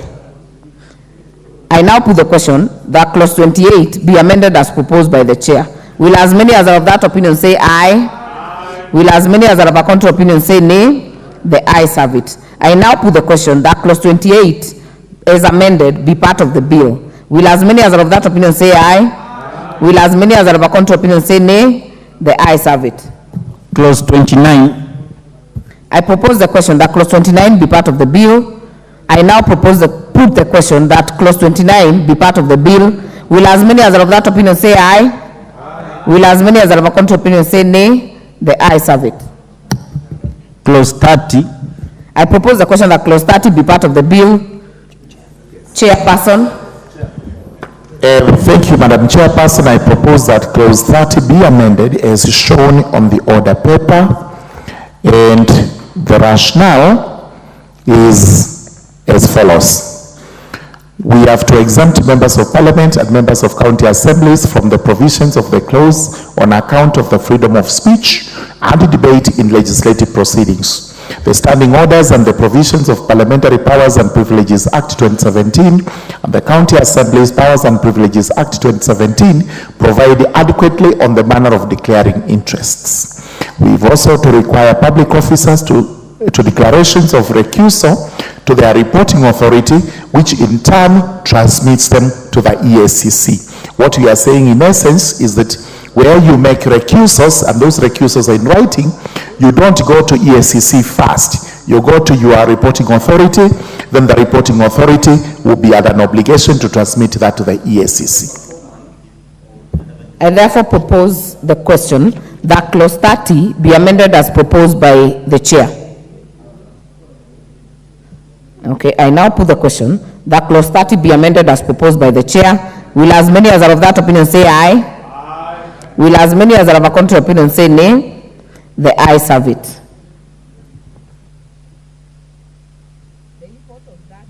The import of that amendment is that the proposed amendment by the leader of majority and that by Honorable Samuel Chepkonga automatically fall. So I will put the global question that clause 30 I now put the question that clause 30 is amended be part of the bill. Will as many as are of that opinion say aye? Aye. Will as many as are of a contrary opinion say nay? The ayes have it. Clause 31. I propose the question that clause 31 be part of the bill. Chair. Thank you very much, Madam Chairperson. I propose that clause 31 of the bill be amended as shown on the order paper. We've set out what is to be done, what is the rationale. To limit the clause to the affairs of a public officer and his or her dependent children only, not spouses, not wives, not anybody else. Also, we have to maintain the existing model of declarations to entities that directly supervise the conduct and the ethics of the various categories of public officers, as the EACC lacks sufficient capacity to process the declarations of all public officers. This was a responsibility which the Act was giving to EACC alone. Now we are actually devolving this to the reporting agencies, as we do today, so that Parliament, we can do it here, PSC and everywhere else, while other people will go to what we have done in the next proposed amendments, and then in that way EACC is able to handle the little work that goes to it. Otherwise it doesn't have the capacity. Allow me to propose the question. I propose the question that clause 31 be amended as proposed by the chair. Majority Leader. Honorable Speaker, I've listened to the amendment by the chair on behalf of the committee, and I agree with him that all your other relatives, and since we even there's an amendment on the definition of relatives, but I see he's leaving dependent children and removing the spouse, and I'm just wondering whether your spouse is part of you, or whether your spouse could be construed to be part of your assets or your liabilities. Because I think under the current system, and I could be corrected if I'm wrong, you declare your assets, what you own as an individual, and also what you own jointly with your spouse, and even what your spouse owns. And probably, because I have been declaring my assets, and I have been doing it that way, even what my spouse owns. Because if we remove spouse, then it means public officers can transfer all corruptly acquired assets to their spouses, which they will never need to declare. And since the spouse may not be a public officer, they are never required to make a declaration. I would really want to plead with the chair to return the word spouse or spouses. So that it covers your children under 18 years, dependent children, and also your spouse or spouses. Honorable Shakil. Thank you. I agree with the majority leader in the point of spouses. Some of us may have more than one spouse, but there is one other element that we seem to have forgotten. The come we stay. Under the Marriage Act, if you are staying or cohabiting in any way with the alternative sex, especially a woman, she is considered your spouse, or the man is considered your spouse. If there are the cases that public officers have not declared those who have they been living with for a number of years, who are considered spouses under the Marriage Act, I think we need to cover that particular aspect, because what happens is they might be putting these assets in the name of the come we stay partner who is not considered, who is not called a spouse under this particular act, but under the Marriage Act they're very much given the same status as spouse. So as much as I support the majority leader, I ask that the come we stay arrangement, ladies and spouses be considered as spouse. I don't know exactly what the Marriage Act says in terms of registration. Honorable Mark Mwenje. Thank you, Chair. I think perhaps if I can assist my senior, I think the term he was looking for is cohabitee. That would be the term. But Honorable Chair, I think I would tend to agree with the leader majority, because we have cases that we're investigating, currently being investigated by the EACC, DCI, where assets have been hidden by public officers who have been investigated, and these assets have been found to be registered under their spouses or relatives' names. So I think we really need to look at this provision once again, Chair, that I think we shouldn't leave it out. The matter is sub judice in Kiambu, but for those who understand the cases that have been going on in Kiambu County relating to a former governor, will understand exactly what I'm trying to say. Thank you, Chair. Before I give other interventions, Chair Jailak, kindly clarify on this and also indicate if you'd be willing to move any further amendment on the same. No. I've listened to the leader of majority, and I've used my own conscience. The truth is, if my wife is not a public officer, she is not going to do the declaration. And therefore, no, she's not going to do any declaration under any of the laws. This law and the leadership and integrity, she will not make any declaration. The net effect is that a corrupt public officer will launder the property through his wife, the spouse, or through the husband, whoever it is. So, in my view, I believe, I'm convinced, and I wish to drop the proposed amendment.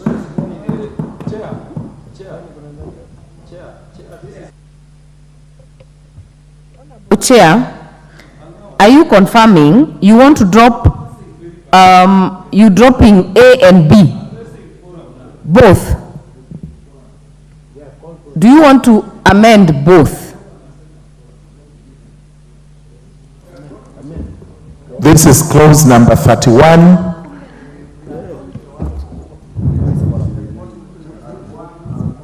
The one we are dropping is on A. Yes.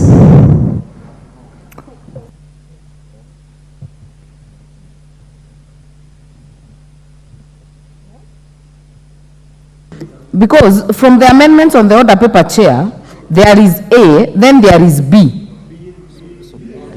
In subclause 4, by deleting paragraph C. Are you dropping that amendment?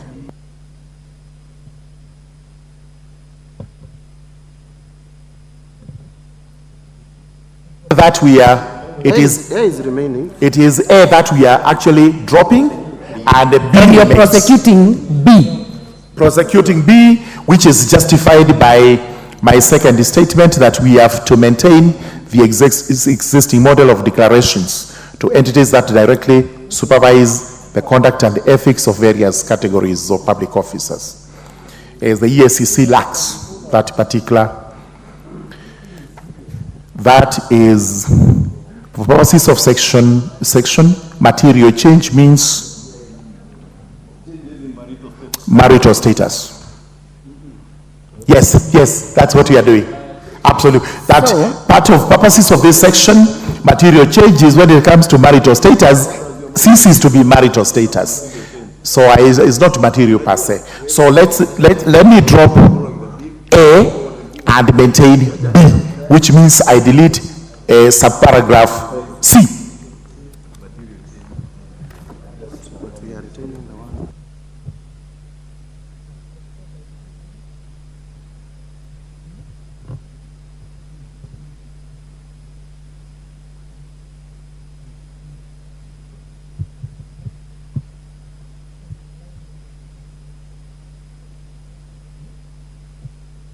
Honorable Chair, hold on. Chair, I'm giving you some time to consult with your legal team also. Yeah, consult. Honorable.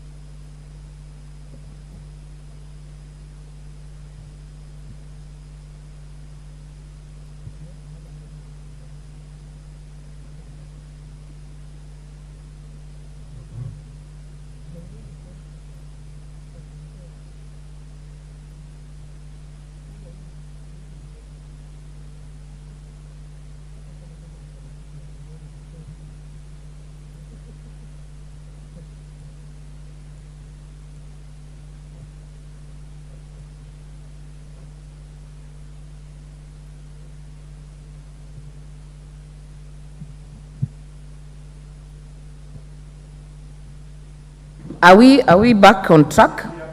Thank you very much, Madam Chairperson. I wish to move that clause 31 be amended in an amended version such that we will have it as shown in order paper. Every public officer shall submit to their responsible commission, that's the amendment we propose, a declaration of his or her income, assets and liabilities, and the income, assets and liabilities of his or her spouse or her dependent children. So what we are amending is purely responsible commission.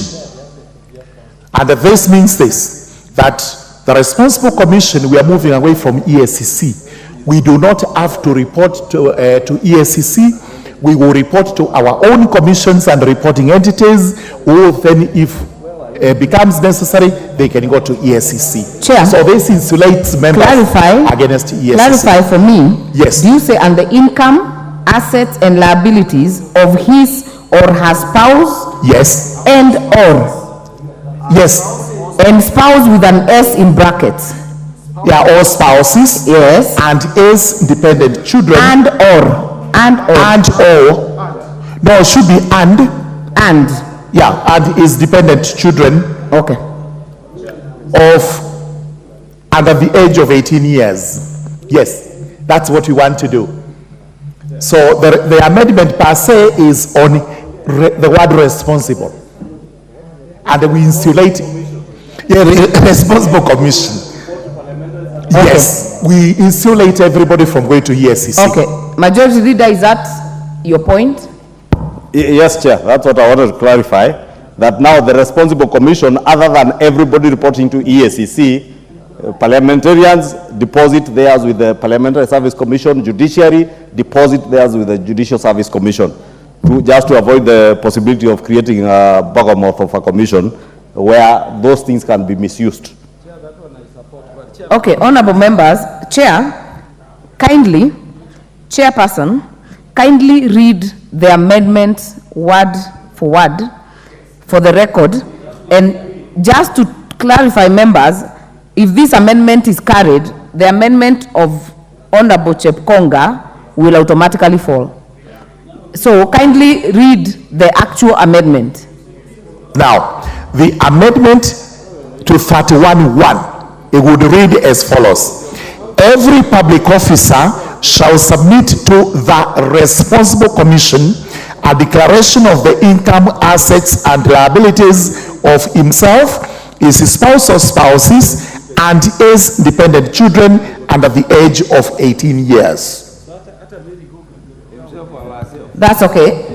Honorable members, I now put the question that clause 31 be amended as proposed by the chair. Will as many as are of that opinion say aye? Aye. Will as many as are of a contrary opinion say nay? The ayes have it. I will now put the question that clause 31 as amended be part of the bill. Will as many as are of that opinion say aye? Aye. Will as many as are of a contrary opinion say nay? The ayes have it. Clause 32. I propose the question that clause 32 be part of the bill. Honorable Chepkonga, if not in the House, it is dropped, then we will consider it without amendments. I propose the question, I put the question that clause 32 be part of the bill. Will as many as are of that opinion say aye? Aye. Will as many as are of a contrary opinion say nay? The ayes have it. Clause 33. I propose the question that clause 33 be part of the bill. Chair. Thank you very much. Madam Chairperson, I propose that clause 33 be amended as shown on the order paper. And the rationale is this: we have to maintain the existing model of declarations to entities that directly supervise the conduct and the ethics of the various categories of public officers, and require clarification to be made within 30 days. Really, that is self-explanatory with the proposed amendments. Thank you. I now propose the question that clause 33 be amended as proposed by the chair. And the import of this amendment is that if it is carried, the amendment by Honorable Chepkonga automatically falls. I now put the question that clause 33 be amended as proposed by the chair.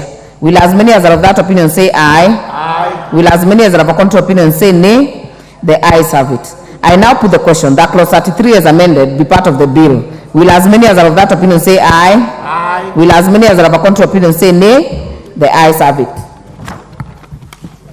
Clause 34. I propose the question that clause 34 be part of the bill. There is a proposed amendment by the chair. Yes. Thank you very much, Madam Chairperson. I propose that clause 34 be amended as shown on the order paper. We have proposed a bit of thought, and the rationale we give is as follows. To require the request for access to declarations be made to the various reporting agencies, because the original text is that we should be making the request to EACC. Now the requests will have to be made by EACC to the reporting entities. Number two, we have to include the due process safeguards on the access of declarations and a provision. What we are trying to do is to ensure that nobody is malicious, nobody acts outside the law. Due process must actually be followed when requesting for these declarations. Thank you. I therefore propose the question that clause 34 be amended as proposed by the chair.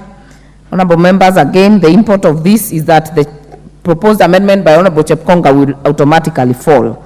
I now put the question that clause 34 be amended as proposed by the chair. Will as many as are of that opinion say aye? Aye. Will as many as are of a contrary opinion say nay? The ayes have it. I now put the question that clause 34 as amended be part of the bill. Will as many as are of that opinion say aye? Aye. Will as many as are of a contrary opinion say nay? The ayes have it. Clause 35. I propose the question that clause 35 be part of the bill. Chair. Thank you very much. I propose that clause 35 be amended as shown on the order paper.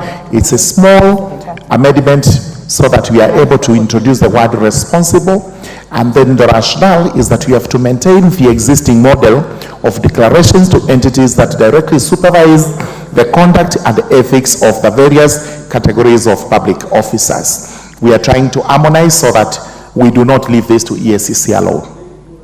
I therefore propose the question that clause 35 be amended as proposed by the chair. Again, the import of this is that Honorable Chepkonga's amendment falls if this is carried. I now put the question that clause 35 be amended as proposed by the chair. Will as many as are of that opinion say aye? Aye. Will as many as are of a contrary opinion say nay? The ayes have it. I now put the question that clause 35 as amended be part of the bill. Will as many as are of that opinion say aye? Aye. Will as many as are of a contrary opinion say nay? The ayes have it. Clause 36. I propose the question that clause 36 be part of the bill. Chair. Thank you very much. Chairperson, I propose that clause 36 be amended as shown on the order paper. And the rationale is that we have to remove the requirement of paying criminal fines to the EACC. That's what the clause is, that we have to pay some fines if you're in breach to EACC, which really cannot be the case. Thank you. I propose the question that clause 36 be amended as proposed by the chair. Again, the same import on Honorable Chepkonga's will fall if this is carried. I now put the question that clause 36 be amended as proposed by the chair. Will as many as are of that opinion say aye? Aye. Aye. Will as many as are of a contrary opinion say nay? The ayes have it. I now put the question that clause 36 as amended be part of the bill. Will as many as are of that opinion say aye? Aye. Will as many as are of a contrary opinion say nay? The ayes have it. Clause 37. I propose the question that clause 37 be part of the bill. I now put the question that clause 37 be part of the bill. Will as many as are of that opinion say aye? Aye. Will as many as are of a contrary opinion say nay? The ayes have it. Clause 38. I propose the question that clause 38 be part of the bill. Chair. Yes. Thank you very much, Madam Chairperson. Madam Chairperson, I propose that clause 38 be amended as shown on the order paper, which is a deletion. The rationale is this. The bill has already defined what constitutes a conflict of interest and provided adequate penal sanctions for any public officer who contravenes the provisions on declaration of interest, recusal, and conferring public benefits for private interests where appropriate.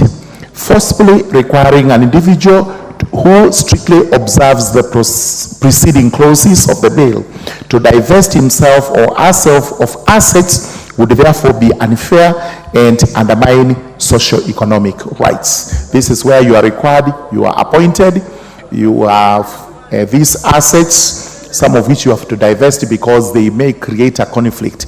We have provided enough safeguards and there is no point of divesting. So that's why I propose an issue.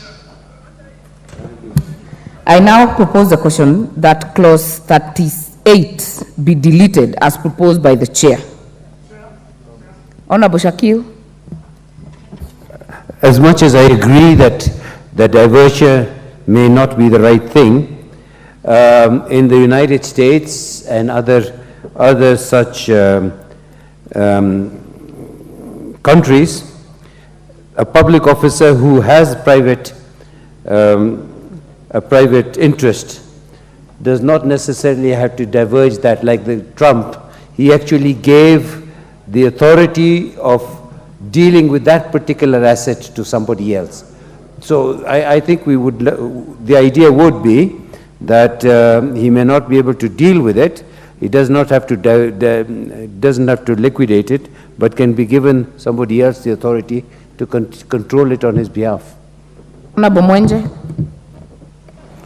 Thank you, Chair. I don't know why the Chair is deleting this. I liked this provision the way it was, because it creates another level of security. So I'd ask the Chair to reconsider his amendment and just retain it the way it is. Even if he feels he's provided for it somewhere else, it's just another layer of protection. And more importantly, it does not contradict any other provision within this bill. Honorable Mutuse.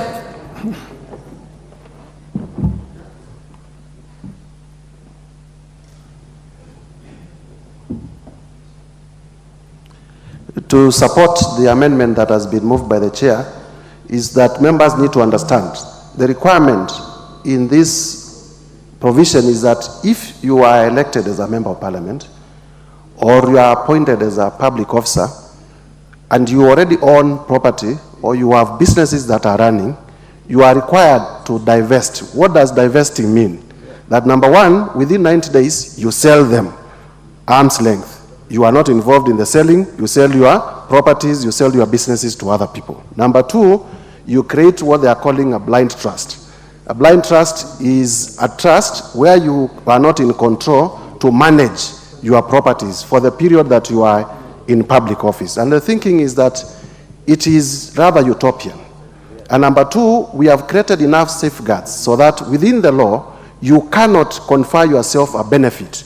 And because the purpose of conflict of interest is so that you do not confer yourself a benefit, and we have already enough safeguards in the bill, we think that it may be too overreaching. It may actually be criminalizing public service, so that it appears that being a public servant, a state officer or a public officer is itself criminal, that you are not supposed to own anything. For as long as you declare, and for as long as you follow the other provisions, we think this is rather too much. And that's why we are requesting that the House adopts our recommendation that we delete, such that we can continue with our enterprises, you can continue owning your property for as long as it doesn't conflict with your public duty. All right, honorable members, can I put the question? I now put the question that clause 38 be deleted as proposed by the chair. Will as many as are of that opinion say aye? Aye. Will as many as are of contrary opinion say nay? The ayes have it. Clause 39. I forgot. I propose the question that clause 39 be part of the bill. Chair? Yes, thank you very much, Madam Chairperson. Clause 39 is also to be deleted, and the reasoning is exactly the same. This is where you have to divest by sale, or you have to do implied trust. We are saying we have sufficient records. We have provided for conflict of interest, and therefore we need not go into all this. And also let a public servant, who possibly was a private person, continue to own the properties he owned. If he breaches any of the provisions herein as regards conflict, is going to be punished. Thank you. I propose the question that clause 39 be deleted as proposed by the chair. Honorable Mutuse. Sorry, we are just consulting, Madam Chair, and we were thinking because the fate of all the clauses from 39 to 47 is the same and they are speaking to the same subject, if it is procedurally correct that you call all of them at once. No, not possible, Honorable Mutuse. We have to be procedural. We have to follow the procedure. So we will put each question separately. So I now put the question that clause 39 be deleted as proposed by the chair. Will as many as are of that opinion say aye? Will as many as are of a contrary opinion say nay? Nay. The ayes have it. Clause 40. I propose the question that clause 40 be part of the bill. Move, Chair. Thank you very much, Madam Chairperson. I propose that clause 40 be amended as proposed on the order paper. No. Sorry. Yes? Wait. Is it an amendment or a deletion? You know, we first introduce it as an amendment, then I say it's a deletion. Yes, that clause 40 be amended as shown on the order paper, which is a proposal that the entire clause be deleted, and the rationale is just as given for clauses 38 and 39. Put the question.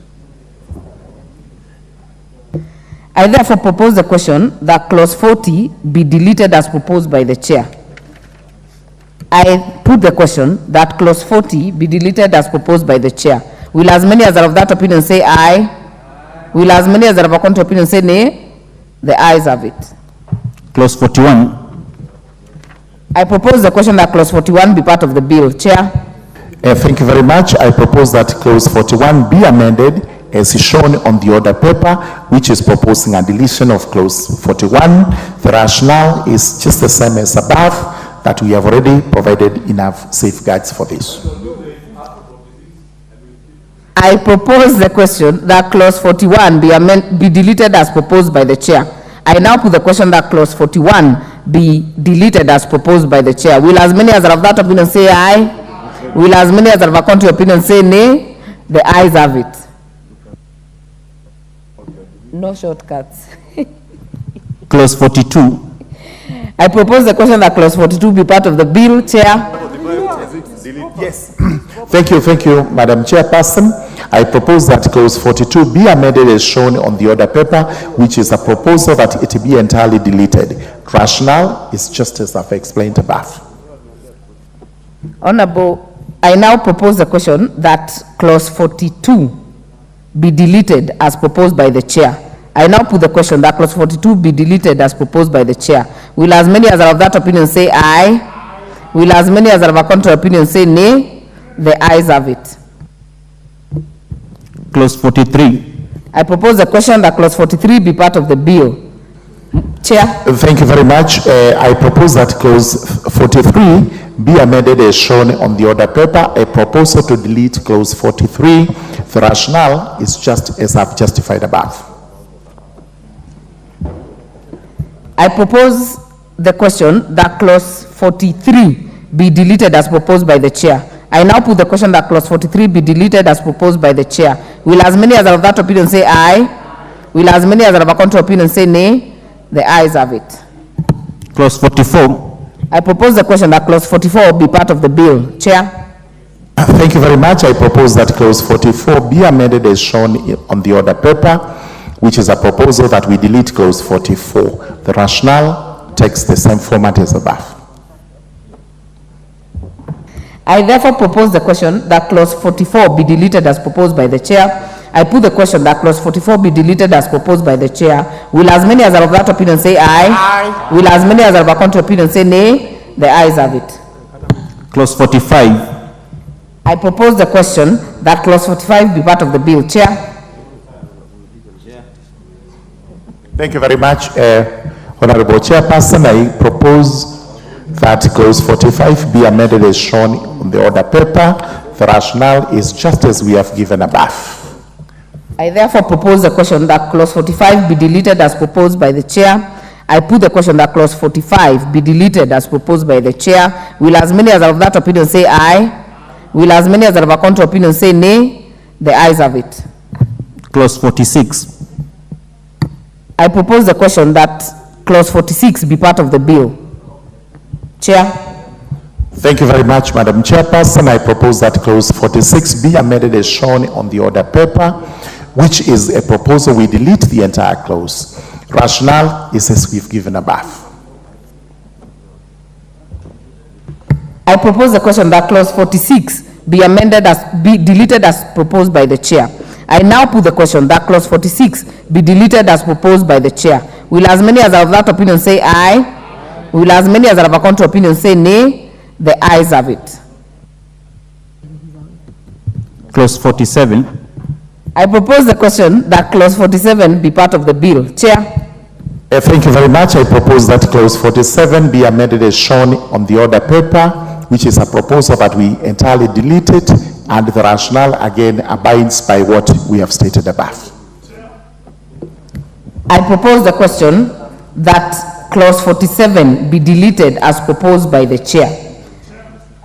Again, there is a proposed amendment by Honorable Chepkonga. If this amendment by the chair is carried, Honorable Chepkonga's amendment automatically falls. Honorable Mark Mwenje. Thank you, Chair.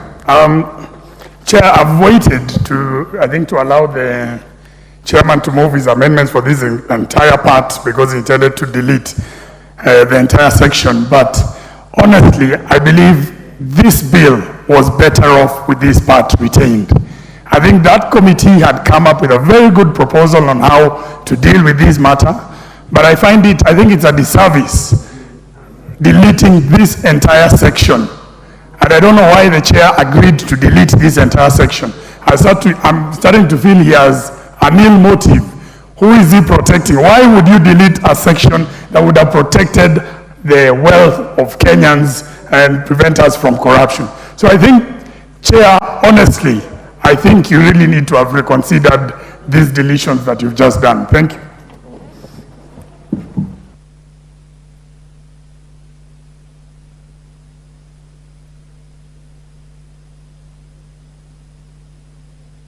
Chair. Honorable Mutuse. Thank you very much. Honorable Chair, I have listened to Honorable Mwenje, and what he's saying is actually does make a lot of sense, because I'm deleting for the entire part, while actually we have only deleted some sections of the part. There are other there are other sections that have remained, and therefore it is good to establish this administrative mechanisms, policy, and what have you. So, are you on record withdrawing the amendment? Yes, I wish to go on record as withdrawing my proposed amendment. All right, then I will now put the question that clause 47 be part of the bill. Will as many as are of that opinion say aye? Aye. Will as many as are of a contrary opinion say nay? The ayes have it. Clause 48. I propose the question that clause 48 be part of the bill. Chair? Yes. Thank you very much. Madam Chairperson, I propose that clause 48 be amended as is shown on the order paper, which is to introduce a new subsection 2, reading as follows. A reporting authority and the commission shall not conduct concurrent investigations over the same complaint. The rationale is that we have to prevent reporting authorities and the EACC, all of them raiding on one person just because one other person complained against that one person. So this is a safeguard we are putting in. Okay. I therefore propose the question that clause 48 be amended as proposed by the chair. I put the question that clause 48 be amended as proposed by the chair. Will as many as are of that opinion say aye? Aye. Will as many as are of a contrary opinion say nay? The ayes have it. I now put the question that clause 48 as amended be part of the bill. Will as many as are of that opinion say aye? Aye. Will as many as are of a contrary opinion say nay? The ayes have it. Clause 49. I propose the question that clause 49 be part of the bill. Chair. Responsible. Thank you very much. Madam Chairperson, I propose that clause 49 be amended as shown on the order paper with the new introduction we are doing here. The rationale is that we have to extend the application of the clause to include reporting authorities whom we have brought to par with the EACC. So both of them have to apply these clauses. Thank you. I now propose therefore propose a question that clause 49 be amended as proposed by the chair. I now put the question that clause 49 be amended as proposed by the chair. Will as many as are of that opinion say aye? Will as many as are of a contrary opinion say nay? The ayes have it. I now put the question that clause 49 is amended be part of the bill. Will as many as are of that opinion say aye? Will as many as are of a contrary opinion say nay? The ayes have it. Clause 50. I propose the question that clause 50 be part of the bill. Chair.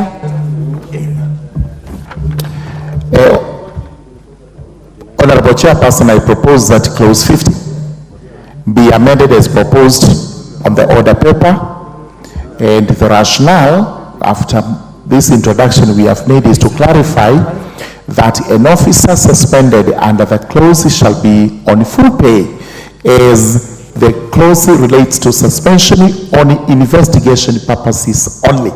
This is not, it is not like the ASECA that provides that you will be suspended with half pay. This is supposed to be a period of 90 days. For those 90 days, you will be possibly on compulsory leave and you will earn your full pay as they investigate the misconduct. I therefore propose the question that clause 50 be amended as proposed by the chair. I now put the question that clause 50 be amended as proposed by the chair. Will as many as are of that opinion say aye? Will as many as are of a contrary opinion say nay? The ayes have it. I now put the question that clause 50 is amended be part of the bill. Will as many as are of that opinion say aye? Will as many as are of a contrary opinion say nay? The ayes have it. Clause 51. I propose the question that clause 51 be part of the bill. Chair.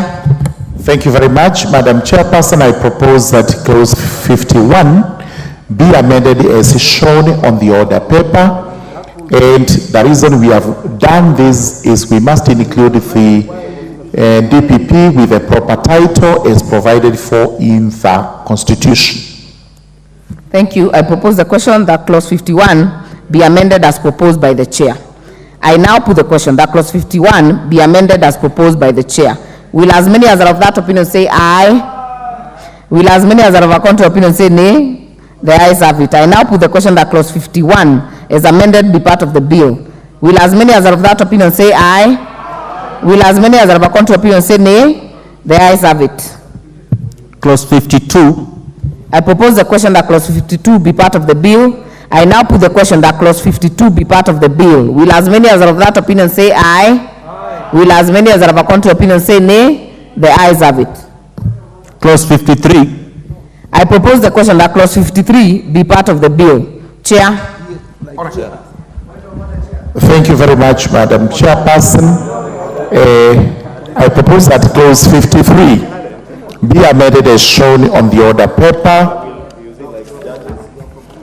And having made the proposal, the rationale is to require the sharing of information with law enforcement agencies and a clause after observing due process. What we are saying is there is no problem with reporting authorities and anybody else sharing information, but that information must be shared after due process. It means where a court order is required, that is adhered to.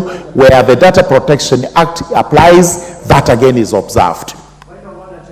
I therefore propose the question that clause 53 be amended as proposed by the chair. I now put the question that clause 53 be amended as proposed by the chair. Will as many as are of that opinion say aye? Will as many as are of a contrary opinion say nay? The ayes have it. I now put the question that clause 53 is amended be part of the bill. Will as many as are of that opinion say aye?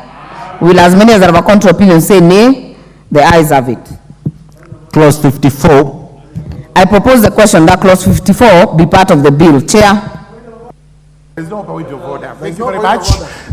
Madam Chairperson, I move that clause 54 be amended as shown on the order paper, and we are just changing a few words here. The idea is to align the sub-clause with the phrase used in the sub-clause 2, because this is 3, clause 2, the phrase that is used. I propose the question that clause 54 be amended as proposed by the chair. I now put the question that clause 54 be amended as proposed by the chair. Will as many as of that opinion say aye? Will as many as are of a contrary opinion say nay? The ayes have it. I now put the question that clause 54 as amended be part of the bill. Will as many as are of that opinion say aye? Will as many as are of a contrary opinion say nay? The ayes have it. Clause 55. I propose the question that clause 55 be part of the bill. I now put the question that clause 55 be part of the bill. Will as many as are of that opinion say aye? Will as many as are of a contrary opinion say nay? The ayes have it. Clause 56. I propose the question that clause 56 be part of the bill. Chair. Thank you very much, Madam Chairperson. I propose that clause 56 be amended as shown on the order paper. And the rationale to this, after we introduce the new provision, is to provide for a clearer format for the submission of compliance reports to aid in the implementation and enforcement of the conflict of interest legislation. It's a very good intention. Thank you. I propose the question that clause 56 be amended as proposed by the chair. And I put the question that clause 56 be amended as proposed by the chair. Will as many as are of that opinion say aye? Aye. Will as many as are of a contrary opinion say nay? The ayes have it. I now put the question that clause 56 as amended be part of the bill. Will as many as are of that opinion say aye? Aye. Will as many as are of a contrary opinion say nay? The ayes have it. Clauses 57 and 58.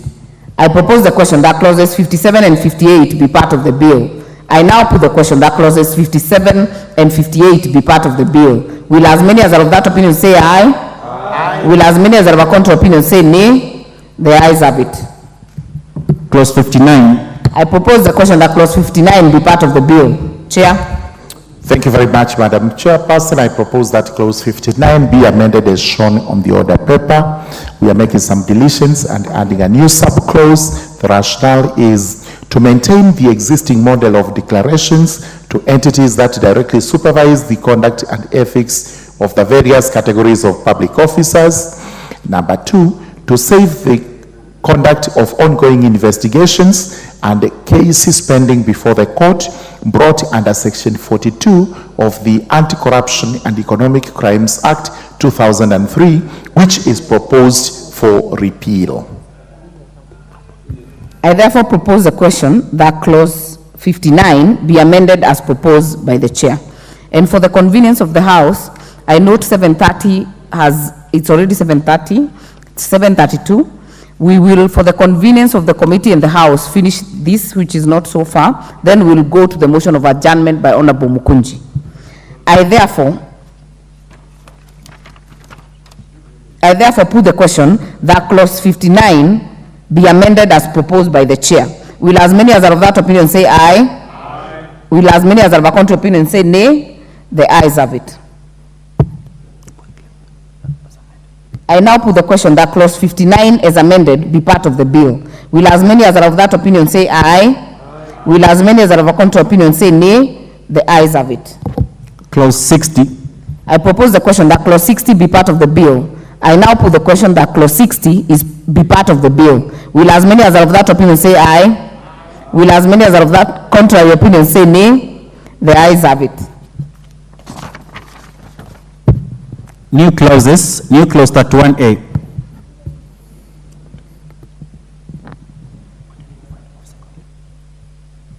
Mover to move second reading of the new clause. Yes, clause 31. We are on new clause 31A. Yes, thank you. Honorable Chairperson, I propose to move that the new clause 31A be read a second time. I propose the question that the new clause 31A be now read a second time. The import of this amendment, new clause, is... The import of the new amendment is to maintain the existing model of declarations to entities that directly supervise the conduct and ethics of the various categories of public officers, as the EACC lacks sufficient capacity to process the declarations of all public officers. What we have done, if honorable members can check the new proposed clause 31A and 31B, We now have the relevant reporting authorities and commissions set out. Where there isn't any, we have also made a provision as to where these reporting or declarations should be deposited. The import of this, if it's carried, is that the Honorable Chepkonga's amendment falls automatically. I will put the question that the new clause 31A be now read a second time. Will as many as are of that opinion say aye? Aye. Will as many as are of a contrary opinion say nay? The ayes have it. I now propose the question that new clause 31A be part of the bill. I now put the question that the new clause 31A be part of the bill. Will as many as of that opinion say aye? Aye. Will as many as are of a contrary opinion say nay? The ayes have it. New clause 31B. Chair. Thank you very much, Madam Chairperson. I beg to move that clause 31B be now read a second time. I propose the question that the new clause 31B be now read a second time.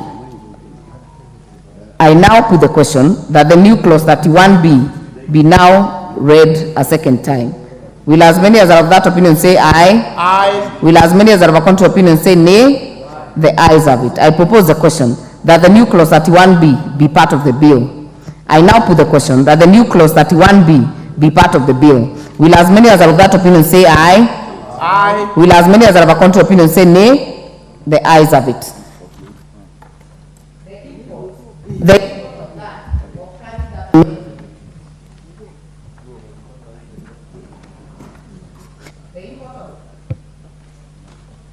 The import of carrying that amendment is that the proposal by Honorable Chepkonga will automatically fall.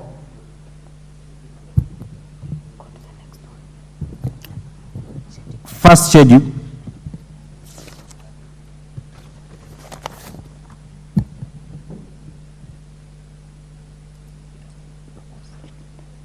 I propose the question that the schedule, the first schedule, be part of the bill. Chair. Thank you very much, Madam Chairperson. I propose that the first schedule be amended as proposed on the order paper. And what we have done is to try and clean up and align it with the main act. There isn't much change. The rationale is the conduct and ethics of the various categories of public officers. Just definitions and trying to clean it up. And the question that the first schedule be amended as proposed by the chair. Opinion say aye. Will as many as are of a contrary opinion say nay? The ayes have it. I now put the question that the first schedule as amended be the schedule of the bill. Will as many as are of that opinion say aye? Will as many as are of a contrary opinion say nay? The ayes have it. Second schedule. Before we go to second schedule, what that means is that Honorable Chepkonga's amendment on first schedule falls automatically.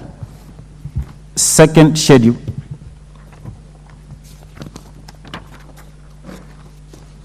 I propose the question that the second schedule be the schedule of the bill. I now put the question that the second schedule be the schedule of the bill. Will as many as are of that opinion say aye? Will as many as are of a contrary opinion say nay? The ayes have it.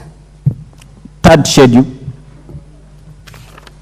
I propose the question that the third schedule be the schedule of the bill. Chair.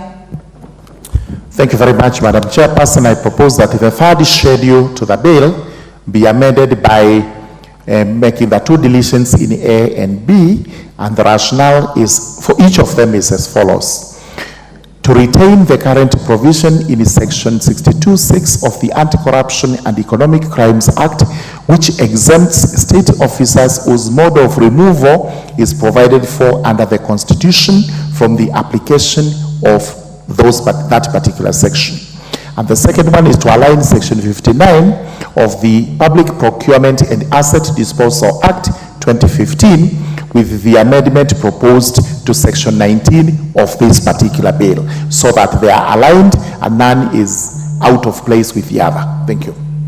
I therefore propose the question that the third schedule be amended as proposed by the chair. Honorable Shabib. Thank you, Madam Chair. I propose humbly that the third schedule, as amended by... Order, Honorable Shakil. Yes. We are not yet prosecuting your amendment. So unless you're contributing to the amendment by the chair. Okay. Allow us to process the amendment by the chair. And the outcome of that amendment will determine the fate of your proposed amendment. If it is carried, yours will automatically fall. So I will put the question that the third schedule be amended as proposed by the chair. Will as many as are of that opinion say aye? Will as many as are of a contrary opinion say nay? The ayes have it. Therefore, the amendment by Honorable Shakil will automatically fall. So I will put the question that the third schedule as amended be the schedule of the bill. Will as many as are of that opinion say aye? Will as many as are of a contrary opinion say nay? The ayes have it. Clause 2.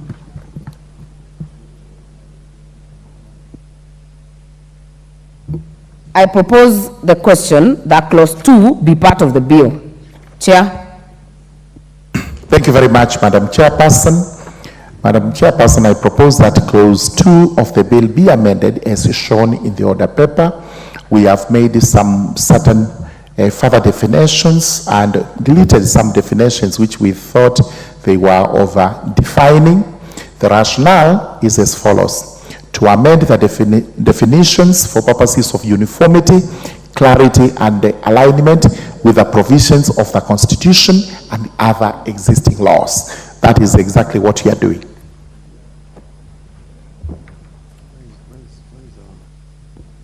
Okay, I therefore propose the question that clause 2 be amended as proposed by the chair.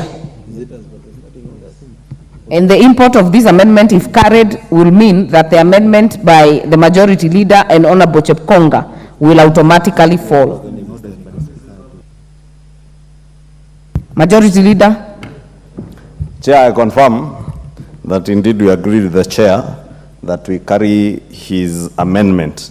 And this is one of the issues that was of great concern to almost everybody during second reading, that we cannot export our public duty to our families, including our great-grandchildren, our grandmothers, our aunties, our cousins, who have absolutely nothing to do with the work you do as a public officer.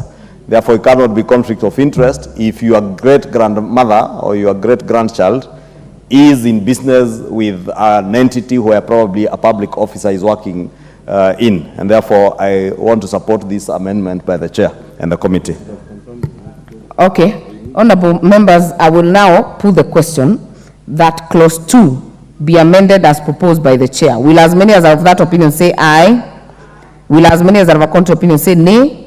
The ayes have it. Before I put the global question, I'll give Honorable Shakil for a further amendment. Madam Chair, thank you very much.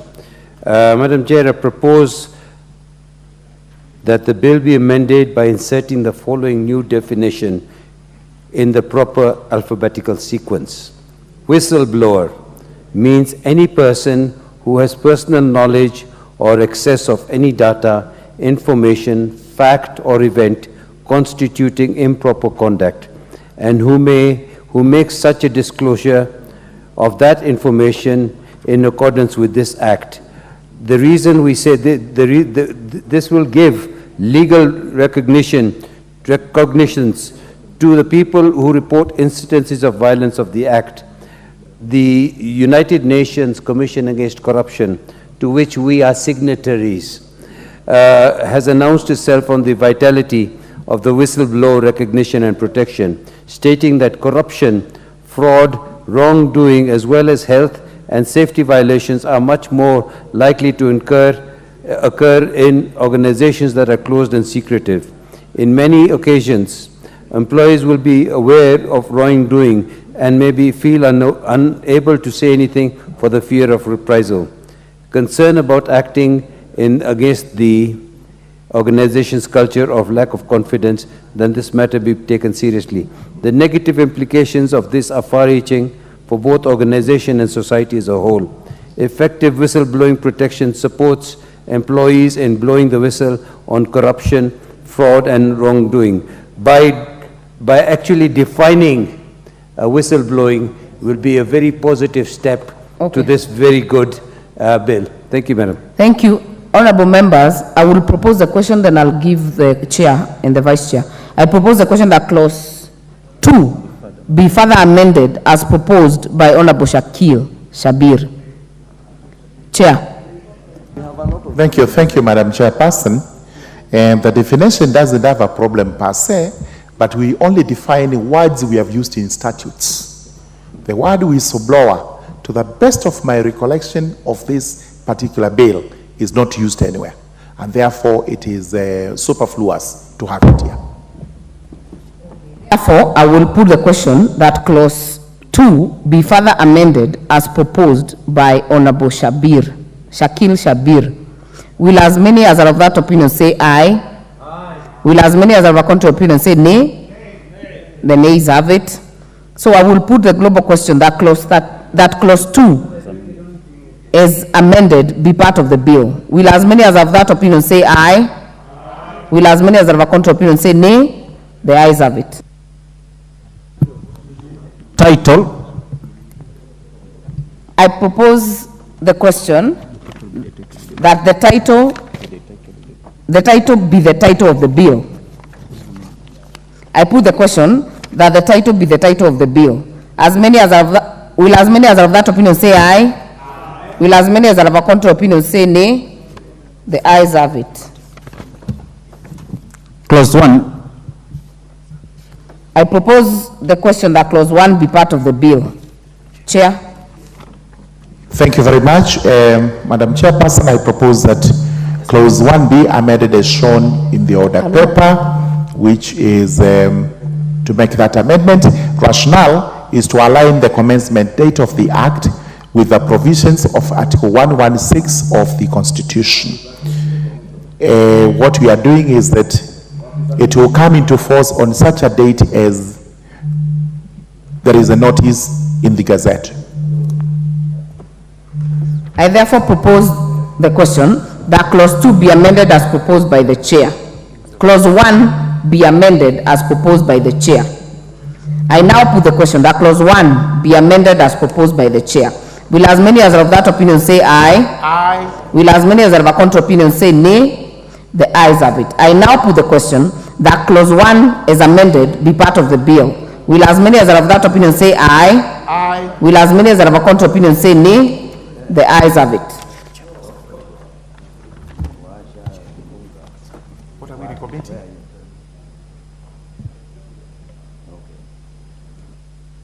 Mover to move reporting. Subject to recommit.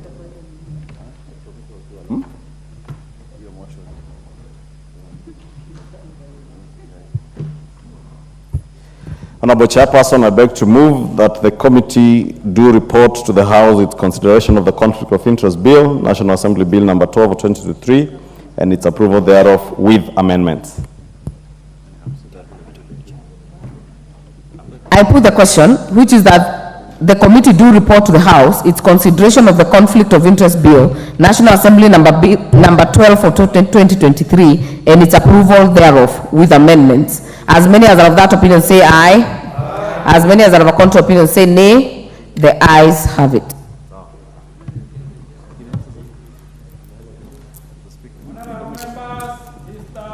Speaker.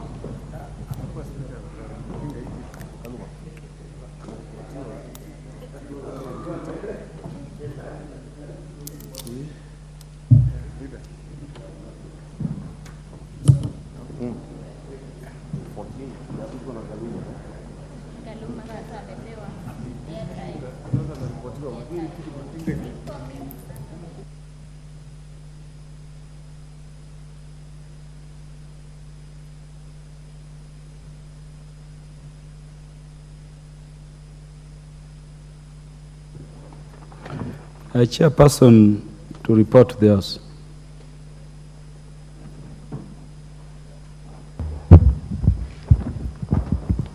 Honourable Speaker, I beg to report that the Committee of the Whole House has considered the Conflict of Interest Bill, National Assembly number 12 of 2023, and approved the same with amendments. Thank you. May the mover move agreement with the report.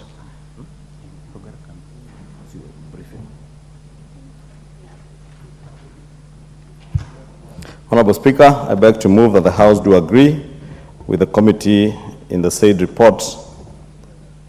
I also request Honorable Owen Bayer to second the motion for agreement with the report of the Committee of the Whole House. Honorable Speaker, I don't know, is that the place, the point we move with recommittal? I wanted to recommit clause 48, subject to recommittal of clause 48. Let us do it properly. Just take your time, move and confirm we are capturing what actually proceeded.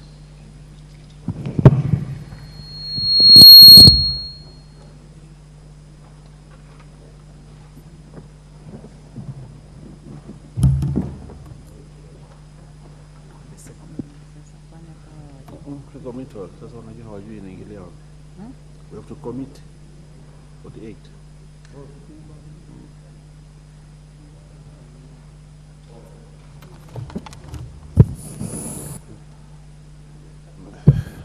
Honorable Speaker, I second agreement with the report.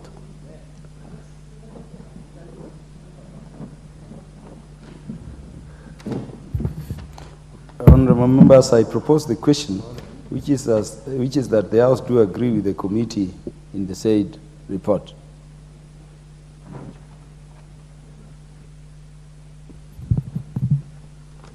Chair.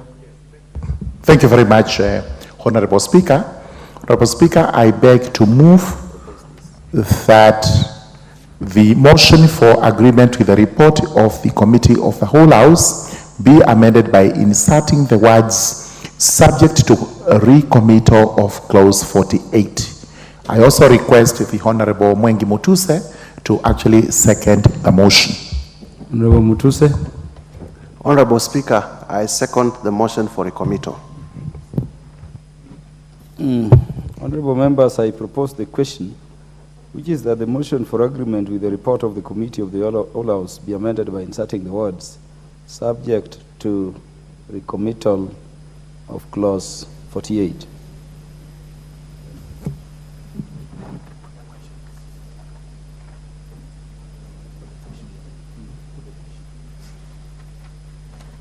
Is there interest? Nobody wants to contribute, so I can put the question. Majority Leader. Honorable Speaker, just for the record, the recommittal of that clause 48 is because we say that there can't be concurrent investigations by the reporting commission or the commission.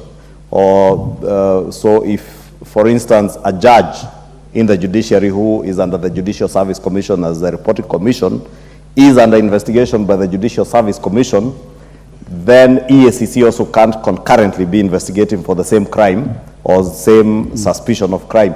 However, if we leave it open-ended, we leave a loophole where people will be hiding behind investigations by some commissions not to be investigated by the other. Therefore, we are putting a timeline that there must be a period of 90 days for conclusion of the investigations by either of the commissions for the other one to be able to conduct further investigations in that case. Thank you. There being no further interest to contribute, honorable members, I now put the question, which is that the motion for agreement with the report of the Committee of the Whole House be amended by inserting the words subject to recommittal of clause 48. Will as many as are of that opinion say aye? Will as many as are of a contrary opinion say nay? The ayes have it.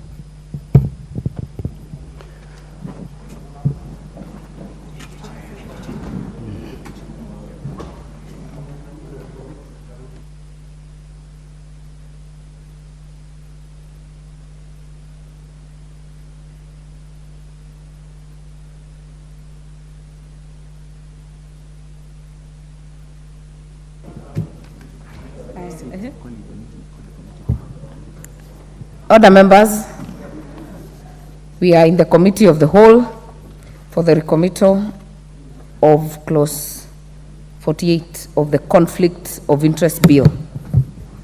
clause 48. I propose the question that clause 48 be part of the bill. Chair.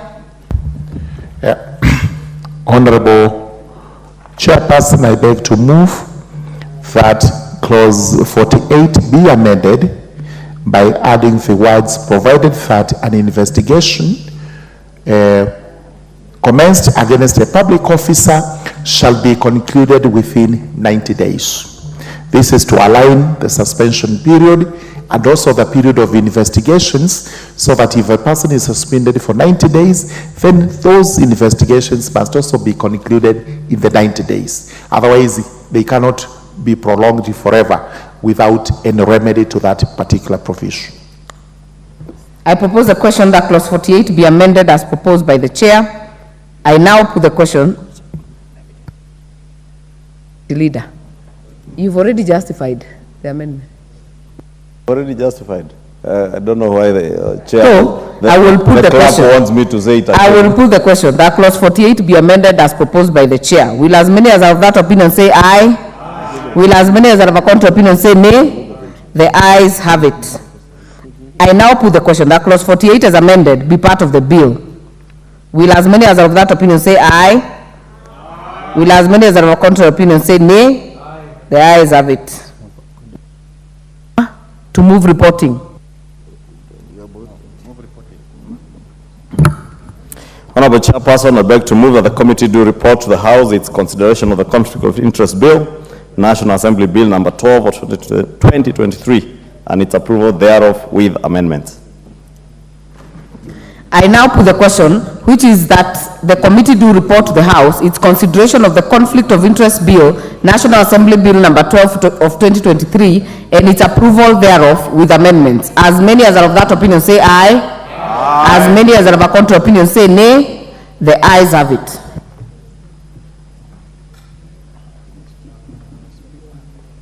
Honorable members, Mr. Speaker. He is back. Would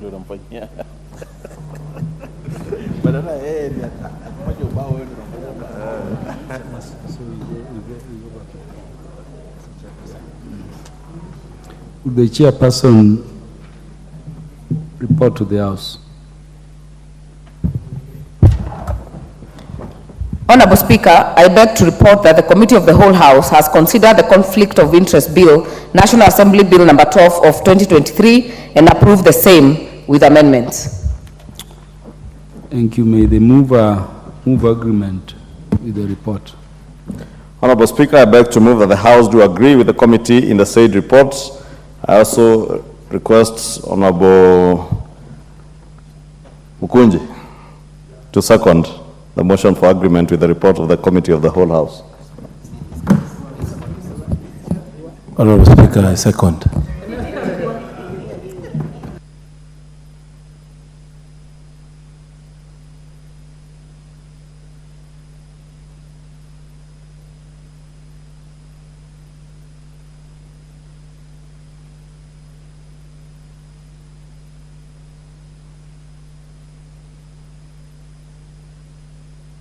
Would the majority leader approach the speaker?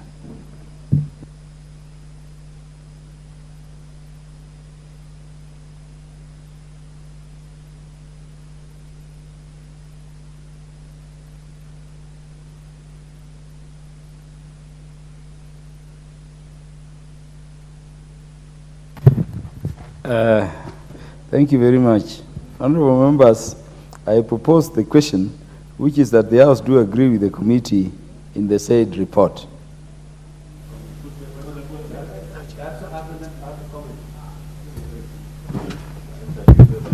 Yes, Honorable Shakil Shabir. Thank you very much. Chair, I'm a very happy member today. This has been a long, long struggle, and finally we have had finally we have got this conflict of interest, not agreed 100%, but about 89 to 90%. It is a great day for Kenya. The seeds that brought corruption in 1969 are being rooted out.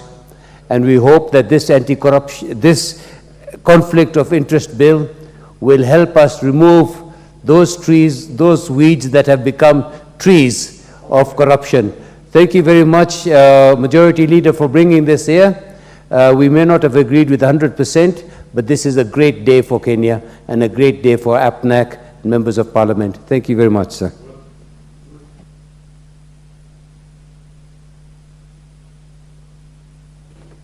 For the convenience of the House, I'll defer the putting of the question on the matter of this bill to the next time it will be scheduled for deliberation.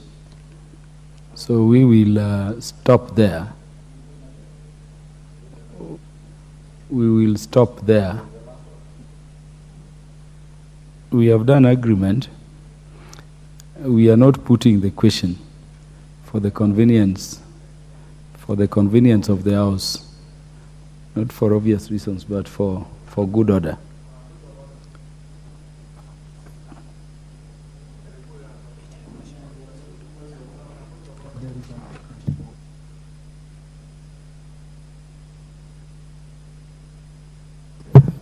I'm informed there was an adjournment motion. Yes, and time has reached.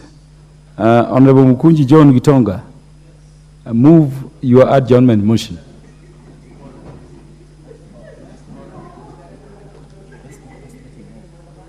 Move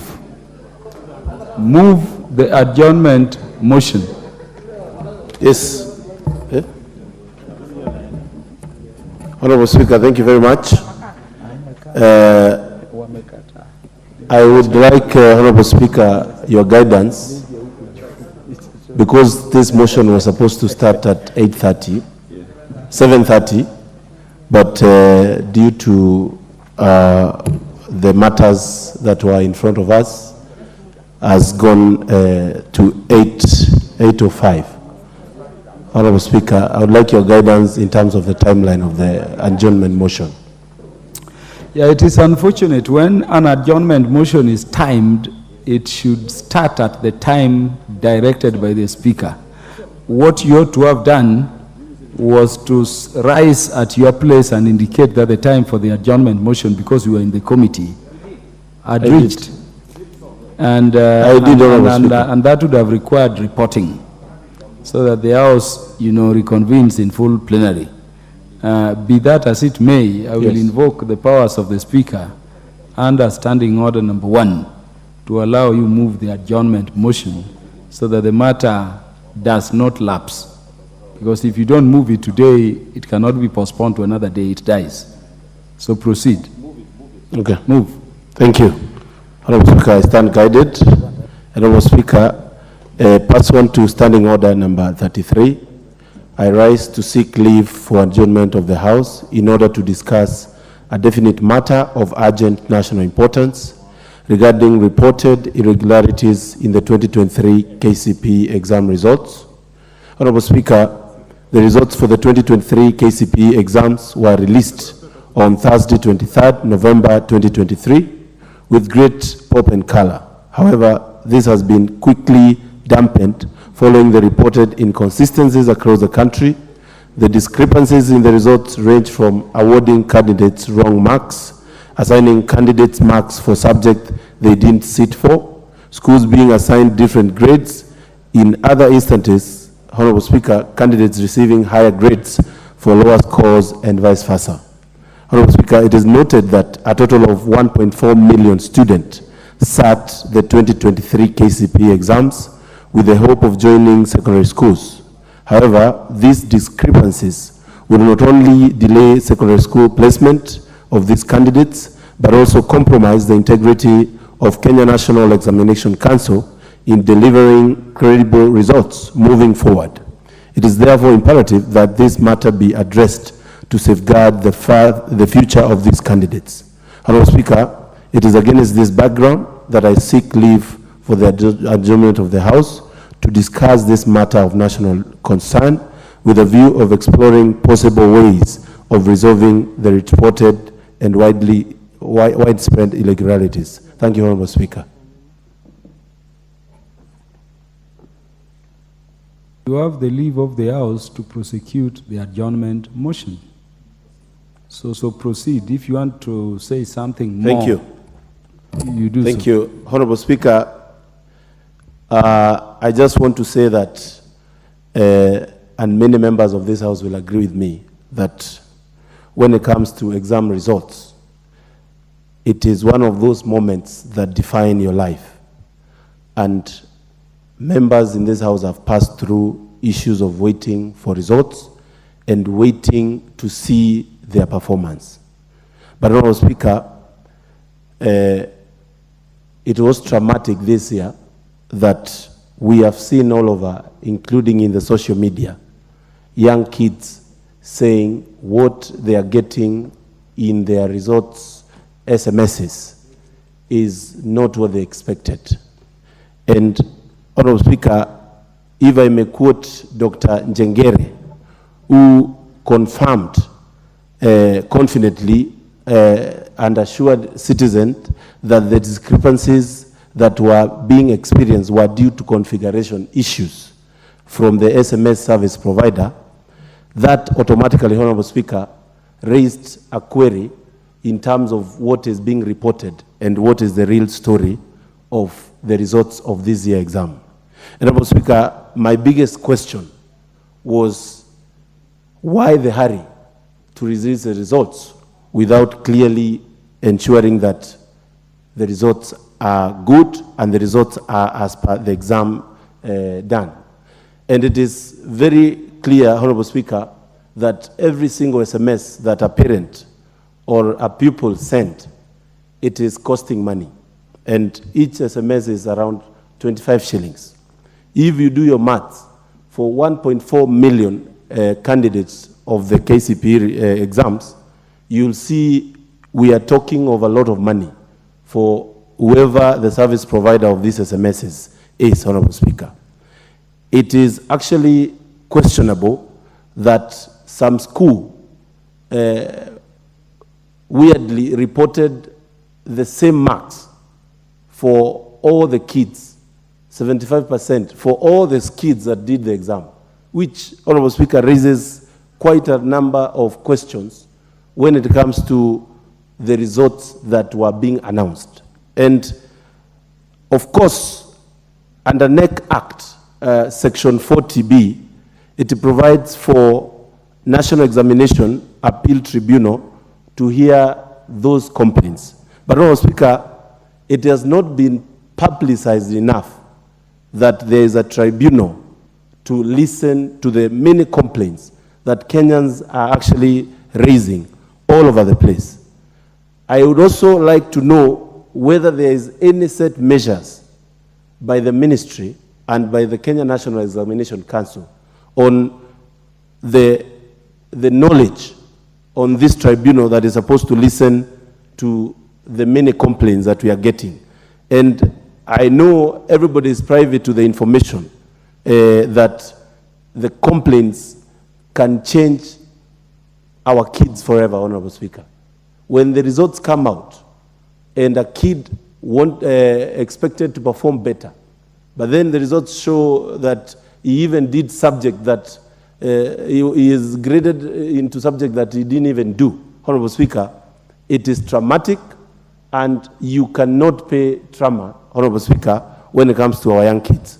So, Honorable Speaker, it is my appeal to this House to follow this issue to the latter, and my appeal to the Kenya National Examination Council that results and the credibility of announcing results of our kids, and we are coming also to know the results for KIPSEA and the KCSE, Honorable Speaker, it is not negotiable to have NEC coming out clearly and saying that these are the results and they should come out to show the performance of the kids as they're supposed to be, Honorable Speaker.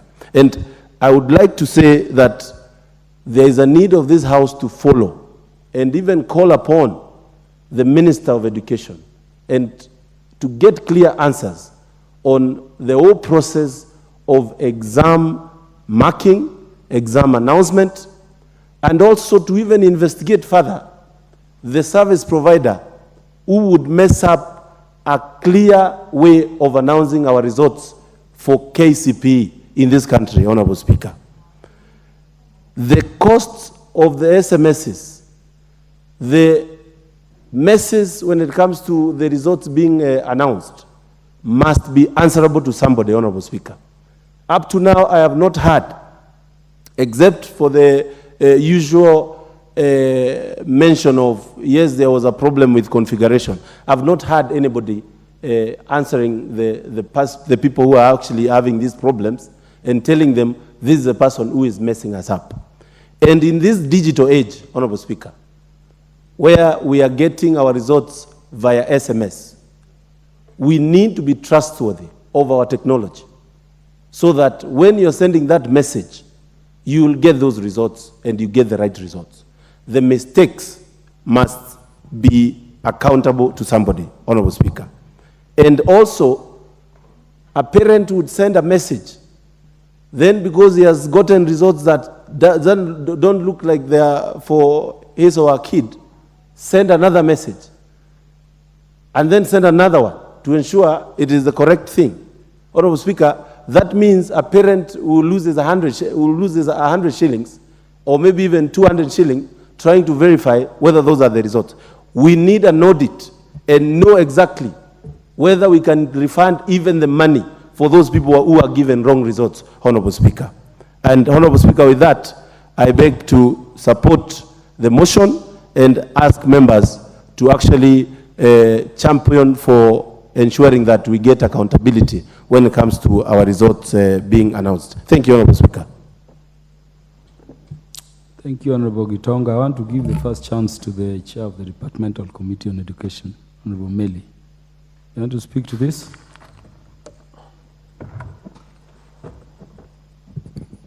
Thank you, Honorable Speaker. Honorable Speaker, I've received a writer from the CS, and I would request that you allow me to respond, to allow members to ventilate on the issue.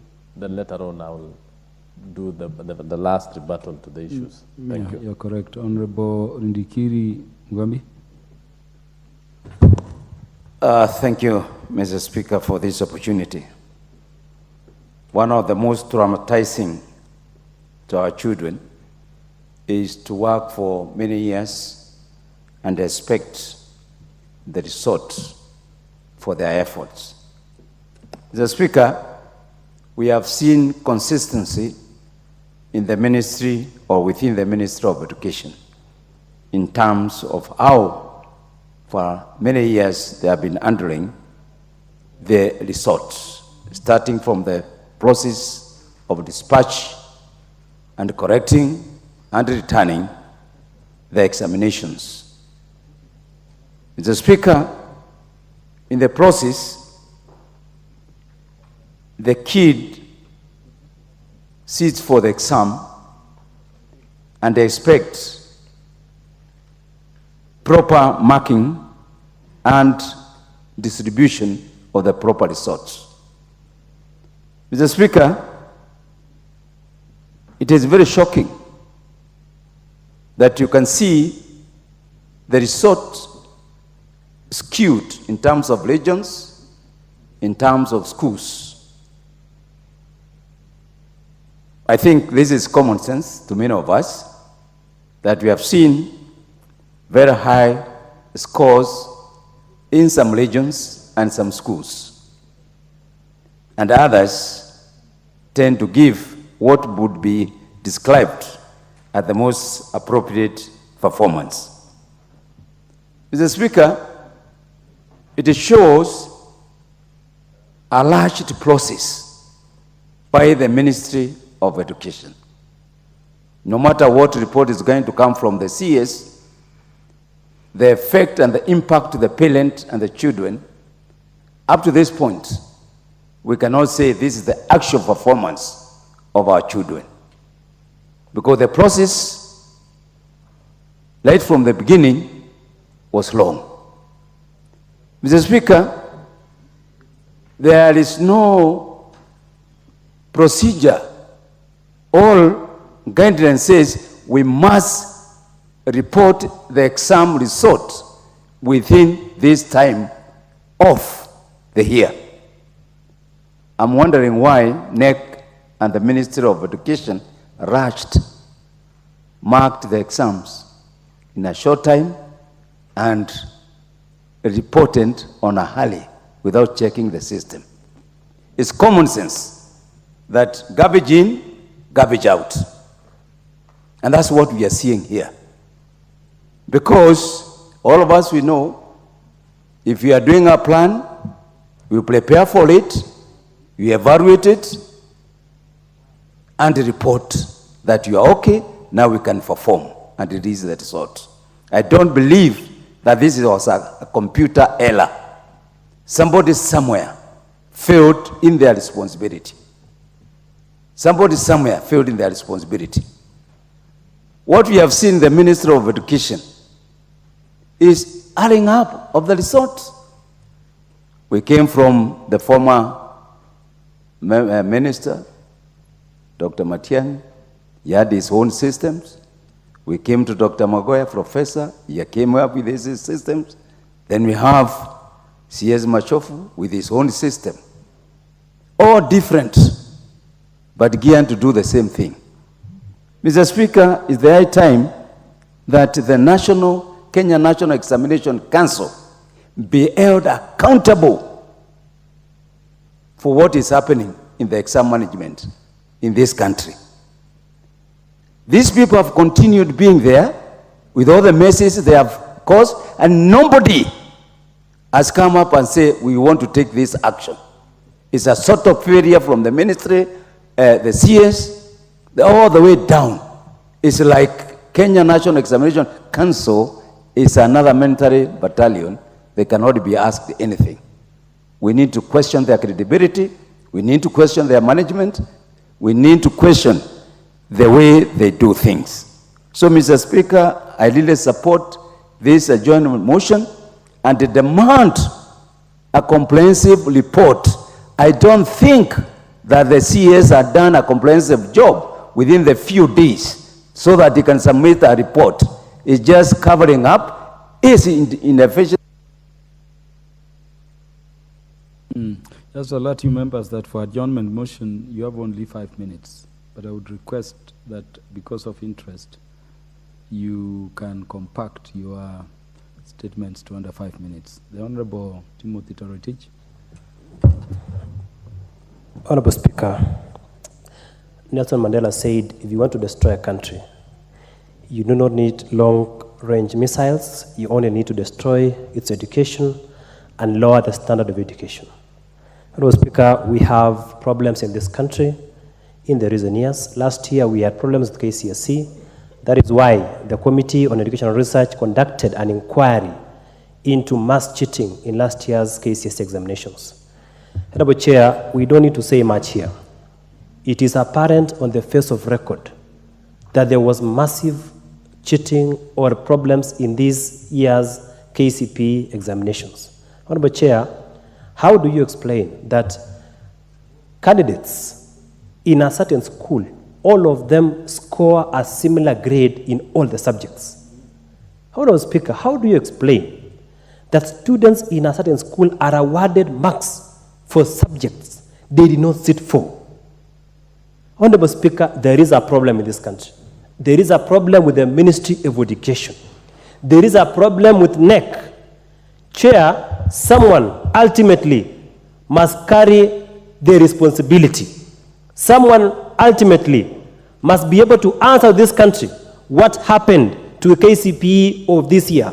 Honorable Speaker, I was just reading today's paper. There was a candidate who scored 358 marks. And today, I don't know what the process used. The marks were raised to 409. Honorable Speaker, that explains there's a problem. Finally, Honorable Speaker, I have read the NEC Act. There is a tribunal that is provided for in the Kenya National Examinations Act. That is the National Examinations Tribunal. Honorable Speaker, as we speak, that tribunal is not operational. Honorable Speaker, we do not have a chairperson of that tribunal. The chairperson has not been appointed, has been gazetted to the CS Education Chairman. Because if we have a tribunal that is not operational, that means our candidates do not have an avenue of raising their complaints, of raising disputes as envisaged in the law. Chair, finally, that tribunal is anchored in the NEC Act of 2012 against the provision of Article 159 of the Constitution that provides that such tribunal should be anchored in the judiciary. And therefore, Honorable Speaker, that tribunal, as a matter of urgency, must be gazetted, the chairperson must be appointed and be made operational. Secondly, that tribunal must be anchored in the judiciary, not in the Ministry of Education. That is an apparent conflict of interest on the face of record. There is no way a tribunal anchored in the Act, in the NEC Act, can oversight the Ministry of Education. So, Chair, there's a problem. This House must regularize. The Honorable Deko Balo, MP for Garissa Town. You want to speak to this? Yes, thank you, Mr. Speaker. I also thank you for this opportunity, and I want to thank Mheshimiwa Mkunji for bringing up this very important issue. And that's why some of us are still here, because of the interest we have developed in this motion, adjournment motion by Mheshimiwa Mkunji. Mr. Speaker, this problem that we are experiencing today, for us from the region of the North, had this problem for many years, that students' exams are manipulated to the disadvantage of them, or of those students. This is a very serious issue, because it affects the lives of these young people. These people have been, young people have been in school and have been studying for the last 8 years. And they expected after this, because this is going to be another step in their life. Going from primary school, joining secondary school is another step in their life or of their education. So affecting and manipulating their results, what they never expected, and they get that, it will dampen their spirits. They will not believe in themselves in the near future or when they go to secondary school. And in this particular case, Mr. Speaker, of the end of 844, those who used to get the exams were cancelled, had an opportunity to go back to class 8 to do the exams again for the next year. But in this particular case, this is the last 844 examination. It means there are those who got Y, meaning the exams have been cancelled, and that means they cannot proceed to Form 1 in this coming year. Mr. Speaker, somebody must take responsibility for this issue. We cannot cancel or manipulate the exams for young people who have worked so hard in the last 8 years. It is the same that we politicians have gone. Can you imagine? You've been waiting for your results during the election, and in the last minute you are told so-and-so have won, you have been beaten in the election, and you are so sure you are going to win this election. Mr. Speaker, I know you were, as a member of the other side, you know the pain that you felt when you expected to have been declared the winners of this last election, and you also felt that your results have been manipulated. This is the same problem these young people are facing. And it is difficult for them and their parents to seek justice, because it is so expensive. The process that they go through to seek justice for what has happened to them is so expensive, and they can't go through, they can't afford that. So, Mr. Speaker, this issue, NEC must take responsibility for it.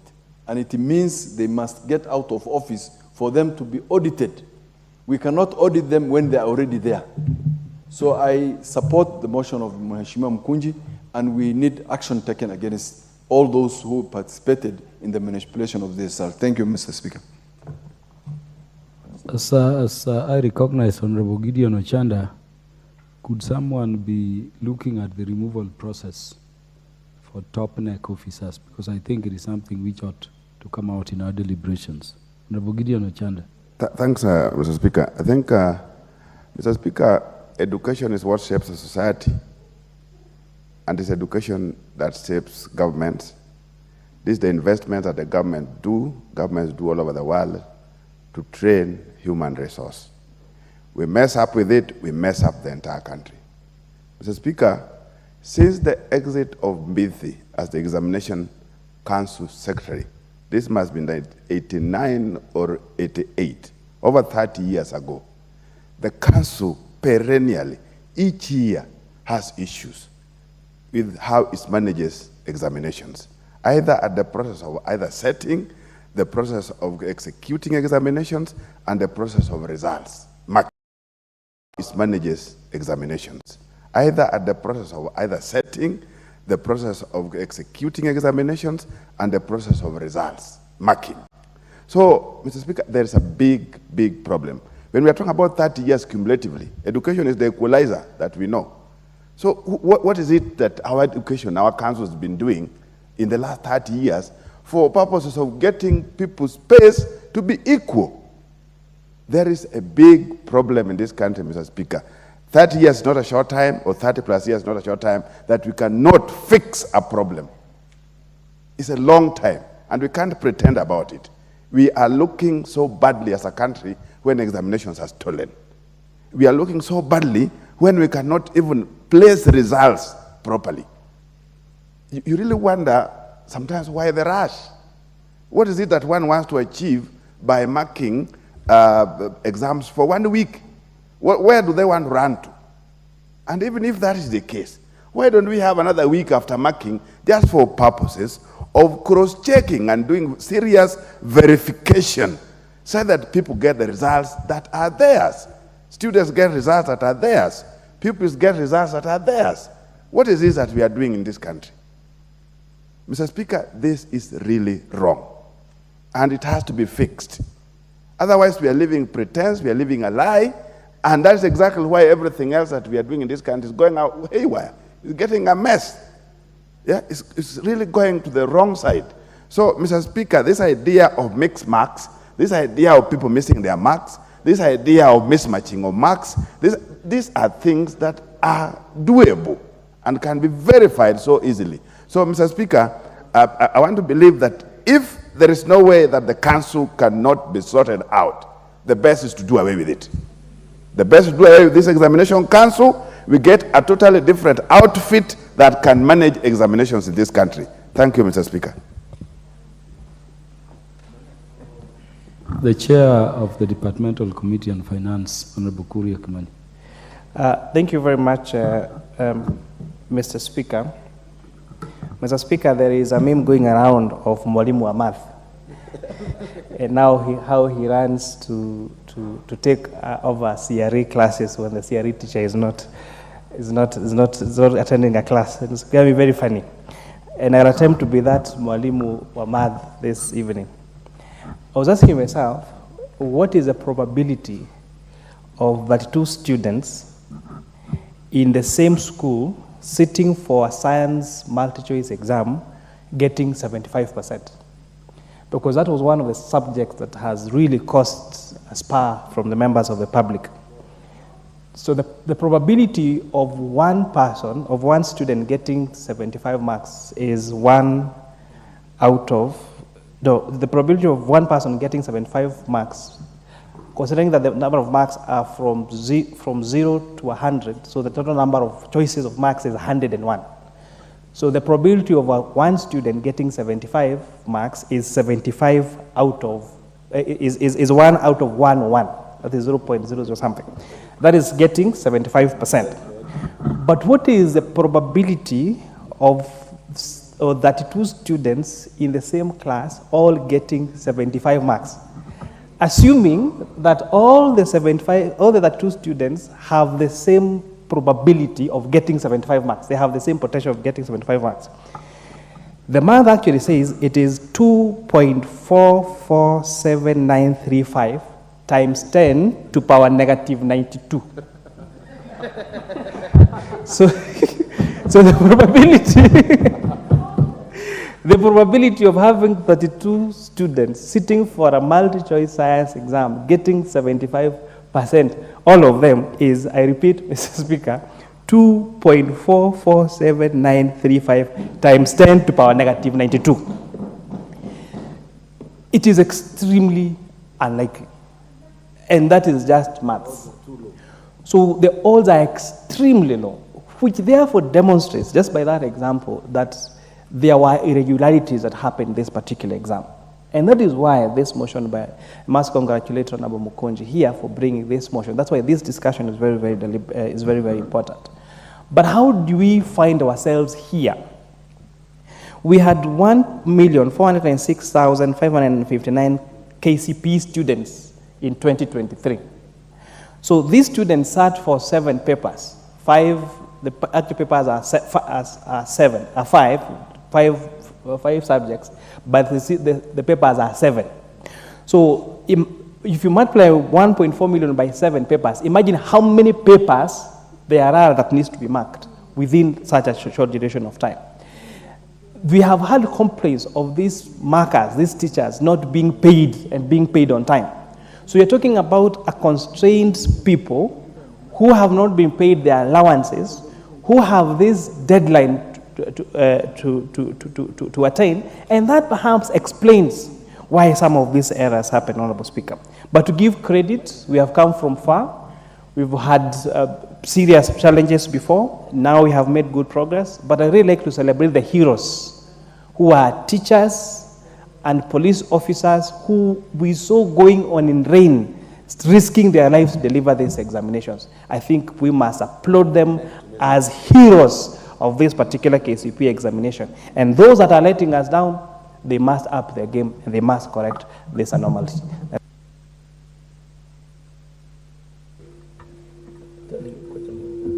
Igembe North, the Honorable Julius Taitu.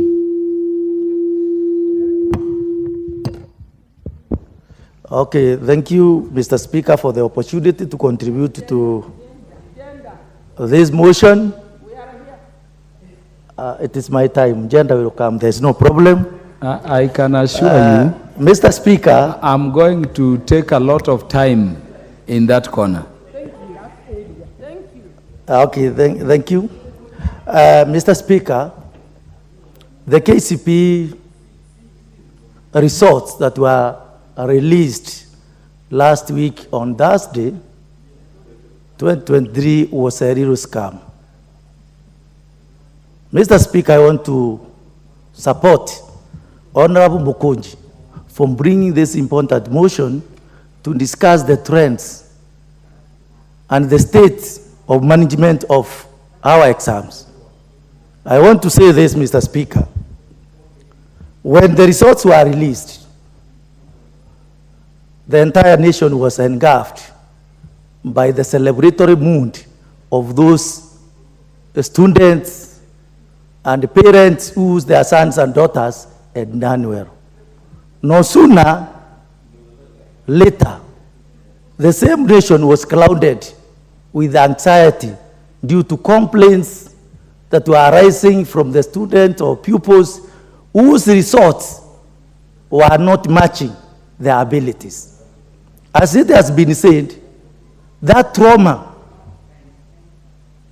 this house is there to oversight all the entire systems of this government. I went through the response that was given by the CEO NEC. It was really agonizing. He said that it is possible, since maybe social studies or any other subject is a multiple choice subject, it is possible for pupils to attain the same marks in a particular subject. This is a kind of joking with the Kenyan intellect. This does not require rocket science to note that this one cannot happen. And that's why, for record, I'm saying that the CEO NEC should be held accountable. A credible examination is a result, is a product of a credible examination process. This year, the Education Committee went around this nation, collecting views from the stakeholders about the management of the exams. There were numerous complaints by the way exams are marked, by the way examinations are processed, and the way results are released. The question, the big question is, why was the rush? If you cannot compute the results properly, if you cannot do the marking properly, if you cannot enumerate the markers well, being the CEO and the entire management should be held accountable. We support this motion. If a doctor who messes up with a patient is held accountable, then why can't the CEO who has messed with the lives of kids be held accountable? That is my submission.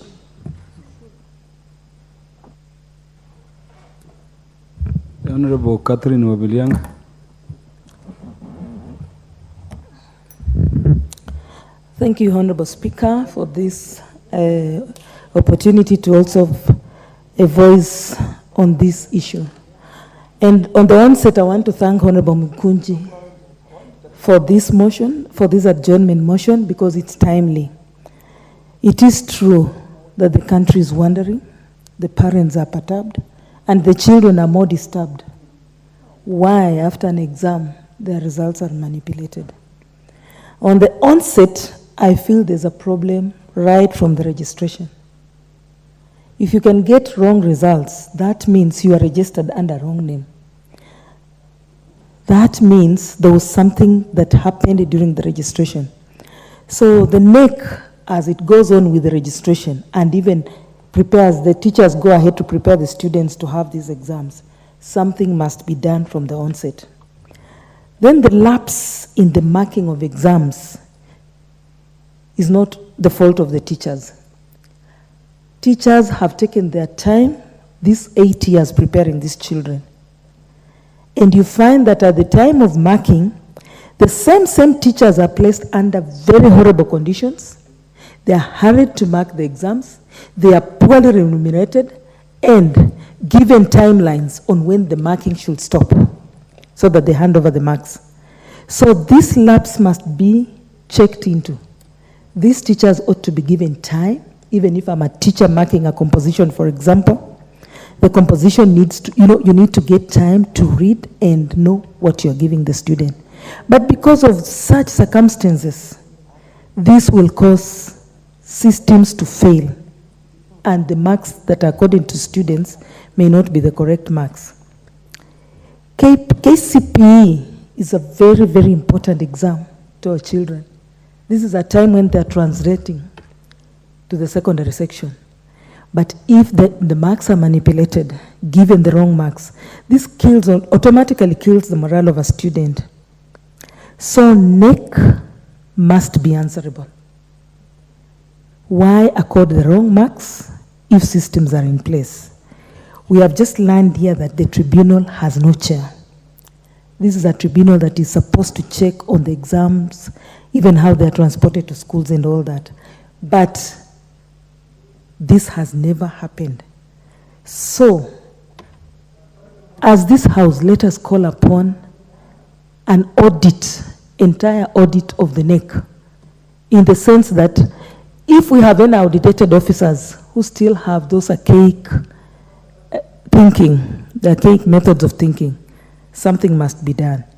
I sit on the Labor Committee. We have been discussing about an extension of, after somebody has retired, they're given an extension of time.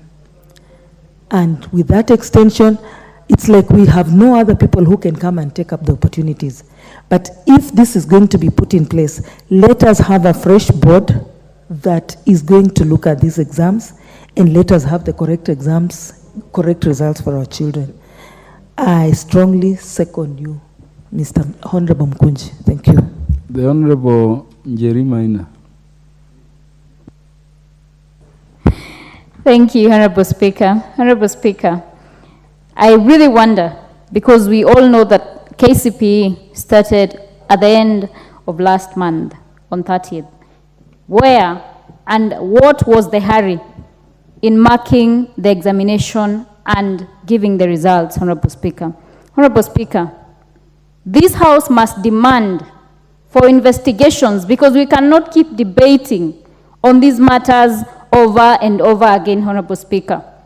NEC must be accountable to to the children of this nation and to the Kenyan people, Honorable Speaker. And if they cannot be, then they need to resign with immediate effect. Honorable Speaker, I zero in regard to the Kenya shillings 25 that were being charged per parent, Honorable Speaker. This House needs to be told who was given the contract to procure and to ensure that they send the SMSs to the parents or the students, Honorable Speaker. Honorable Speaker, some of the parents were charged multiple times, Honorable Speaker. That means that there are profits that are undeclared that were made illegally, Honorable Speaker. In regard even to basic contract law, Honorable Speaker, if you procure a service and you pay for it, you expect results, Honorable Speaker. We need to know, was it Safaricom? Was it a third-party agent? So that they can be held accountable and so that they can refund the public monies that they have illegally obtained, Honorable Speaker. It is not justifiable to charge a parent, some are even sending messages more than 10 times, Honorable Speaker. That profit is not justifiable at all, and it is unethical, Honorable Speaker, to keep such monies, Honorable Speaker. Honorable Speaker, I want to commend Honorable Gitonga Mukunji for this timely motion because it is a matter of concern for parents in all parts of this nation, Honorable Speaker. It must therefore be taken with serious consideration, Honorable Speaker, so that we clear the air and so that we protect the dignity and integrity of future examinations, Honorable Speaker. Thank you. The Honorable Gideon Kimayo. Thank you, Mr. Speaker. I also rise to support the motion brought in by Mheshimiwa Mukunji. And from the onset, Speaker, Mr. Speaker, sir, we must call out NEC. NEC is becoming a national shame to this country. Because it is not something that has just yoga this year. This has been repeated in those other years. And becomes the question, what were the other ministers of education doing so that they got it right, and the current minister of education is doing that is not getting it right? I remember when there was a minister of education who was there, and we registered 81, around 100 and something A's in Kenya. Now we are registering again in KCSE more than 5,000. What is he doing that the previous ministers were doing so that they got it right? So we must call out NEC, we must call out the Minister for Education. And Mr. Speaker, if there's need, this minister must be brought to this House, he must answer Kenyans, he must tell the representatives of the people outside there who are in this House what he's doing in the Ministry of Education, so that he's not doing the right work that the previous ministers were doing. Mr. Speaker, I ask NEC, the president is asking us to go online. He's trying so much so that Kenyans can do their work online.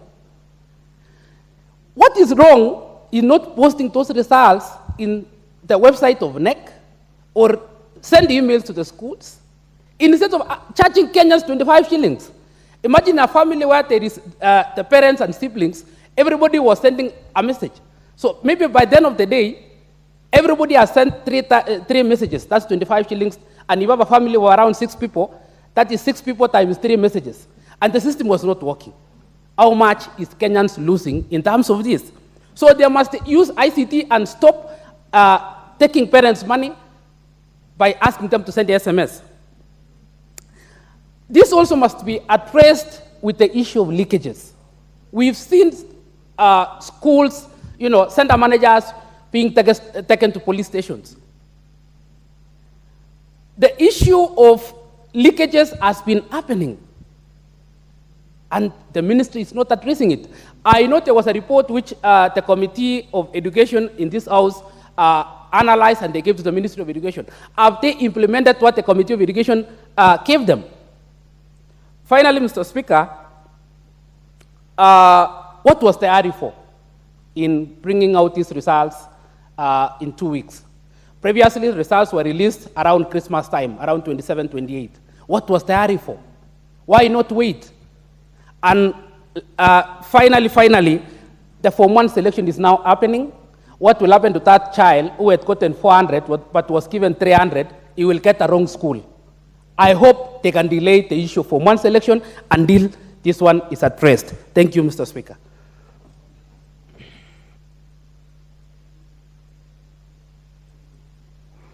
Honorable Shakil Shabir, please tell the House how you can do exams, then be awarded grades in a subject you never did exams on. Thank you, Mr. Speaker, sir. That is one of the mysteries that has come about over time. Mr. Speaker, sir, in our time, the Ministry of Education, the Minister, and all those who took exams, marked exams, were sober, responsible, worked in a manner that gave exuded confidence. So even when our results were coming out, they didn't put them on SMSs or whatever else. They were on sheets of paper stuck at our school, and we would go there and we would read them, because they were there, they were signed, they were stamped by the minister and everything else. Over the 20 years that I have been a member of parliament, and even before, I have found that the Minister of Education all of them want to become superstars. All of them are doing faster than the last one, whether it is whoever the minister is. Everybody wants to do better than the other. They will want to take shortcuts. They will go in fancy suits. They will go in fancy cars. They will have fancy meetings. And we have spent millions of shillings to go to a Muthiani house with all the paraphernalia to go and announce something that they don't know. NEC, I was told in '87, was sensible. Now you question me and ask me, and when I did my CPE and when you did yours, had anybody questioned anybody? No, when we were told it's this, we knew it was that. If you did not do well, you didn't say, oh, the child thinks I should have got that. No, there was a confidence. Right now, the Ministry of Education is becoming a lottery. Unalipa, unapata. No, so the thing is, they become the runaround, and they go and make these announcements that by Friday we are going to have the results. What results? Rubbish in, rubbish out. And I want the minister, sensible gentleman, was in the house. What's wrong with him? We have had the Magohas, we have had the Matiangis, and before that we have said so many, each of them coming with designer suits nowadays and making sure that they are going to be faster than the other. It makes no sense.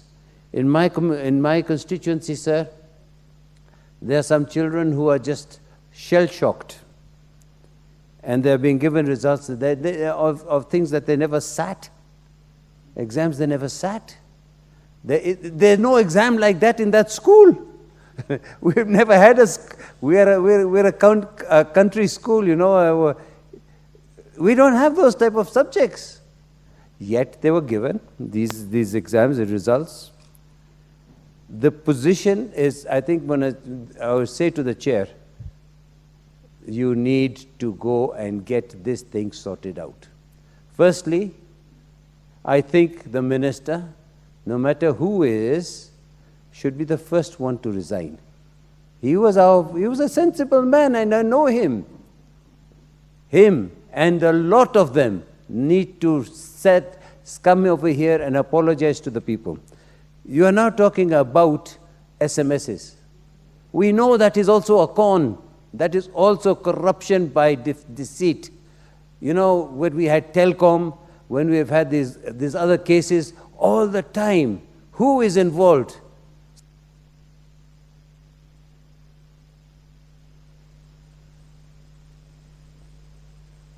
Honorable Shakil Shabir, for an adjournment motion, you cannot go beyond 5 minutes under the standing orders.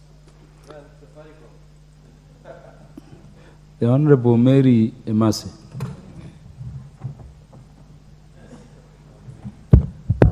Thank you, Honorable Speaker. I want to support this adjournment motion. Honorable Speaker, the expectations of every student and every parent is at least to get fair and accurate results after an examination. After putting in so much effort the students put in to prepare, after the struggle the parents go through, going without food to make sure that your child stays in school so that he can be able to pass in his exam. Indeed, the kind of results we've been treated to are very disturbing, Honorable Speaker.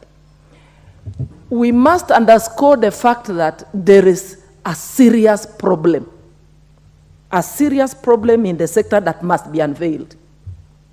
What we're seeing is a symptom of a disease which, if not addressed, is going to destroy the future of our children. So the minister must rein on NEC, must rein on rogue individuals within the ministry, and then he must come out and tell Kenyans the truth of what is happening in the ministry. We cannot pretend. Because this competition of who is the faster in releasing exams, it is proving futile. It is immaterial. And after the other year, the exam of last year, the ministry should have carried an audit, done an assessment to validate the systems and improve on them so that this time, as they continue with the competition to supersede their predecessors, we should have had better results. Because now what is happening, they are putting the integrity, they are compromising the integrity of examinations in Kenya, and therefore giving our students a very negative and, a bad perception. So, Honorable Speaker, we cannot continue to talk about the quality of the results. How do you explain everyone in the class getting the same marks? How do you explain a student being given marks for an exam they did not sit for? Some people in the ministry are sleeping, and therefore they must go home. Members, we must act on this one. We cannot continue to joke around. We are the representatives of the people. We have come here to represent the people, and we must bite this time. Chair Education, get to work. This cannot continue. It must come to an end. Thank you, Honorable Speaker.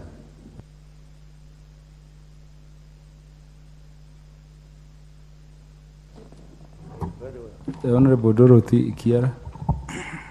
Honorable Dorothy Kiara, because of shortness of time, why don't you try compressing within 3 minutes so that Honorable Joses Lalmangit can also have 3, and Honorable Stephen 3 minutes, and then we conclude with the Chair Education Committee.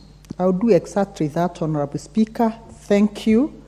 I thank Honorable Gitonga Mukunji for this adjournment motion.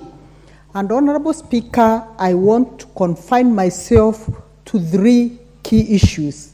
But Honorable Speaker, before I say anything, I want to thank the teachers who worked with these students all the way from class 1 up to the time of examination, Honorable Speaker. And Honorable Speaker, I'm pained tonight because we are speaking of a process that started 9 years ago. And it was running so well, but it has ended badly. Honorable Speaker, I want to join my colleagues in stating that there were massive anomalies in the examination. This, number one, we saw students who scored as low as 3% in social studies. There was misalignment in Kiswahili grades, some indicating sign language, awarding of identical marks in a class, 75% in one subject for all the students who had done that exam. Honorable Speaker, in all the years that I've been a career teacher, I have never witnessed an occasion where students score identical marks, all of them. Honorable Speaker, this is a very clear indication that there was something seriously wrong with this. Honorable Speaker, why are exams administered? Exams are done so that students can be placed in the right place where their knowledge places them. Honorable Speaker, the only way we can be able to correct this anomaly is ensuring that as much as possible,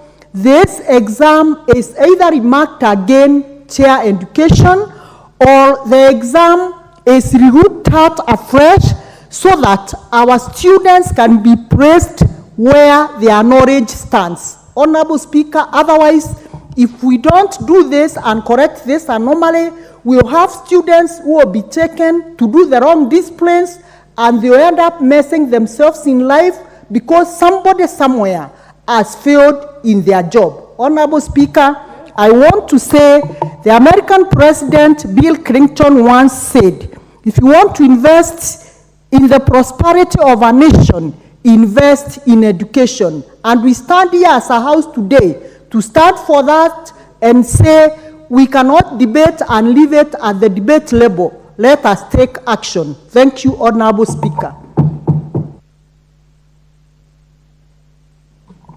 Thank you, Honorable Speaker. Proceed, Honorable Joseph Lelmangit. Okay, first I want to thank the Honorable Mugunji, MP for Manyata constituency, for bringing up this discussion. The Ministry of Education takes up the largest share of Kenya's development budget, up to a tune of 650 billion shillings. And therefore, we demand for results. We demand for value for our money. Having said that, Mr. Speaker, is NEC taking advantage of these poor Kenyans? I want to give a particular case in releasing these results. How we disseminate results. Why couldn't we put these results on a NEC portal so that these can be accessed by all Kenyans across the country? Charging 25 shillings per SMS is absurd. I've never seen that before. The highest in Kenya's history, charging these short call SMS for 25 shillings. Has NEC become a betting company? Because that amount is closer to for the ones the youth and the people use for betting. That is really absurd. I calculated here, Mr. Speaker, charging 25 shillings for 1.4 million Kenyans, sending these SMSs close to 4 times, that comes to 700 million shillings, Mr. Speaker. Is it a money minting institution or what is it? So that is the question that I want to challenge the Ministry of Education and the Oversight Committee to oversight on that area. That really puzzles me what the amount of money NEC is getting. And I know this money is shared between the service provider, which would be Safaricom, and the NEC body. So that is my main challenge that I want this Honorable House to investigate on. Thank you, Mr. Speaker. Honorable Stephen Mogaka for 2 minutes. Thank you, Mr. Speaker, for allowing me to contribute, and thank you, Honorable Gitonga Mukunji. You are my hero. I condemn in the strongest words possible the conduct of Kenya National Examination Council. These were not exams they were administering. This is a bogus NEC. This is a rogue NEC. This country has done away with a rogue IBC. Why can we not do away with this rogue neck? In my constituency, Nyamira South Sub-County, they targeted certain schools. They were stripping girls. Yes, they were stripping girls, men stripping girls, going to do examinations. These are just sex pests hiding under neck, trying to molest our children, violating them left, right, and center. I was one of the first people to issue a very hard statement saying that this neck is rogue. I am not surprised these are the results they are giving us. These were fixed results. These are not results of our children. You can defraud anybody, but don't defraud Kenyan children. Education is everything. If you can bar a child from pursuing their career, from becoming the best Kenyan citizens that they can ever be, what do we have that neck for? What was the hurry of releasing these results? I urge this House, if there is anything we can do for these Kenyans, it is to disband that neck. It is to order for re-examination or remarking of those examinations by independent NEC officials, and we give our children the correct marks. We stopped schools because of COVID. Why can't we stop schools for even 3 months so that we give our children the correct marks? Mr. Speaker, I beg to support.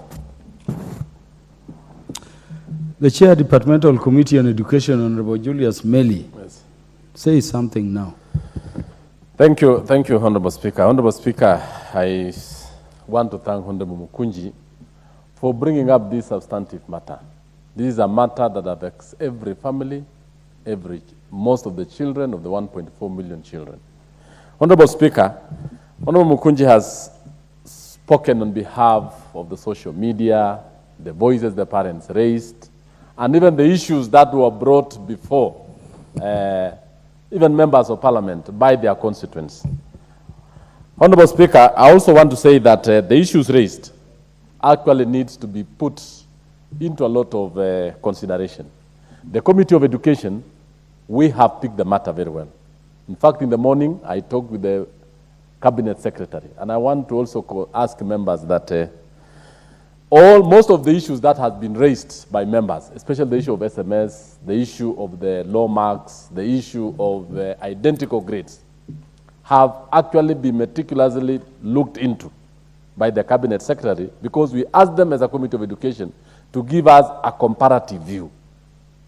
In fact, in a very long report that I have here, Honorable Speaker, which I'll request that I don't read because of time, but I want to just say this, that every other issue that has been raised by the members, that has been raised by the society, that has been raised in the social media, has actually been well addressed by the Cabinet Secretary. And I want to thank him because he has taken such a very short time. He has just looked at every other issue. The issue of the SMS, for example, in fact, he has put it down and said that yes, there was that 10 minutes, about 10 minutes of delay. And he actually went down and asked the service provider vis-a-vis the company that was given to show cause on certain issues. And in fact, he even went to an extent of asking them that the monies that were asked should not actually be charged on this. And he gave a lot of details on this. And Honorable Speaker, I want to say this. Because he's appearing before the committee, and most of the issues needs lengthy explanations. And this Committee of Education, in the last KCSE exams, and I've had members say that the CS and the team didn't implement. They did implement a lot, especially on the KCSE recommendations of Education Committee. The issue of doing exams, what we call morning and afternoon, so that you avoid early exposure. Those were the implemented of the Cabinet Secretary, and they are very brilliant issues. The issue of schools having similar marks, Honorable Speaker, I can give a very long list of how students have been scoring from 2015, because we asked them, is this an anomaly of this year alone? He gave a list here where we have schools that are similar marks in 2016, 3 schools in 2017, certain schools, 7 schools in 2019, and all the centers that were there. In fact, I would want to say this. Thank you, Speaker. When are you sitting as a committee of Yes. the matter you mentioned. In fact, thank you, Honorable Speaker. In fact, I want to tell the House and the country that we are having a meeting with the CS next week on Thursday, so that all the issues that have been raised, and I want to thank the members because we represent the people, we represent Kenyans, we represent this country. Even the issues that Honorable Member for Nyamira has just put it, actually it is wrong to actually have male teachers frisk girls. If it did happen that way, I'm asking members that particular time, we will indulge you, the Speaker and the House, that we actually have that particular meeting in this plenary, so that members of the House, members of Parliament can come in and the CS can be there, because he has actually given me very good, very detailed information on each and every issue. One of the issues, Honorable Speaker, if you can allow me, which is actually very, very informative, is the issue of the concerns the public raised. In fact, he has actually addressed most of the concerns, and in each of these, because I'll want him to come and say it here and clarify himself with the officers, I even indicated to him that he needs to come with NEC, the CEO NEC, the NEC officers who are actually manning exams, so that each and every other issue that we have is addressed. No, I want him to give this to conclude, yes, because this is a very important matter. So, Honorable Speaker, that's why I'm saying... Honorable Meli, yes, you must know that what Honorable Stephen Mogaka was speaking to is not isolated. It is not isolated. I know a school somewhere around where I come from, where some people at NEC got the mobile number of a school, purported to send an exam, went to the gate, went to the teacher saying, we sent, there is something on your phone, and by the way, they are just extorting teachers, even on KCSE. It's not a light matter. Honorable Speaker, in fact, an issue that came out very, very seriously was the issue of the unusually low marks.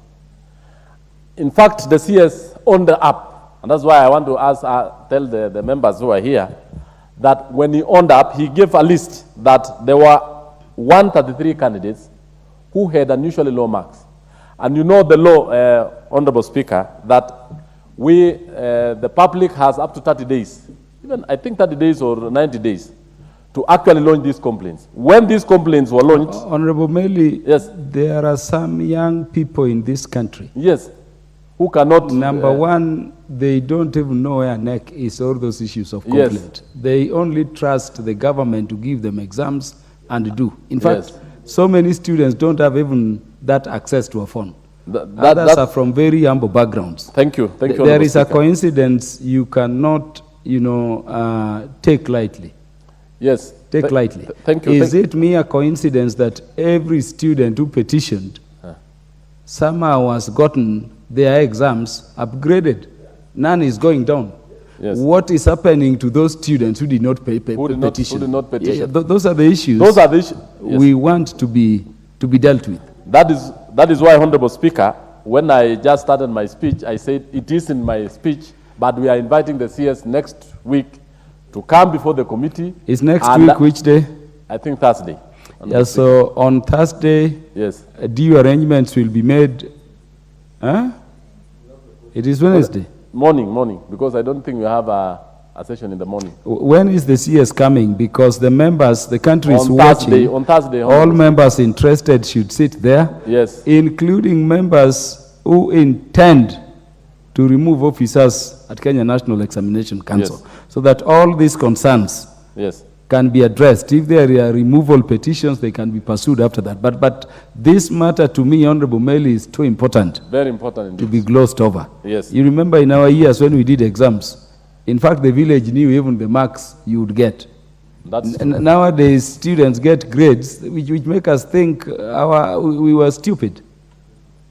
Thank you. So thank you, Honorable Speaker, and I want to tell the House and members that when the CS comes, that's the time now when members on Thursday and the administration of Parliament is requested to make a bigger room for as many as members as would like to attend, to attend that session. I thank you, Honorable Meli, for that preliminary report.